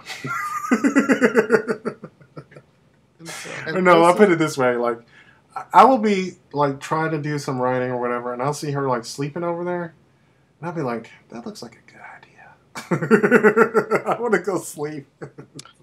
Well, that explains a lot between you and the threesomes, and it's all making sense. But anyway, I was just saying, like, it's pretty clear from the Bible that it is myth, you know? And from what anyone who studies, like, goes to a seminary, they will learn it's myth. There's no other way you can do it. If you become a scholar of the Bible, you understand it's myth, and then you lie to everyone. That's what gets me. Is that they become a scholar of the myth. But they know. They have to know. If you become a scholar, you know, who is understands where the Bible came from, its history, you understand the books itself, you understand this cannot literally be true because you understand all the contradictions. You know, like, so I don't know if they I don't know if I would go so far as to say they lie to everybody. Well, they do. I think that they. I'm sorry if I'm out the screen. I dropped something. I think they more or less, like I said, they look at the stories.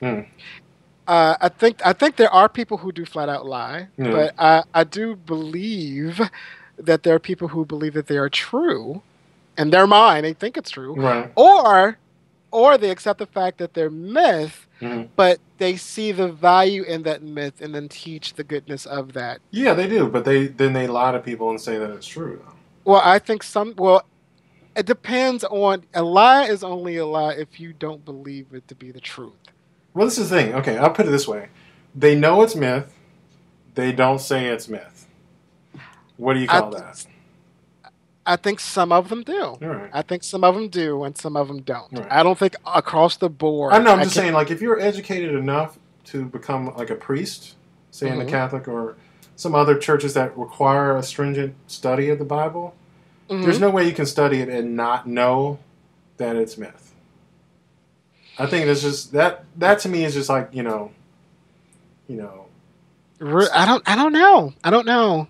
Like, you could, I guess you could be so self-deluded that you still believe it's literally true, but I think that's very difficult. I think a lot of people do. And I don't deny that some people do. I just think there has to be a large percentage. I would say like 70, 80%. In that process of learning it, figure out that this cannot be literally true. Because, like I said, first 2 pages contradict each other. But it's like, how can you miss that?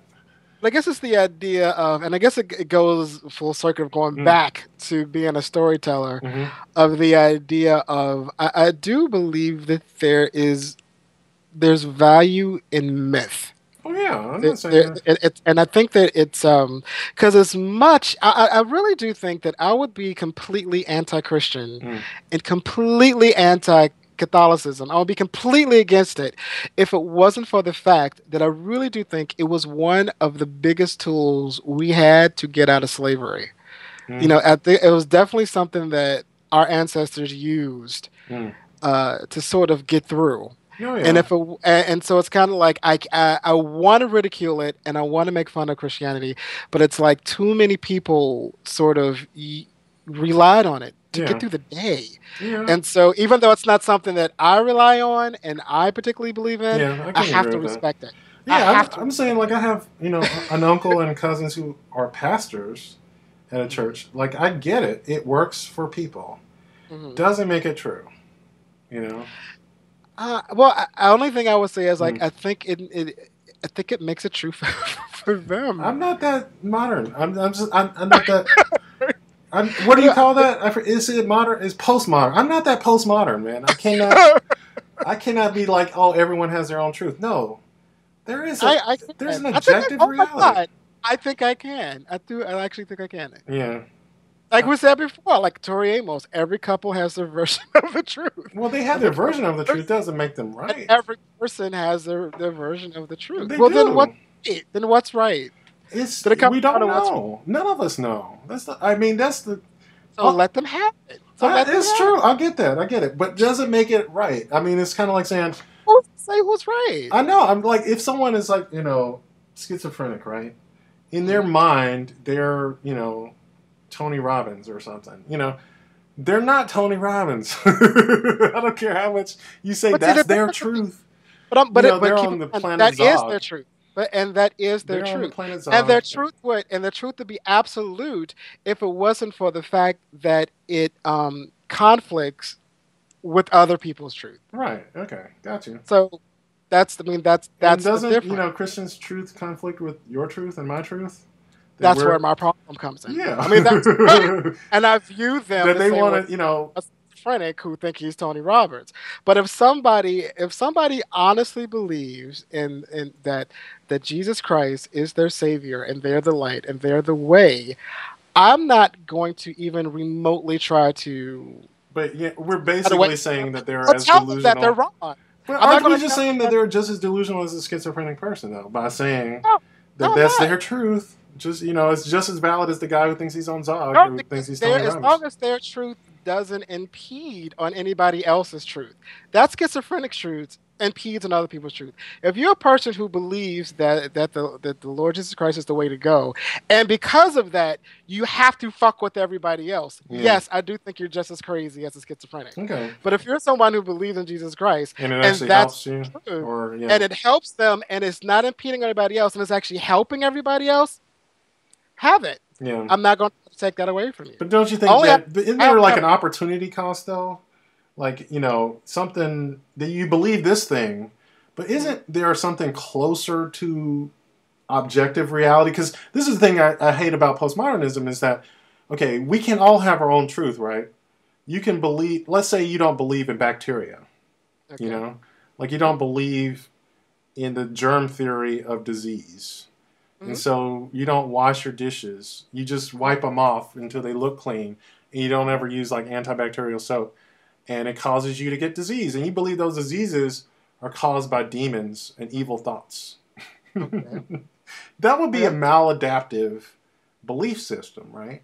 Because it doesn't conform with the reality that bacteria really do exist. But in your belief structure, they don't exist. What I'm saying is that these ideas that Christians have and a lot of other faith traditions have also are not conforming with the physical reality of the world and therefore, by definition, are maladaptive. Eventually, they need to be given up for something that conforms greater to the reality that none of us can fully, completely understand. I understand this idea that we all have our own reality, but there is an objective reality that our thoughts must conform to eventually, or come closer and closer to conforming to, in order that we can live a better and more, life that is.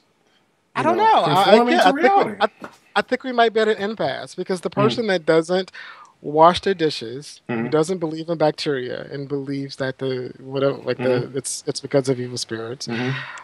If they believe that, personally, I can only speak for myself. If that's their belief system and that's what they believe is truth, and that's what they believe is true. Right. So I'm just saying that they're going to probably get sick more often than a person who understands in bacteria. There is a greater possibility that they might get sick, but there's also a possibility that they might not. Of course, but so that's what again. That's what I can't put my objective reality on them. But that's not true. Come on. If you don't believe in bacteria, you're obviously going to get sick more than the person who does. It's possible. Not possible. It's an actual reality. We know bacteria exist. But is it possible that they won't? No, we already know because this is something that we've gone through as a human species. But it's a zero possibility that they will not get sick. There's no zero possibility of anything.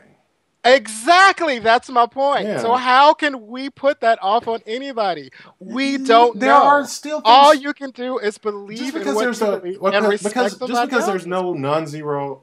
Just because everything is a non-zero possibility. Let's just put it like that.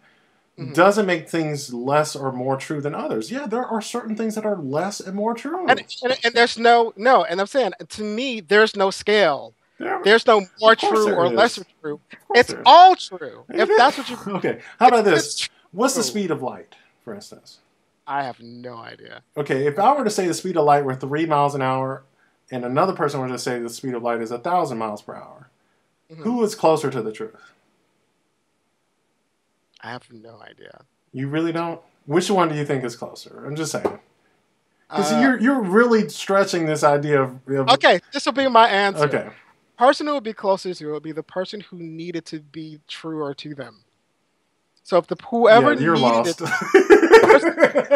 The person who needed it to be 3 miles an hour more than the other person, then he's closer. No, this is what I'm getting at.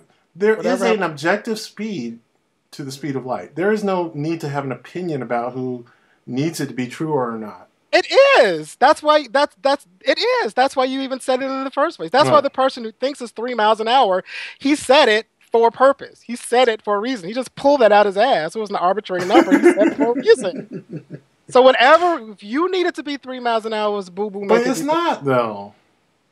But if it works for him, you're gone, man. You're in the postmodern murky of the swamp. It's okay. There is an objective reality out there. And I'll accept it because I would totally accept that. Okay. Because I do believe that people have a right to the myths, whether I believe them or whether I have the validity or not. Because, again, with the speed of light, is there really a true way to measure that? This is a good point. That's why I use the speed of light. To a finite degree. Could there be a possibility? Nothing can be measured completely, though. Exactly. Right. But there are degrees of truth, though. But just because the reason I use the speed of light is because scientists have been trying to determine the speed of light for a long time, and they get closer and closer and closer. Right, and they never get it, and they never will. Never will. I know. So because there is there's no such thing as perfection. There's no way to accurately. You can only get closer and closer. Right. But that is still to determine that there is a closer to get to. You're denying the fact that there is no getting closer to the truth. You're just like, it's all true. It's all good. I think it's irrelevant. Because you're never going to get there. No, it is relevant. How is it relevant? Close you are, yeah. Because you live a better life the closer you get to reality. I think you're deluding yourself if you think that. I'm just saying, that you're chasing your tail to get to a truth that you're never going to get. You actually think you're going to be... Yeah, no. Absolutely. No. Because this is maybe why you don't like technology, but there was a certain point in human history in which we'd both be dead, because people didn't understand biology as we do now. Mm-hmm. And because we understand physical reality better... Even though we will never fully understand why life exists the way it is, the closer and closer we get to that understanding, the better and better our lives will get. I think it goes both ways. I think the closer and closer we get there, there's still opposite effects to that. There are reciprocal effects to that. Of course, yeah. So, again... But, just because we live longer doesn't mean we're happier. This is true. Right, and there's still Eastern medicines that work better than Western, and Eastern ways to do it that work better than Western. So again, I think that's total bullshit. Whatever works for you. That's my whole point. My whole point is, I will opt. I will take the postmodern moniker.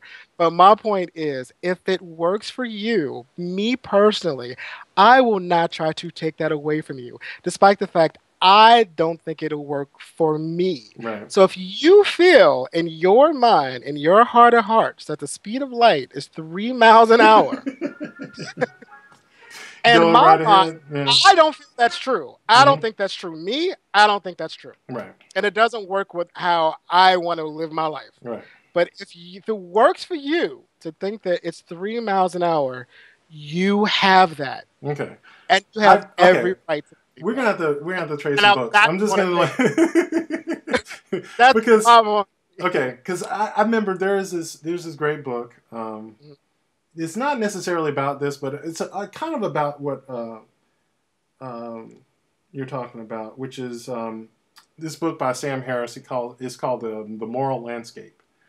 Mm-hmm. And it's the same idea about postmodernism, which is to say,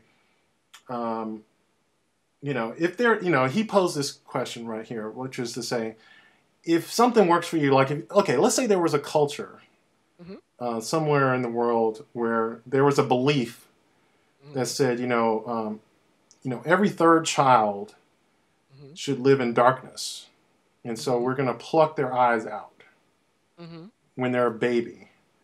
Would you say that in some way is is equally valid a belief as, say, a culture that doesn't blind every third child?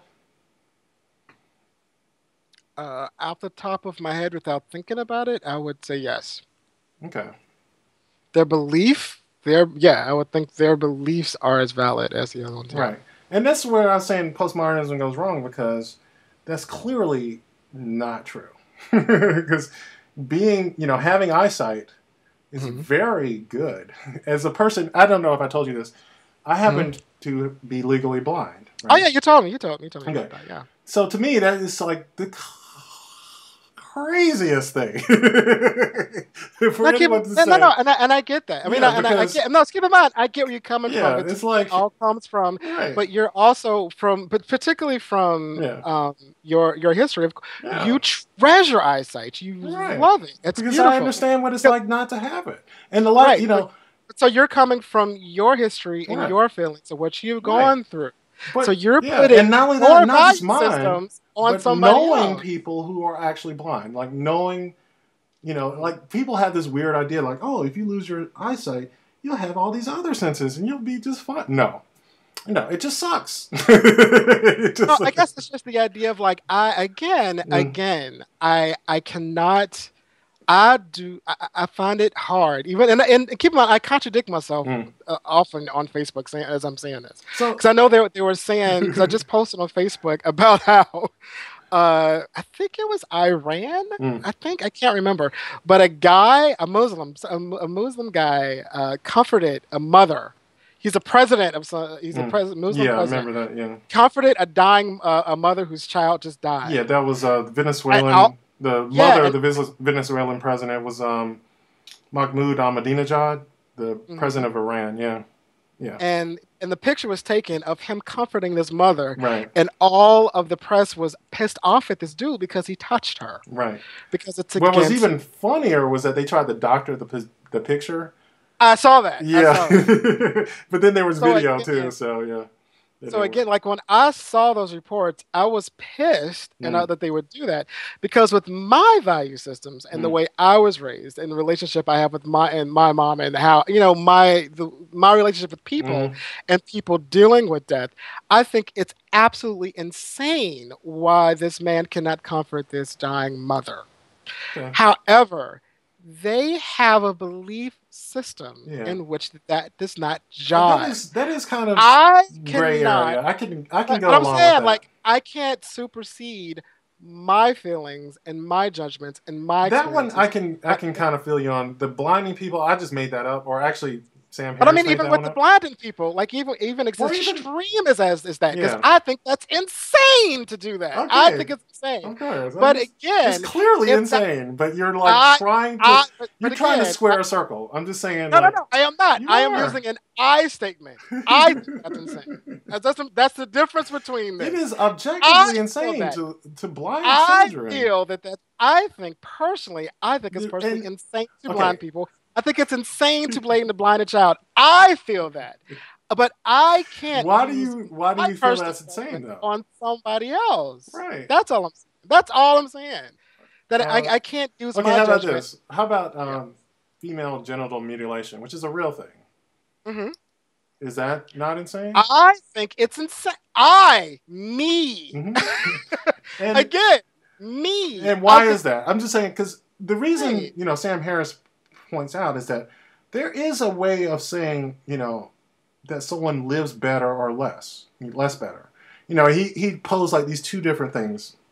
He called it like the good life and the bad life, and he I might have to just give you the book because he puts it out there in such a clear, precise way that postmodernism is crazy because there is a way to say objectively that one way of life, not right or wrong, but one way of life living is better than another. Like there is no culture in which being hungry and cold and lonely and dying young and afraid is somehow better than living comfortably and intelligently and, with love and support. There is no way you can square that shit. One is worse than the other. One outcome is worse than another.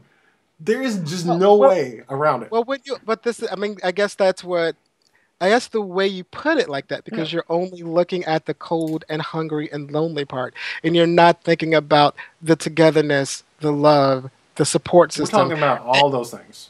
That's what, but you go into the extremes. These are extremes, I know. But you're saying like it's either one or the other. No, I'm not. I'm saying, okay. You either have these two extremes, and lonely and starving, or warm and supportive and empty. Exactly. We're saying and I don't think that's true. The good life I don't think that's true. And the bad life, right? These are two extremes that don't exist. They're just thought experiments. But if you in your thought experiment, I don't think they don't. I'm saying this from the get-go. They don't exist. This is a thought experiment. But in this thought experiment, if you can't even say that the good life and the bad life are equal. But how can you define good life and bad life? By outcomes. Because we already have value judgments. By your own subjective. All you sort of you individually. Of course, because I know in my life I know there are certain because of our I'll just put it this way, because of our biology, there are certain universal subjectives, like eyesight. The reason we have eyes is because it's better to have eyes than not. As far as I feel, no, I totally agree with you. No. There's a reason human beings have eyeballs. There is a reason why people have eyeballs, but there's also a reason why some people don't have them.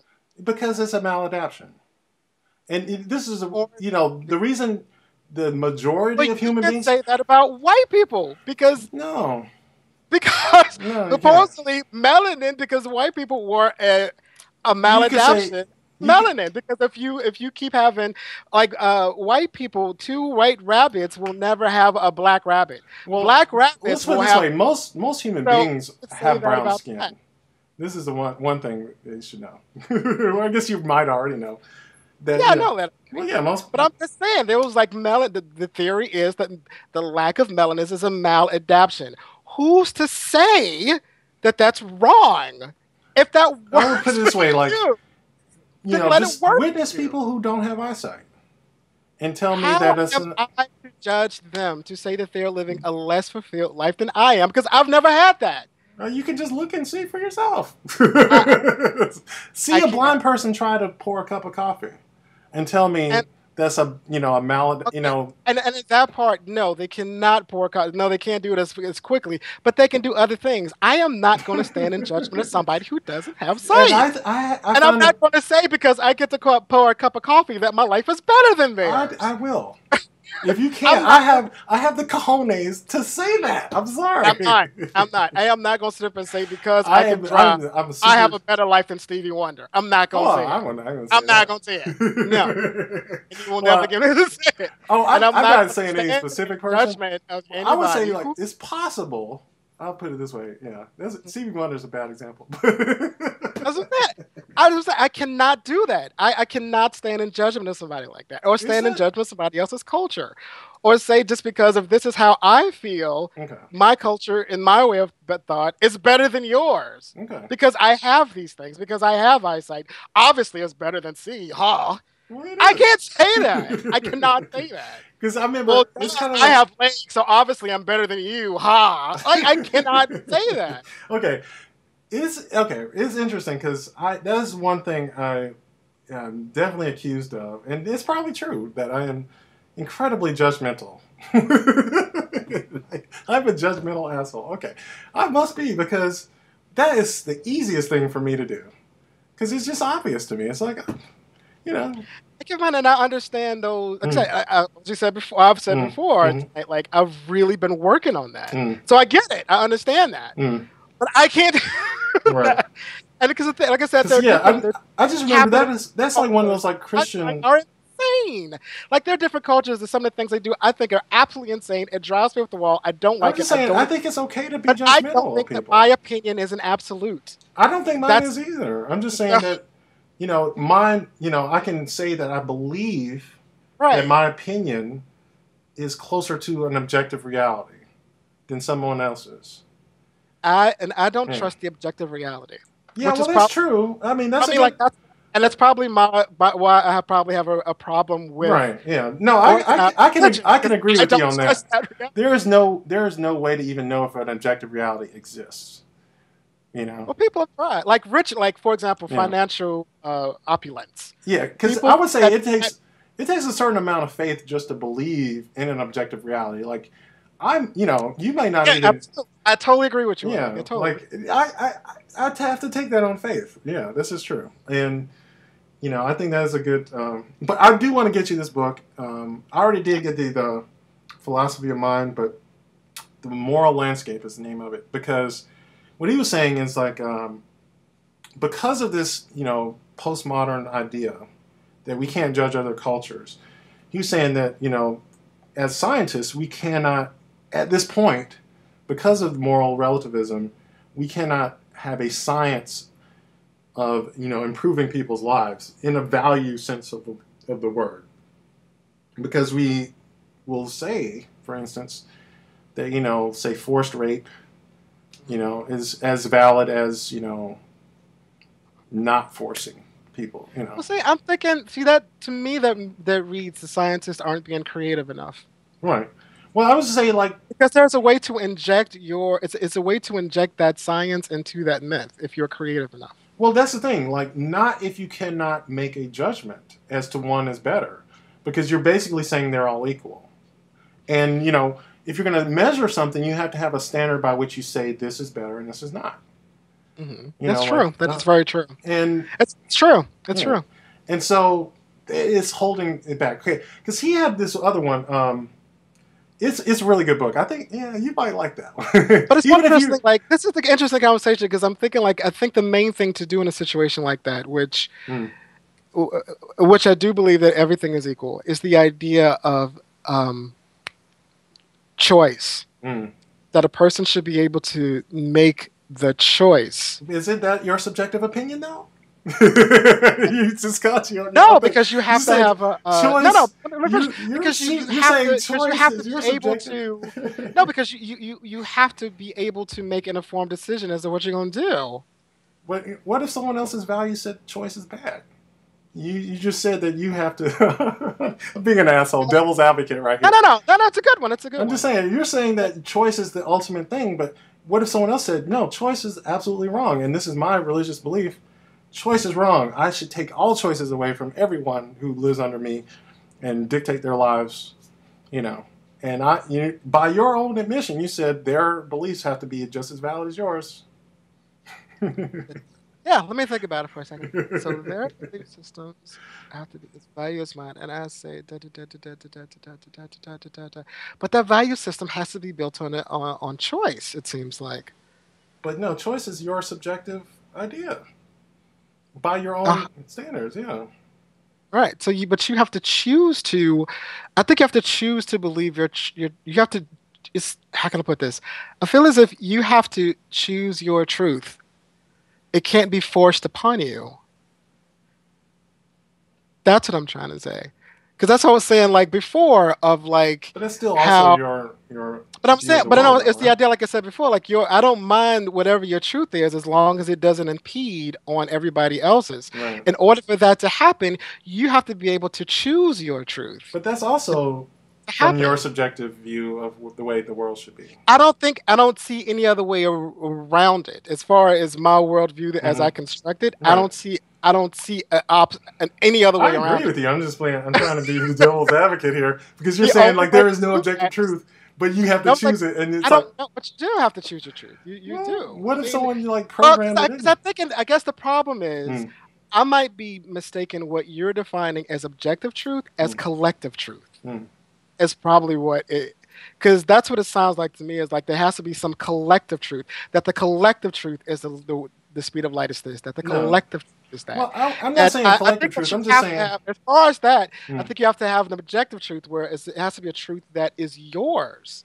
And well, I just think, you know, like, okay, I would just say there are certain things that are true and some things that aren't. Like, you know, oxygen has a certain atomic weight, you know, or, you know, the sun is a certain distance from the earth, you know, and that, you know, the cell has these, you know, DNA particles in it and blah, blah, blah. You know, like certain things are just like, you know, the Earth rotates at this speed on this axis around this planet on this speed, you know. I think that there are certain things you have to take for granted because you would go crazy trying to disprove it. Of course. I mean, like we take the entire existence of an outside reality outside of our mind for granted. You know, I could be a figment of your imagination. You could be asleep right now. You know. Yeah. No, I think we have to just trust that certain things are true. Exactly. I get that part. Yeah, I get that. Okay. So that doesn't necessarily mean that it is. Of course. I just said there's a non-zero possibility that anything is possible. Right. I got it. Okay. There is, by definition, non-zero. Anything is possible. But then there are certain things that are more probable than others. That's all I'm also saying.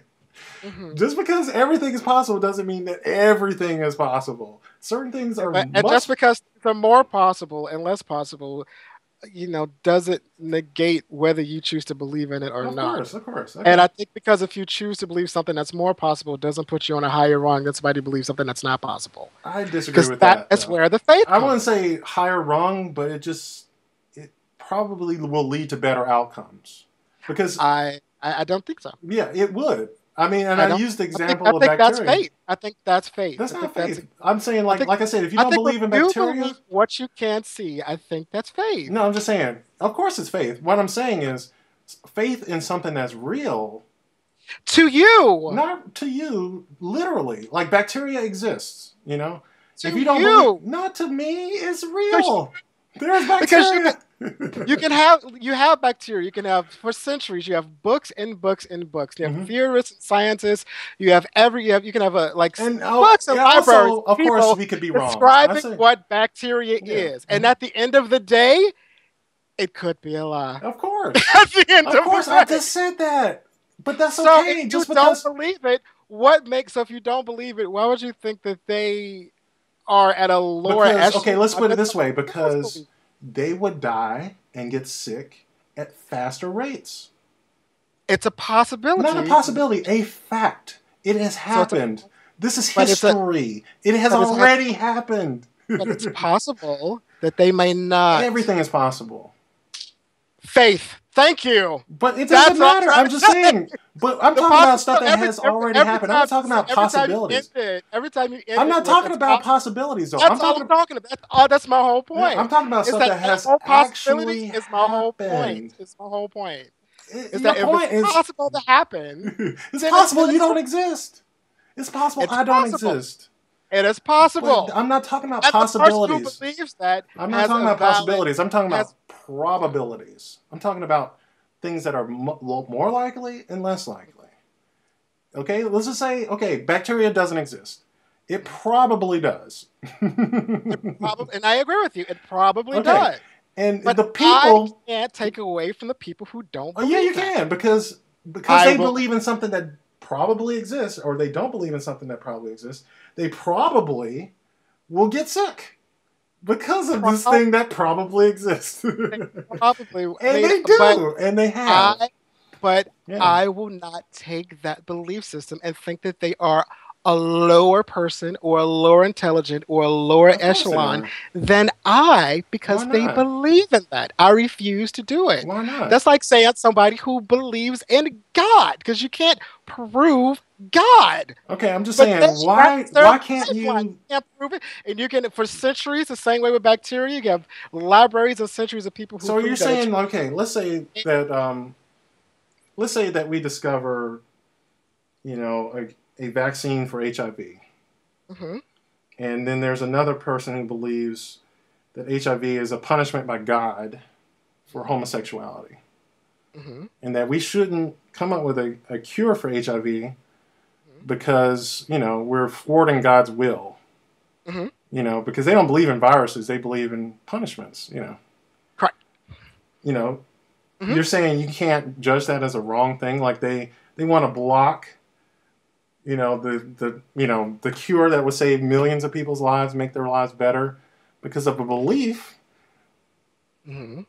Now, what I'm saying is that I feel that they are wrong, but I feel they have a right to their opinion, and they have a right to their belief. Even if it causes the deaths of people. I think they have a right to their belief system. Well, yeah, but their belief system is going to cause people to die.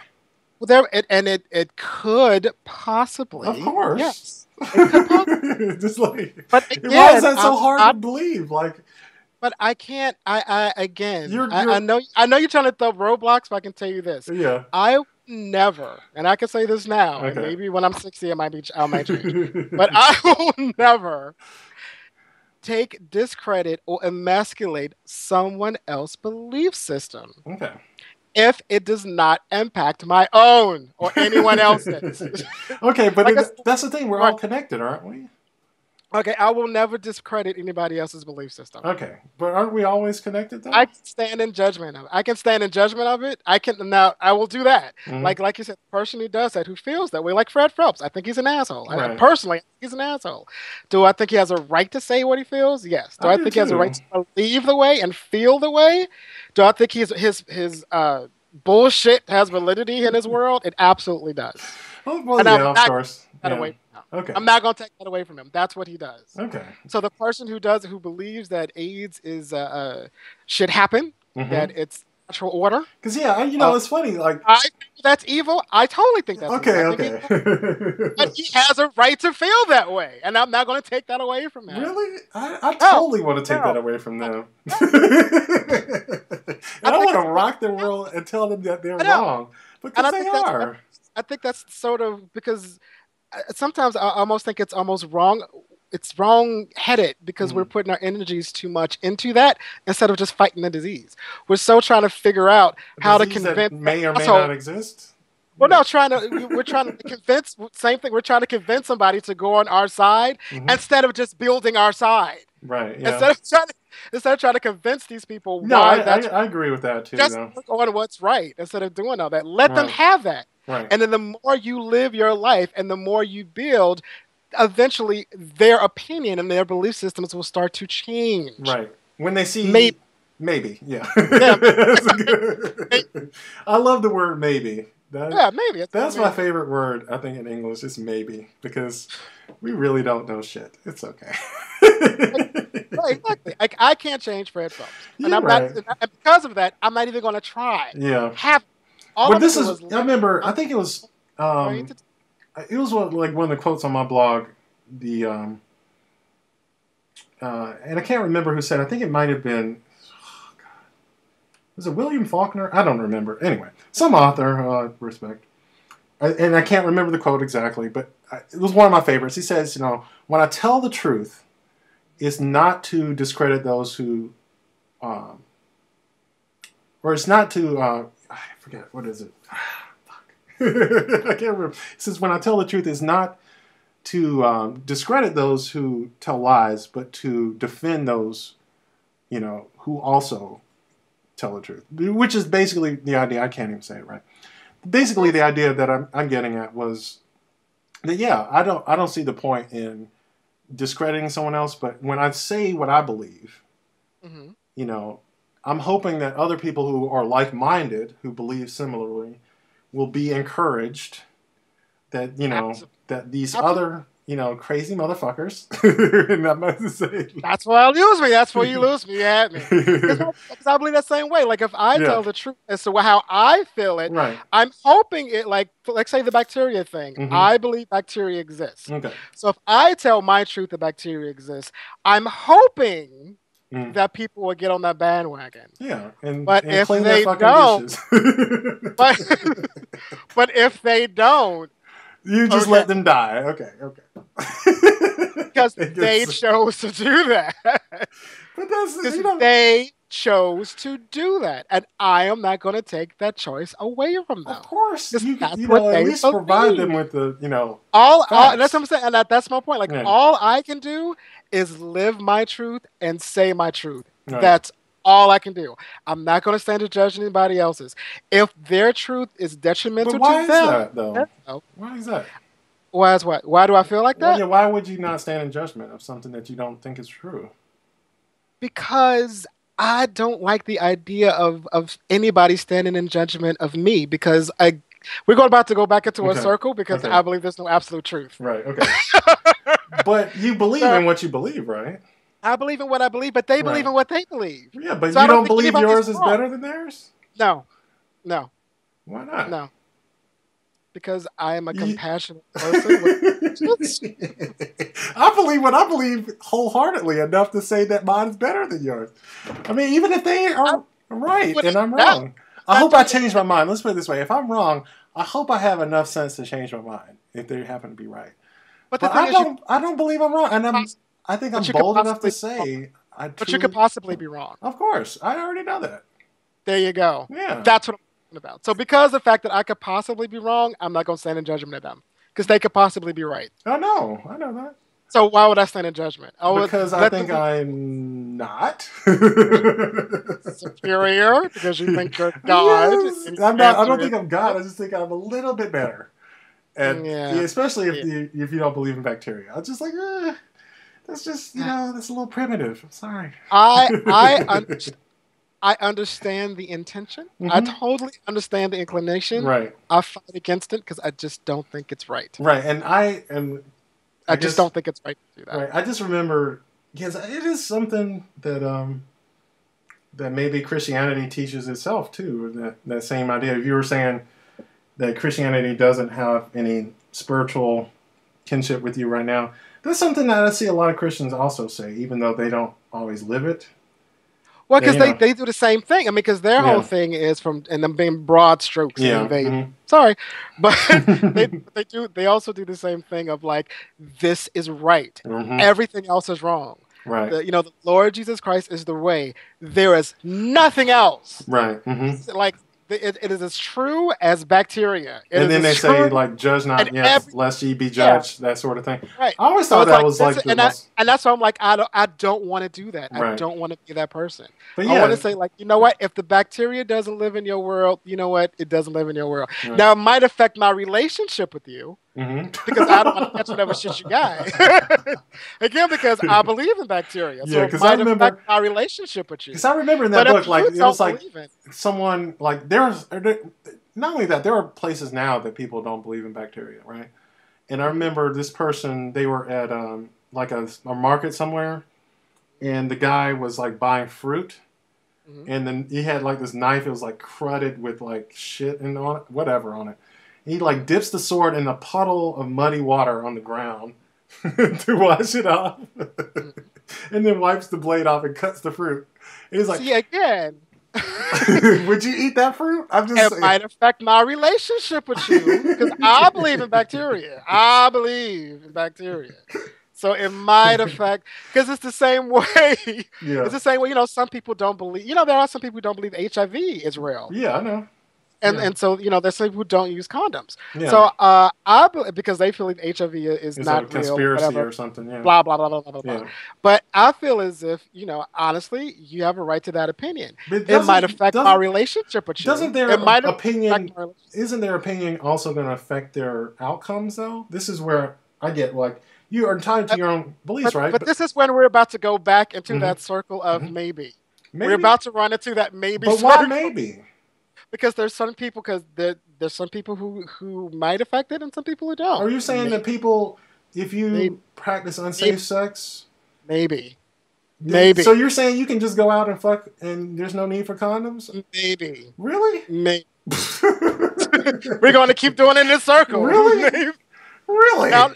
Maybe. Really? Maybe. There are people who go out and they've done it and they're still negative. Do I want to put myself in that risk? Hell fucking no. I can't believe you'd say maybe. That's to what that, I'm talking though. about. That's what I'm talking about. As far as my that's like a radical use of the word maybe, because that one seems pretty obvious to me. Like maybe to me, I mean, it's like playing Russian roulette. I mean, I agree with you, but maybe there are some people who have. But you know, maybe if it works for you, if that's what works for you, that hurts everyone when they do that, doesn't it?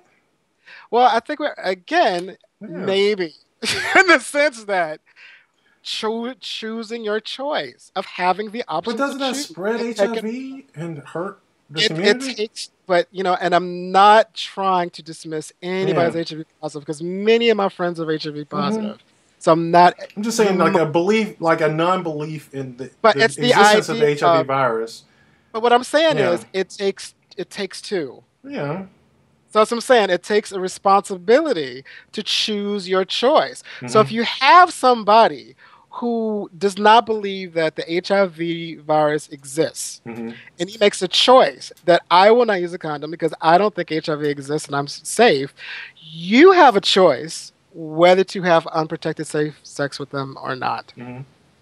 So that's your choice. But obviously condoms aren't 100% effective against and they're HIV. Not. Right. And they're not. So even with condoms, you're still increasing your risk by having people who don't believe in the virus. And now that you know that, mm-hmm. you know that. So now that's part of your choice. Will I have sex with this person who is HIV positive? So you're just basically like, if you live in a land full of people who don't believe in HIV and you discover HIV and you're like, fuck, I can't have sex anymore? or do you just go out and teach people about HIV? Or either that, or what we've had to do as a Black gay community is redefine what sex is, and find ways around it. That's a good point. But again, you have to choose your choice and not take away, for me, and not take away anybody else's value system and not stand in judgment of it. And again, I'm not trying to come off as pious because I work on it. I really do work on it. It is not automatic. There are some scenarios you can bring up, and I'm like, fuck no, that motherfucker's nasty. I think you're working. Of course, this is my opinion, and this is the funny thing. I remember because I am a highly opinionated, highly judgmental person, and I am not ashamed of it. By the way, by any means, because if I think I'm right, I'm not gonna fucking pretend like maybe like I'm fucking right. Fuck you, I'm right. I'm sorry. I got it. And usually I'm like, because I'm right, I'm not going to yell it from the mountaintops. Well, you're right. That's true too. Yeah, that's usually because I know I'm right. I know that I'm right. So I used to have that too. Like thinking about something that you probably don't care anything about. Thinking about like iPhone versus Android. Like there's these people who love Android phones, and they will fucking scream at me like, "Oh, Android's so much better." I was like, I have an iPhone. I had no need to tell you that it's better. Well, I could tell you how much of a hypocrite I am. Yeah. Not too long ago, at the writing group over something even more sillier, and this was I'm working on it. I swore up and down that there was a Walmart in Hollywood, like swore up and down. And another person in the writing group was like, "No, there is no Walmart," and I'm like, "God damn it is!" I got really, really upset because I was right. Yeah. And I knew I was right, and this fucker wasn't going to take it away from me. And I remember to the point where I got really kind of out of pocket, like got really heated. And afterwards, I felt so embarrassed because I really did raise my voice and shit in the middle of a fucking Denny's. And then afterwards, I wound up talking to a friend, and I was like, you know what, that was uncalled for. You're right, though. Yeah, I would guarantee you that. Because are you sure this Walmart? You know what? It probably ain't even a Walmart. It might not be. Yeah, I didn't have. You're actually convincing me a little bit by that anecdote. I totally agree with you on that. Because, for one, it pisses a lot of people off when I am judgmental of them. And maybe I just need to keep the shit to myself sometimes. I will still think it in my head, and I just will stop saying it. I don't think you should do that, but just realize that other people's opinion has, whether they're wrong. Because keep in mind, I've been in those situations where I know for a fact I'm right. For a fact, I know I'm right. Yeah. But they believe that the world is flat. Right. And I've said it so many times, like, you know what? If you think the world is flat, I'm going to let you have it. Yeah. Okay. I need to work on that myself. I think you're right about that. That I need to work on letting them be wrong. Basically. Yeah. Because their wrongness helps them. Maybe. In my opinion. Maybe. Right, maybe. Because for whatever reason... They are wrong, right. Yeah. For whatever they're going through, and like at that moment, at that time, I had such a shitty day at work and all these other things. At that moment, I needed to have Walmart in Hollywood. I needed to have it. Let me have this. Even though let me have it. Let me have like. Okay. So I do the same thing when people say, because it comes up all the time when people say stupid shit, and I'm just like, I'm just gonna let you do it. Okay. Because I can point out friends that I've had who will tell you I get in. They used to call 2 friends of mine used to call me Papa Breeze. That would be so like, don't say that. Like that's so judgmental. Don't do that. Because they'll make facial comments and stuff like don't do that and stop and stop and stop. And they'll say Papa Breeze, and so it would be like really trying to just kind of like just suck it in and go. Okay. I just want to like take a pause right here. You realize we've been talking for like 5 hours? There's no fucking way.